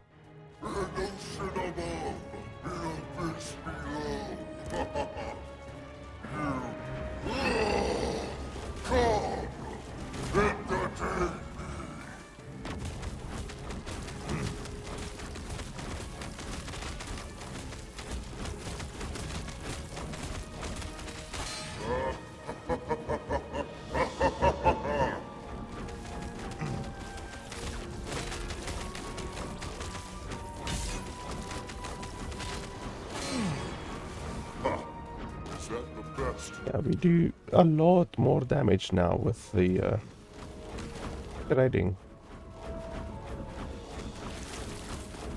Against Lagon, unfortunately, he resets his stacks when the scene transition happens, so you can't really see a huge difference between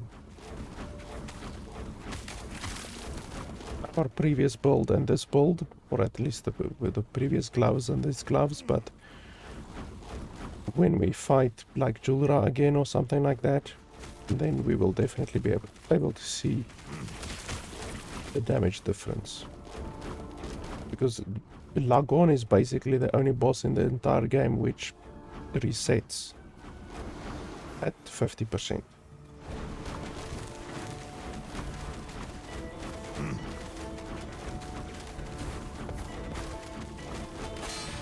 Your blood will be but a drop in my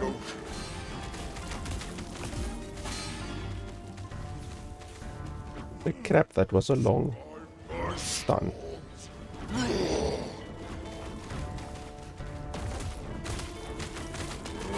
You are starting to bore me.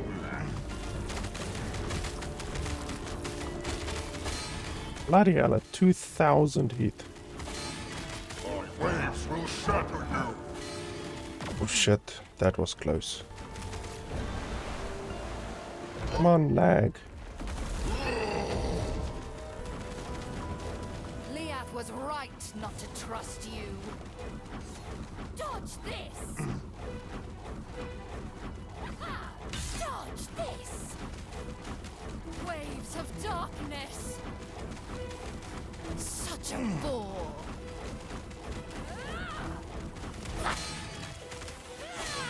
Bloody hell. Calm down.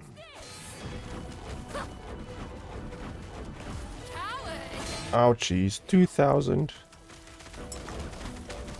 Waves of darkness! Such a bore!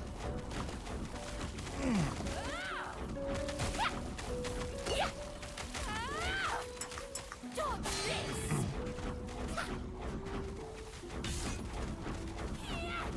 Coward! Waves of darkness! Such a bore!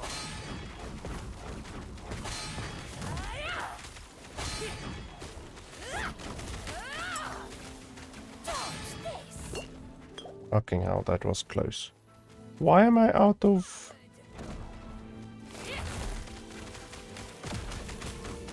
Waves of darkness! Aberoth!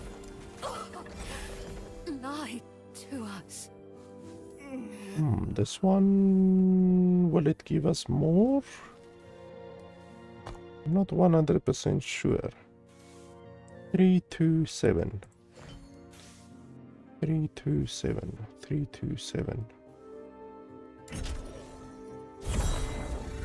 Okay, yeah, it does give us more. 343. Bloody hell, that one was brutal. I almost died once, and then I got relatively close to dying like twice. But that once was really, like, I went down to like 200 HP. And the fucking waves that come, they do like 1000 damage each. A little bit crazy.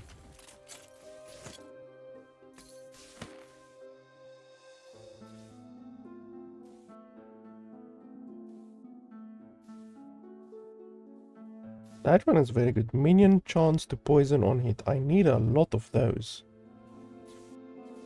If I can get like plenty of those, then my frost bite stacks will go up dramatically. And that will be really nice. Like a couple of those that give 20.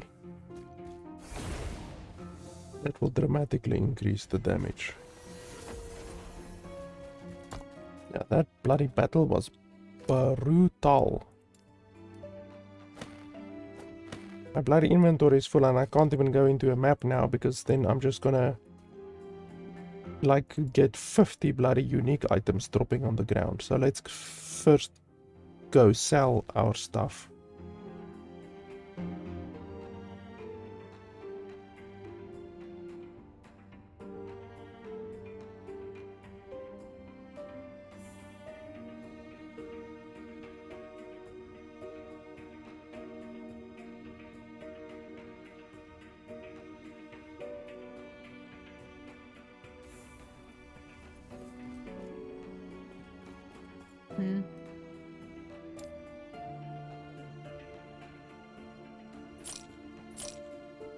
I would really like to get a LP2 version of the Bone Clamor Bar boot,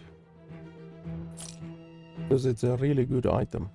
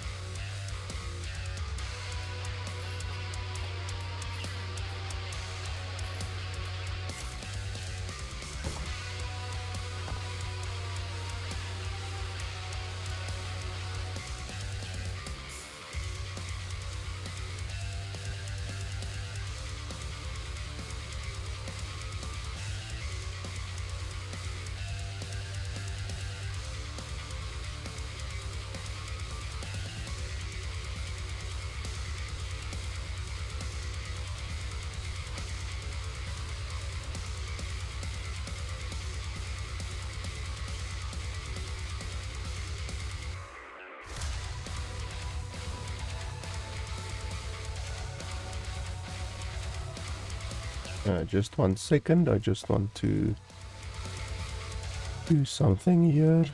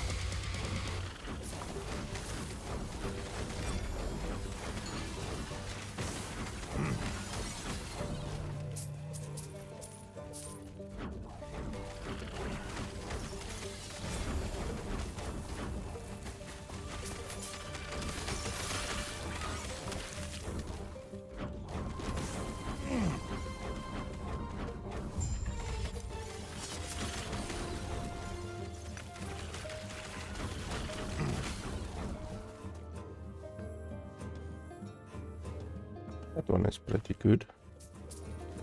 I'm not gonna use it, but it's pretty good.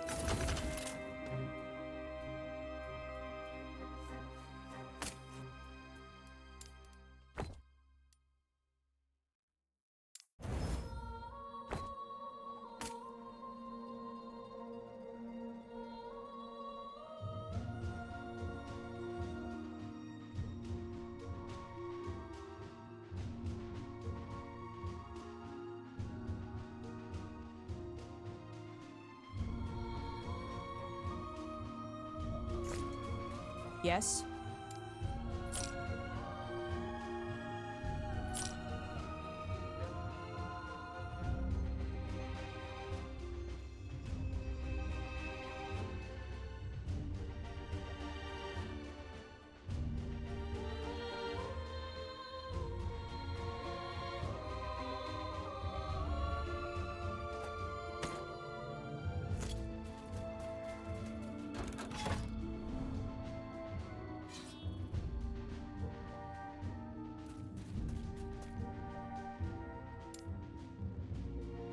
So our next quest is to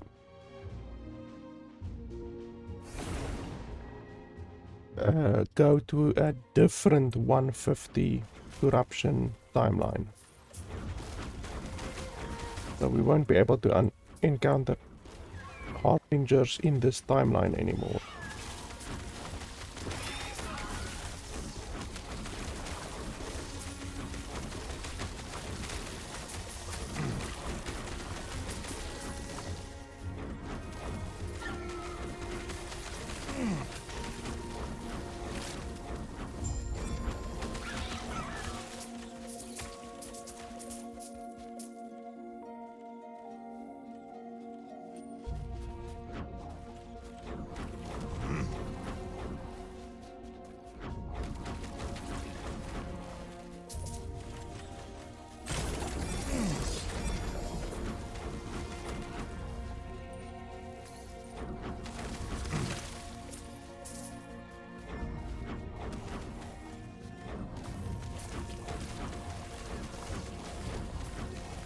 Holy crap, how did both of our Spriggans die? Literally, both of them are dead. When did that happen?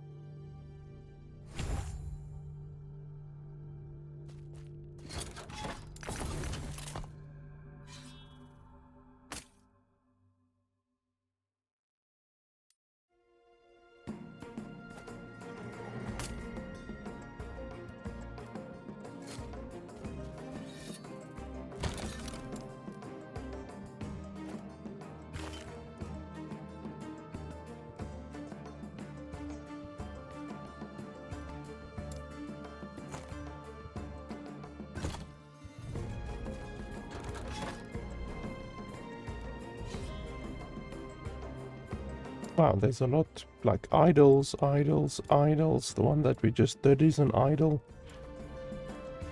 But it's good, I like idols. Like, if I can just get the proper idols, like, ideally idols that give a lot of health regen when transformed.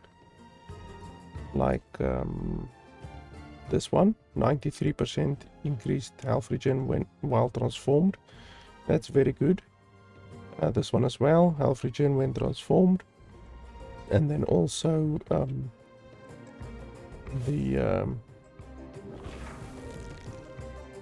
one that gives poison chance to minions. Because poison chance is converted to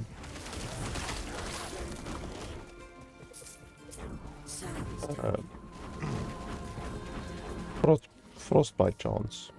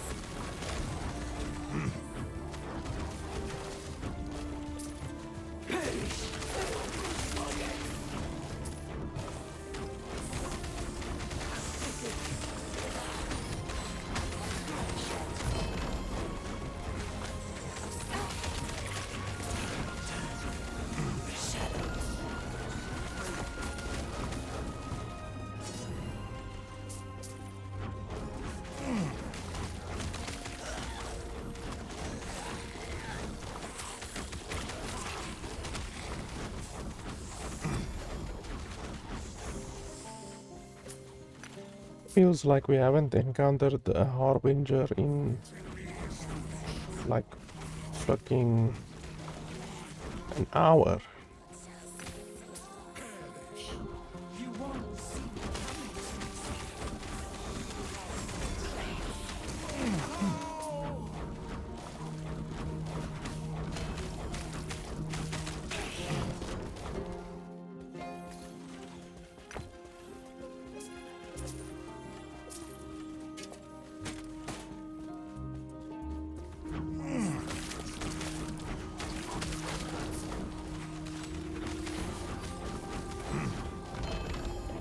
Wow, he killed both of my dudes, one hit.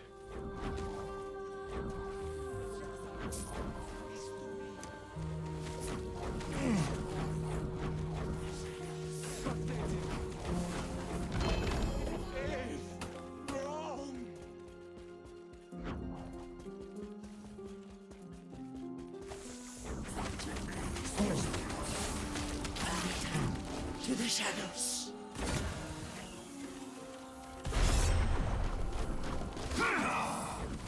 Thunder roar.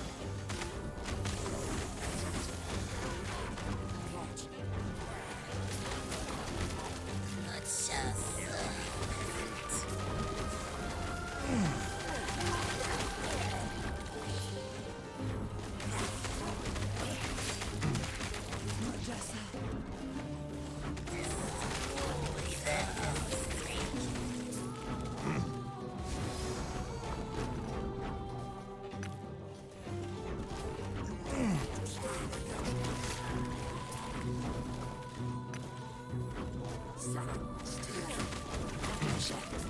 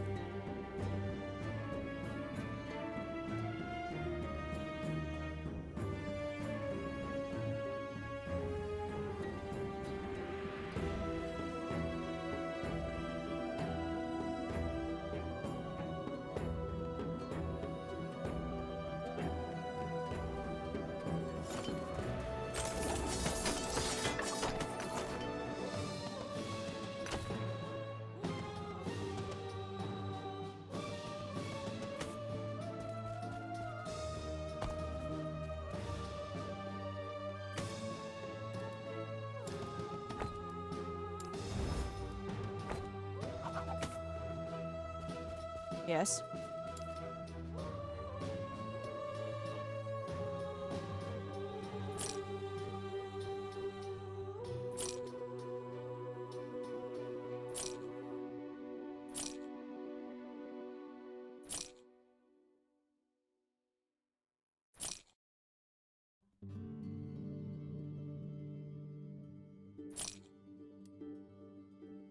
Take care.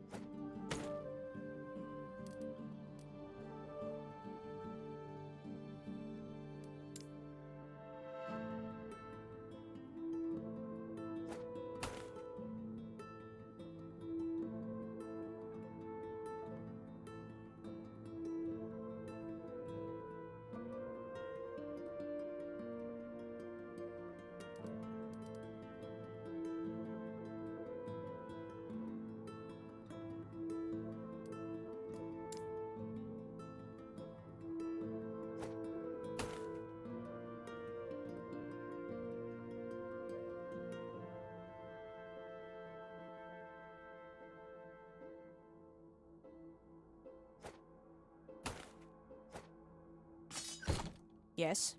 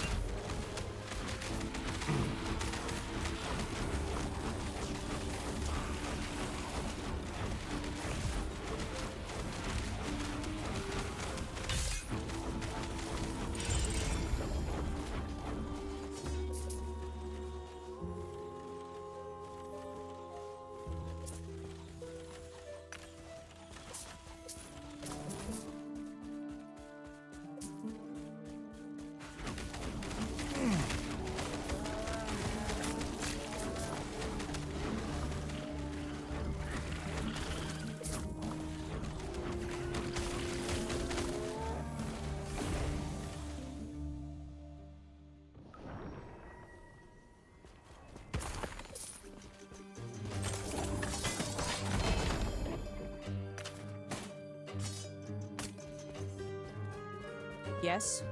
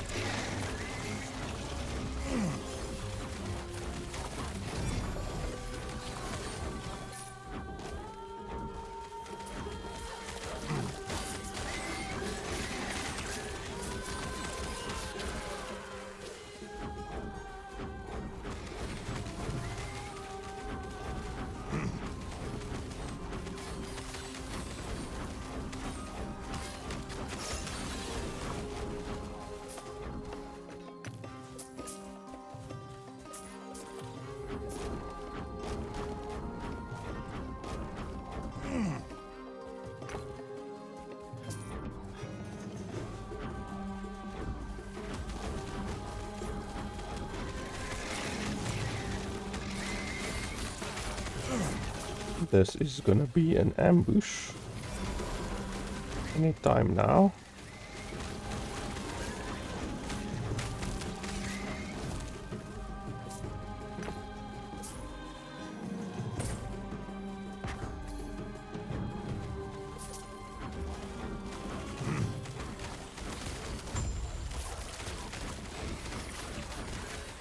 Oh, not an ambush, wow.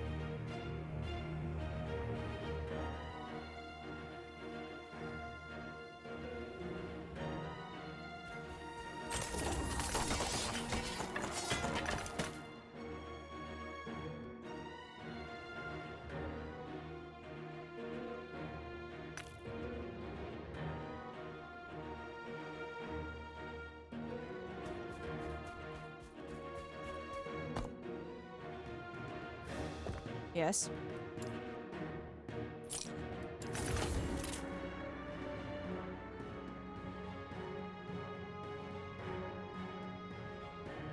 Take care.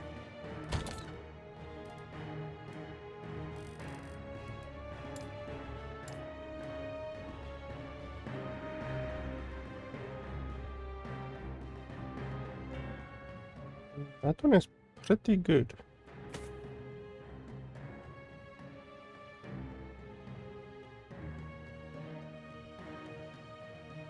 This one...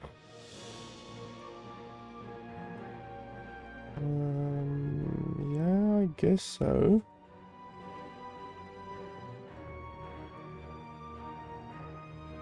Really good.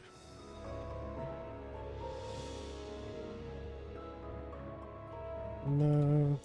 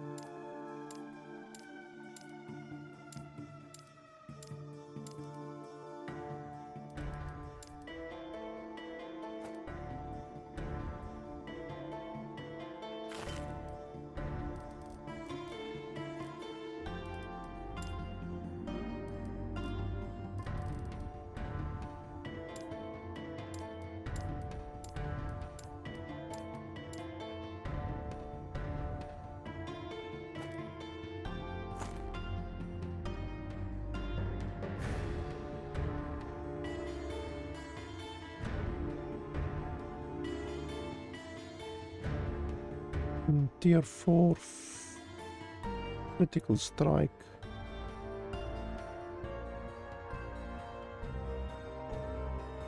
Not terrible.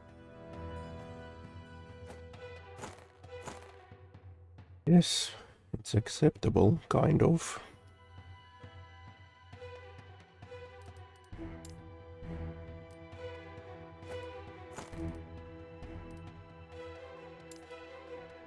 And then this one was lucky enough to get a bloody tier 7 on it and another tier 4. I don't know how that happened. It's the first time that I've seen through the empowering process that an item gains 2 different tiers. Or at least 2 different affixes. So far, all of the items that I've had in there only gain 1. This one gained 2, and it's quite powerful. Really quite powerful. So that's pretty good. We got a very good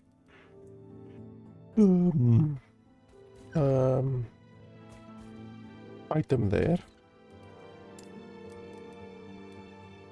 I think pretty much my most powerful two-handed item currently. I will show you guys in a second once we actually purchase this tab. There we go. My most powerful one probably is this one. This one is an absolute fucking beast, but the other one might be more powerful in certain situations. This one is really powerful with a Void Knight and obviously using erasing strike. But yeah, that other one, for the fire damage and all of that kind of stuff, will also be crazy powerful. Why did I put one of the eyes in here?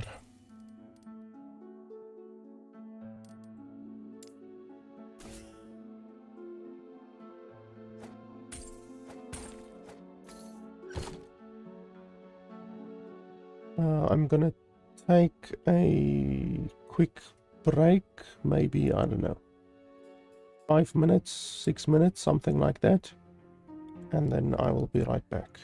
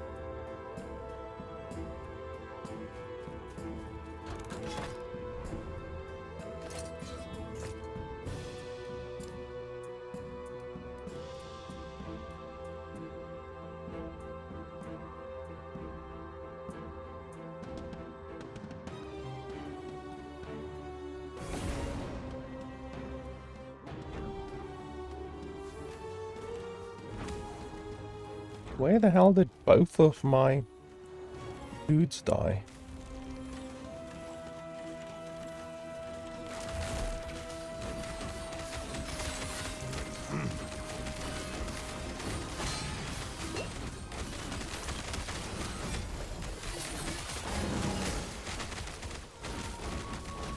Why am I lagging so much?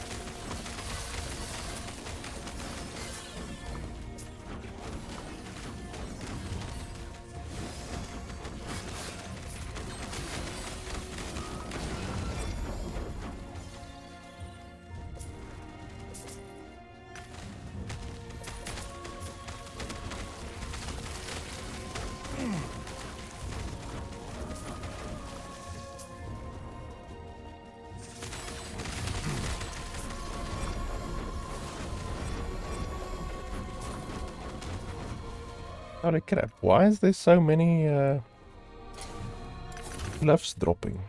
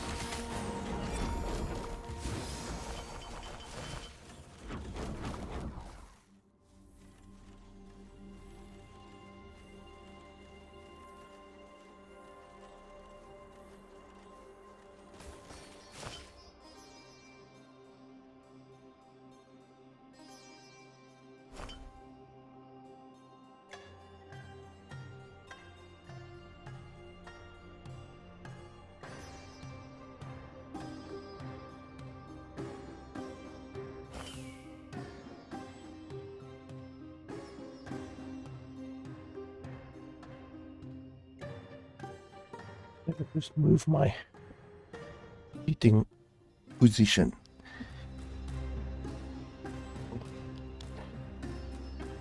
Difficult to find a comfortable position after bloody 6 hours.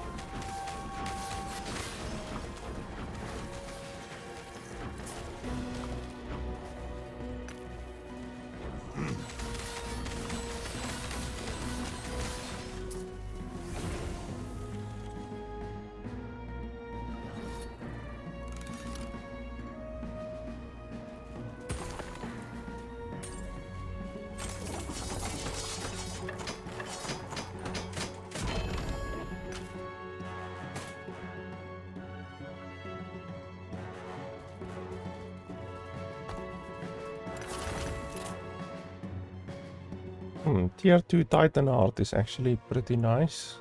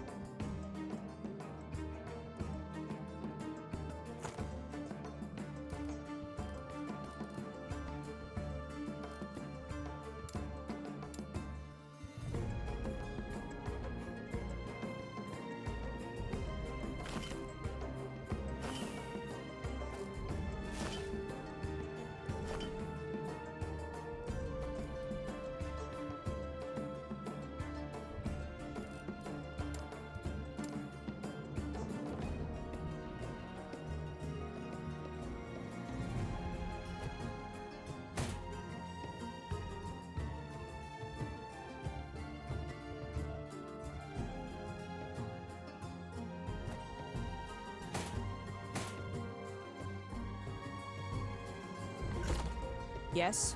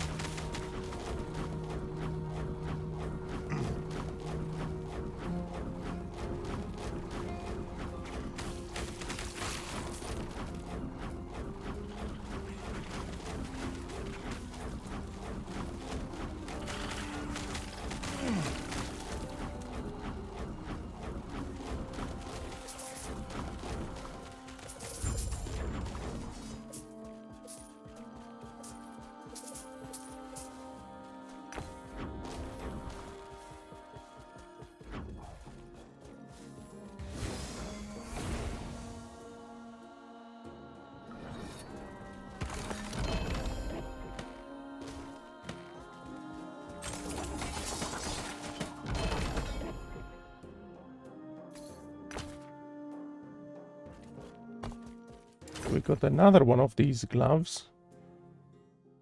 With 2 legendary potential on.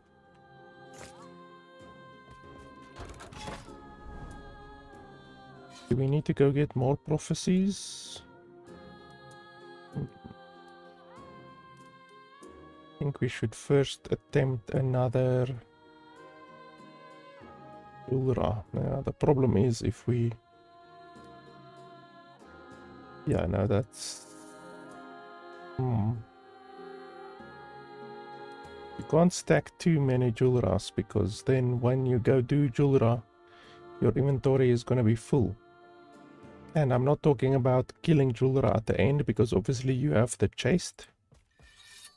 Talking about actually killing the monsters inside the temporal sanctum, because they will drop a lot of loot.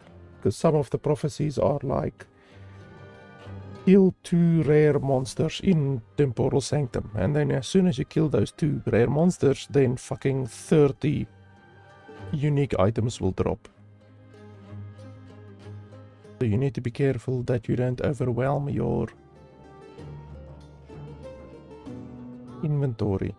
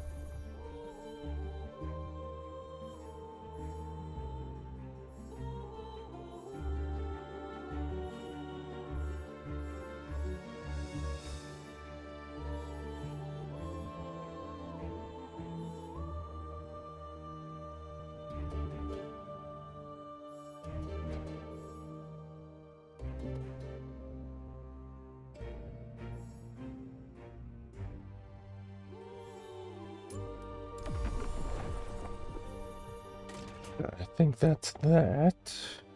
We have 4 more. Have you unveiled an intriguing prophecy?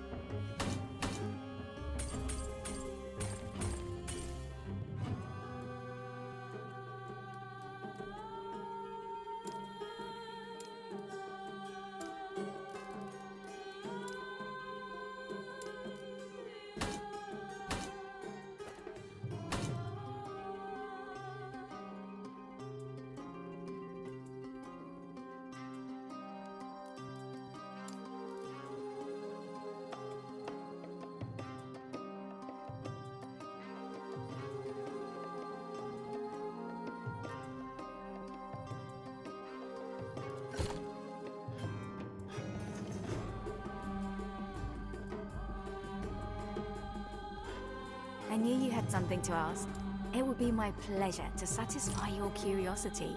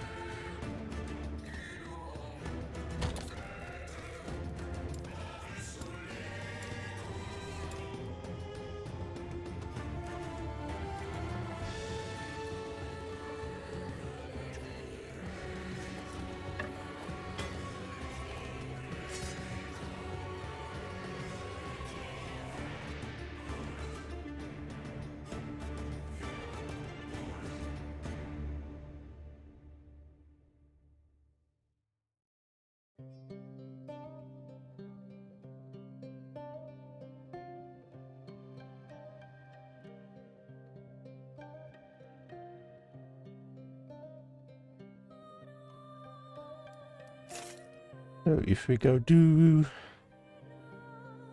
Julra, what do we want to imbue?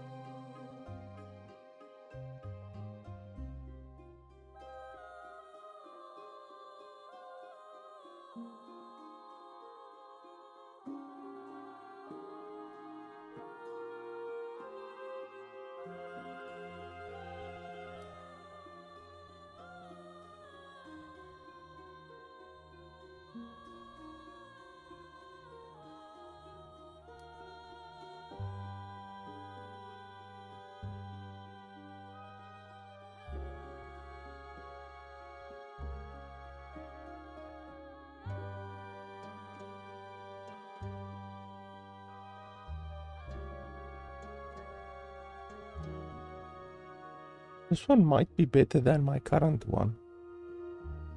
Even though I'm gonna lose quite a bit of critical strike.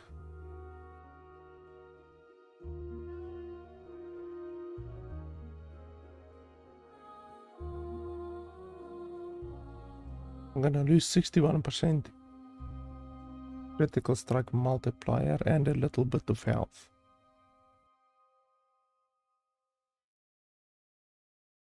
But yeah, this might be better. Really seems very good. And then what do we want to put on it?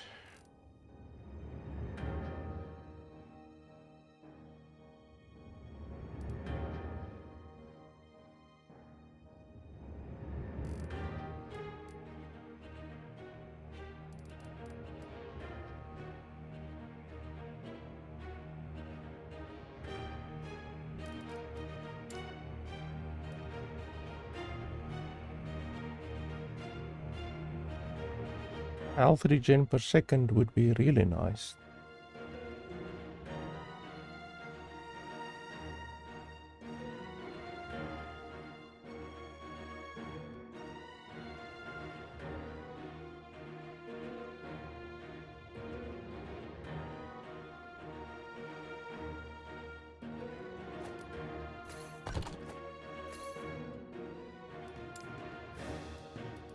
So on the primary,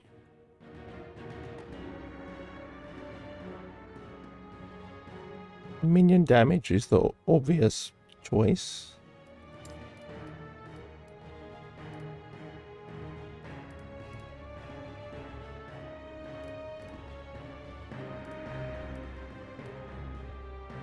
That's really it. Like, really, minion damage is the only thing that really would be even mildly acceptable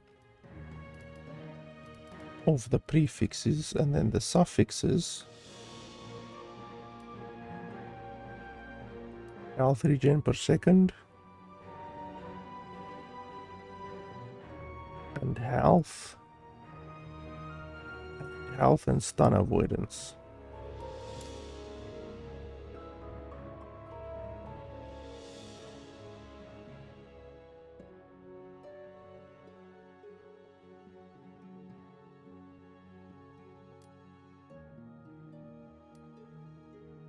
It's going to be difficult to get this amulet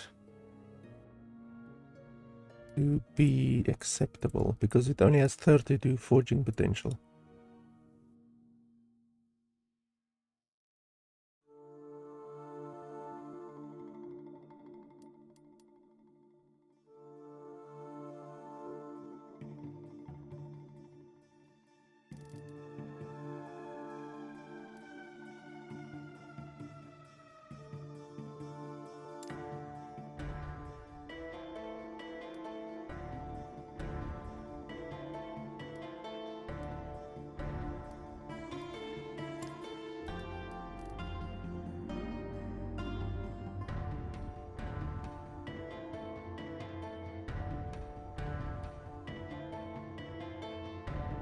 Increased chance to find potions is okay, I guess.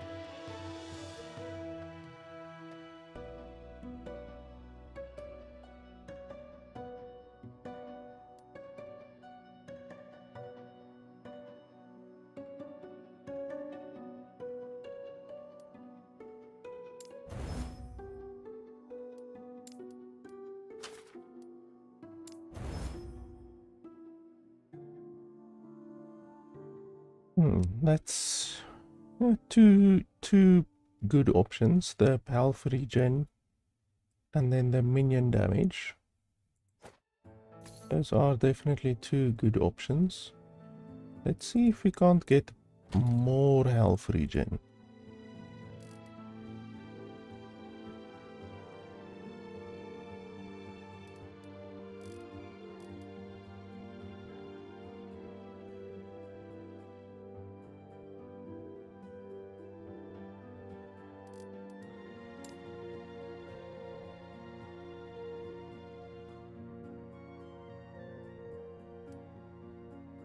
So this one is 28.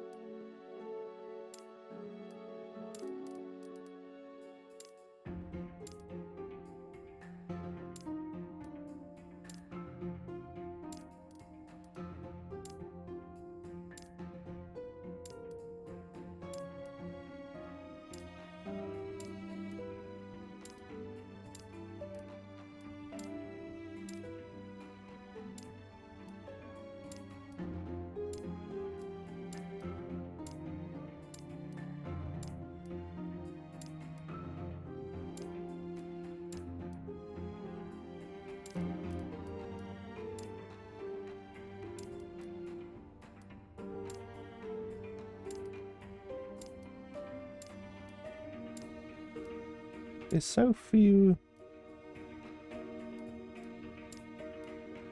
necklaces that actually have it.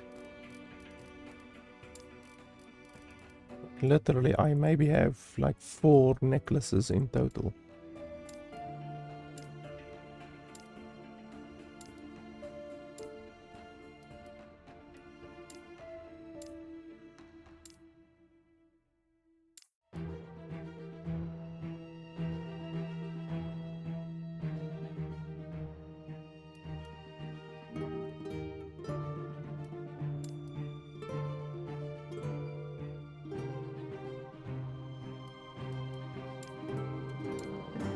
Okay, well, I guess we can go with this one.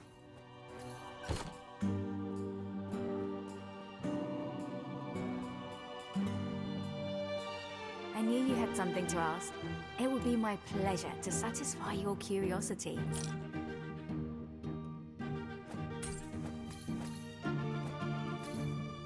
But then I don't really care if we don't get the minion damage. But I will care if we don't get the health regen on it. But we have a 50% chance of getting it, so just hope we get it, because that 28 health regen per second will be significant for our health regeneration. Okay, so we can go do a number 3. I don't want to try to do a number 4 currently, because like if I fuck up once on a number 4, then I'm dead. On a number 3, I can survive a number 3 pretty easily. But I first need better gear to be able to do Jura 4 reliably.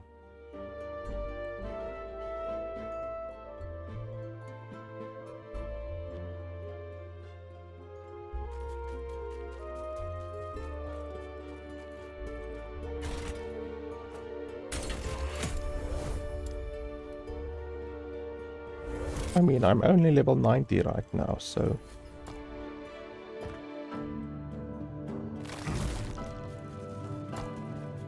Who dares intrude upon my research? No matter. They cannot reach me.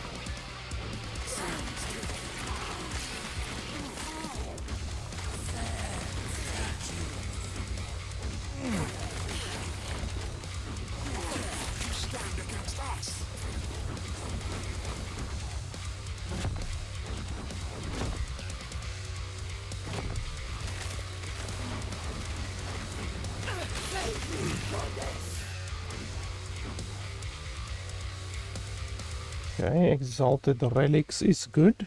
We will take that. As long as it's not glyphs or what's the other thing? Glyphs or not idols. Ruins. Glyphs or ruins. I don't like glyphs or ruins.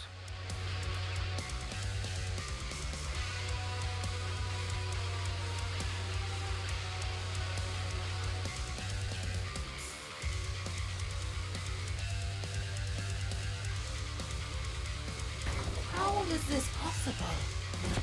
Only I should be able to command time here. Unless...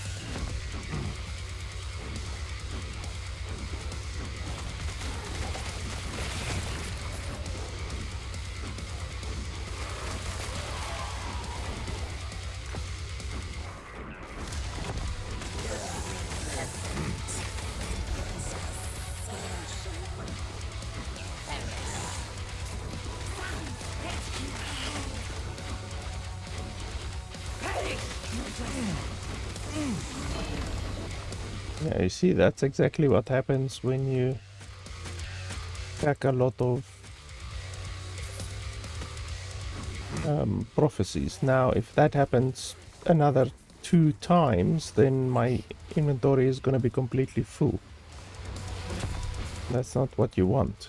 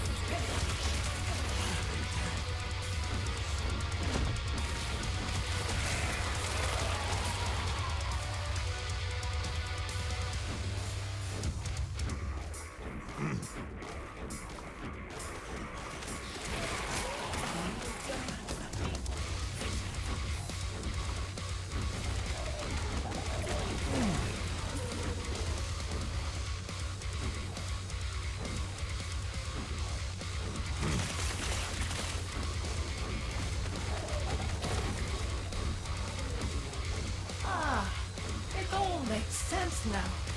The Epoch has finally come to me.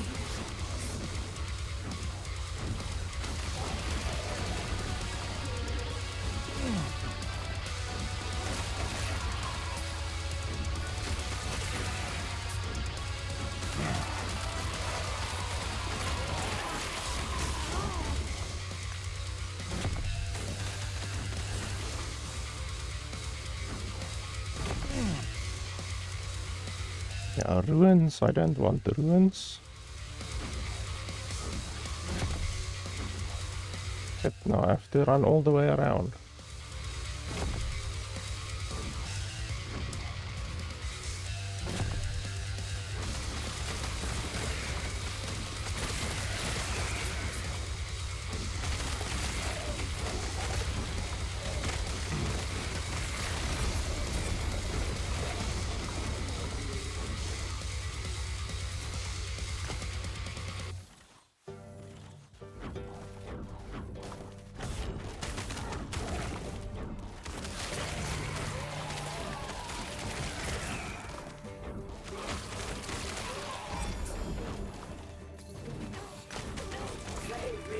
Goddess!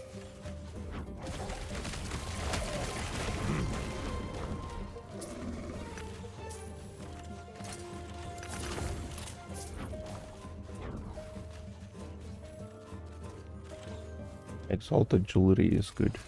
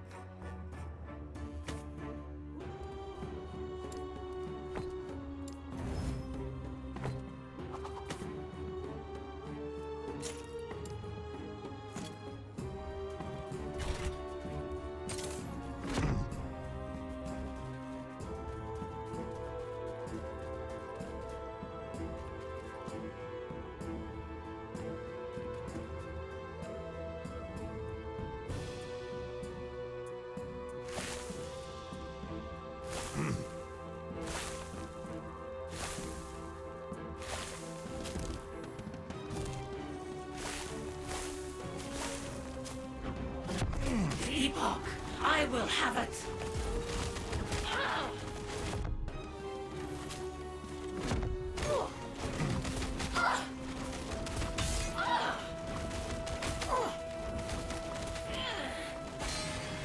Fucking hell.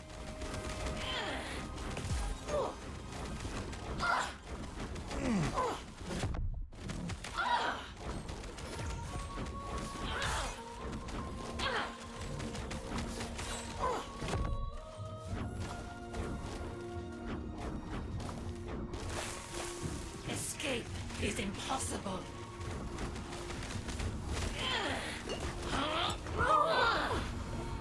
Holy balls. Still so much to learn.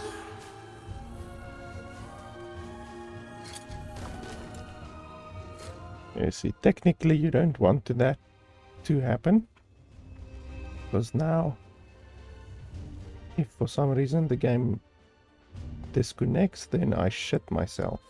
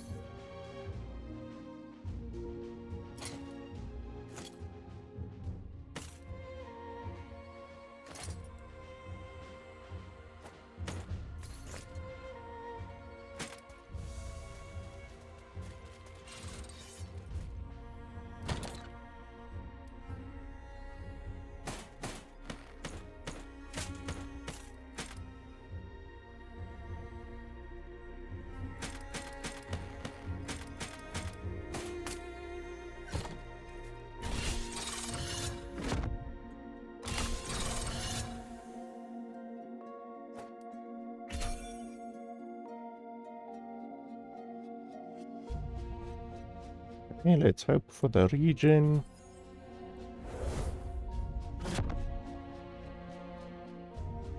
Damn it.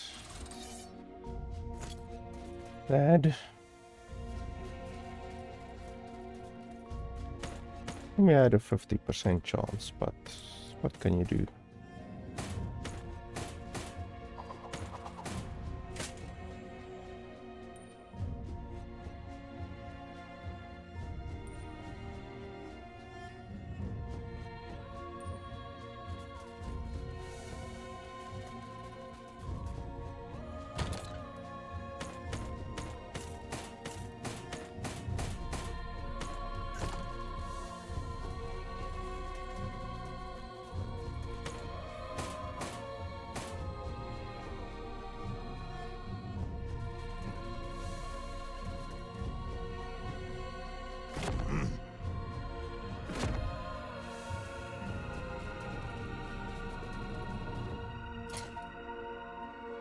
Too bad you can't remove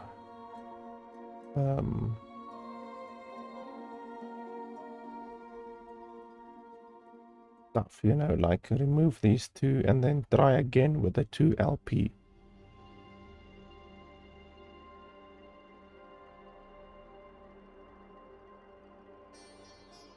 And try with this one and then see how it goes.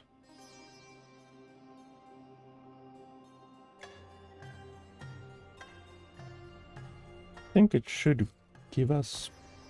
It won't give us so much more damage, but it will definitely, through the minion freeze rate, it gives us like 900% minion freeze rate, since we constantly inflict the enemy with chill. It will definitely give us a shitload of chill.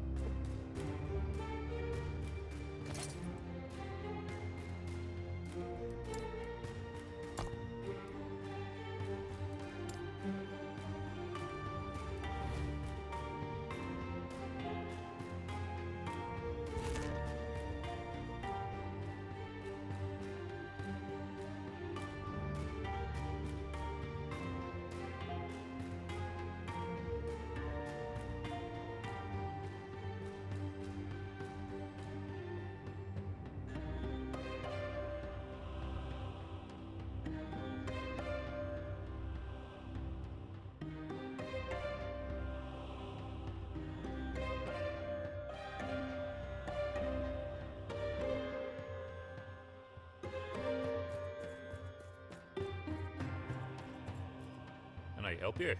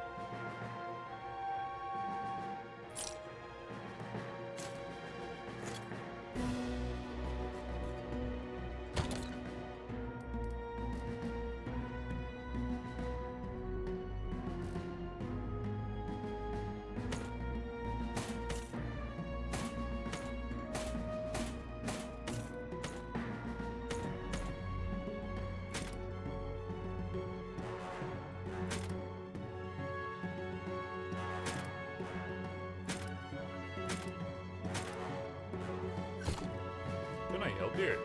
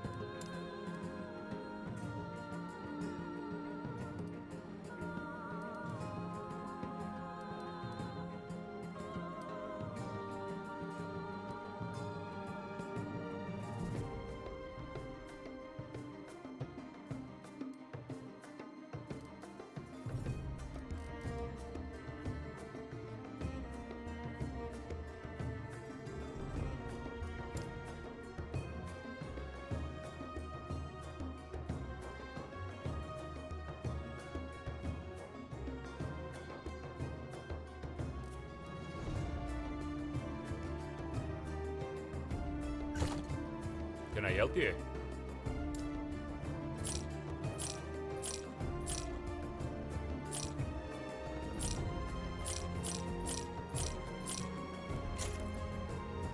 Stay safe, traveler.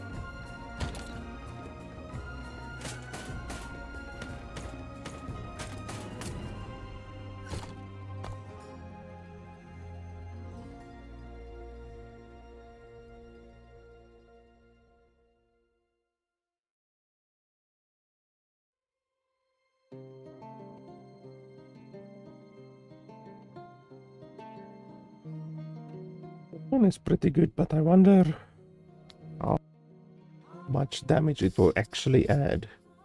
Like, I don't think it will be better than the 73% increased damage for totems. Probably not.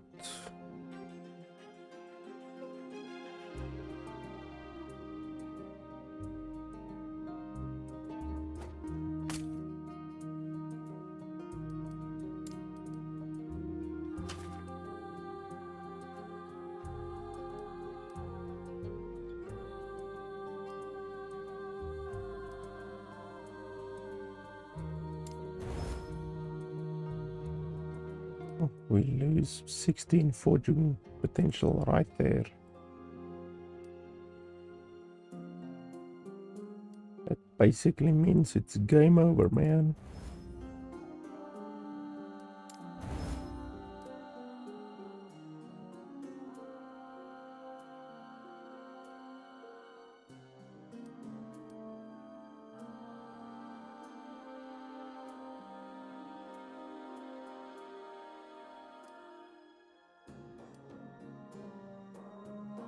Yeah, basically game over.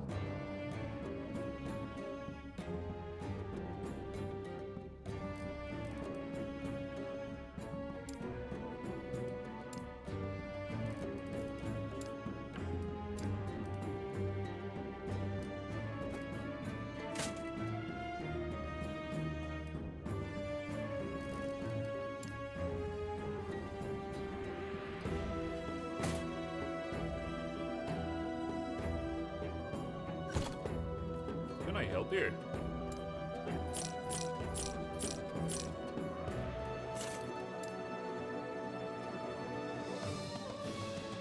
So yeah, we will just have to test this one out as we go.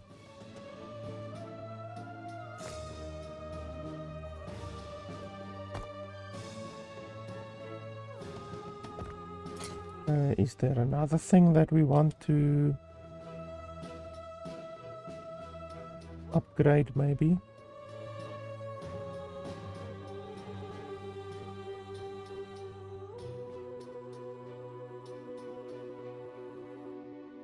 can do Chronomancer Julra 3 more times. Well, 2 more times.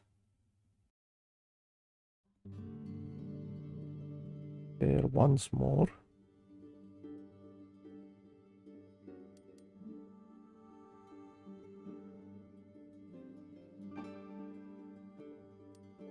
And yeah, we are not too far away from the next rank. But the next rank, yeah, the next rank is pretty good. 25% more exalted. And then this one, I mean, this one is self-explanatory. You literally get double the rewards from prophecies, which is obviously very, very good. So when you see that fucking loot explosion that we had, it's literally gonna be double, which is gonna be hilarious. So I think I'm done for today. Even though I say that, I will go sleep a little bit and then stream again later today. So technically not done for today, but yeah, I think we will test this one out, and then once we get to the point where we can confidently kill Chronomancer Julra, then we will get our Vessel of Strife 2 LP. We'll put 2 LP on there. That will give us a lot more health regeneration. We can easily push our health regeneration over 500 if we have the correct items. Unfortunately, we got unlucky with the 28 health regen not landing on this thing over here, because that would have been really a big help to our health regen. But anyway, it's not the end of the world. We only nearly died, I would say, twice today, which is definitely not too bad. So we can get a lot more health regen there. We can get more health regen over here by putting health regen LP on the item, like we're planning to, obviously, with this one. So we want to put that health regen on here. So we're definitely going to do that. That will give us quite a bit more health regen. And then we also are going to get a bit more health regen from here, about 13 more health regen, in addition to the armor and the health, which is obviously useful. But yeah, that will be pretty nice as well, because armor health regen is actually much easier to get than ward regen. Ward per second is difficult to get in the game, so thanks to the Vessel of Strife, we don't need to worry about ward that much. We just worry about health regen. So yeah, I think I'm done for today. You guys can check out my nexus.gg link, which has been at the top of your screen for the past 7 hours. They actually recently released the new packs on there as well. So if we go to the shop, how do we get to the shop?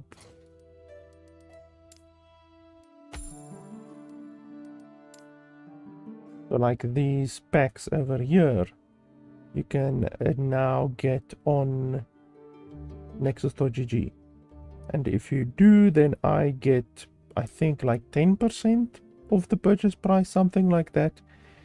But the cool thing is that the developer doesn't need to pay the 30% commission to Valve, so it actually benefits the developers massively. So if you really want to support the developers, then you can head over to nexus.gg, and then, like I say, it also supports me a little bit, because I get a couple of shekels from your purchase then as well, and then you can look really cool. This is the armor from the Ultimate Edition, I think. Yeah. So yeah, you can buy stuff on there if you want to. Not only support me, but also support the developers. And obviously, yeah, thanks to the developers for sponsoring today's stream. And like I said, I will be live a little bit later today as well. Probably I'm just gonna sleep a little bit. So yeah, guys, that's pretty much it. Thanks a lot for watching, and I'll see you guys next time.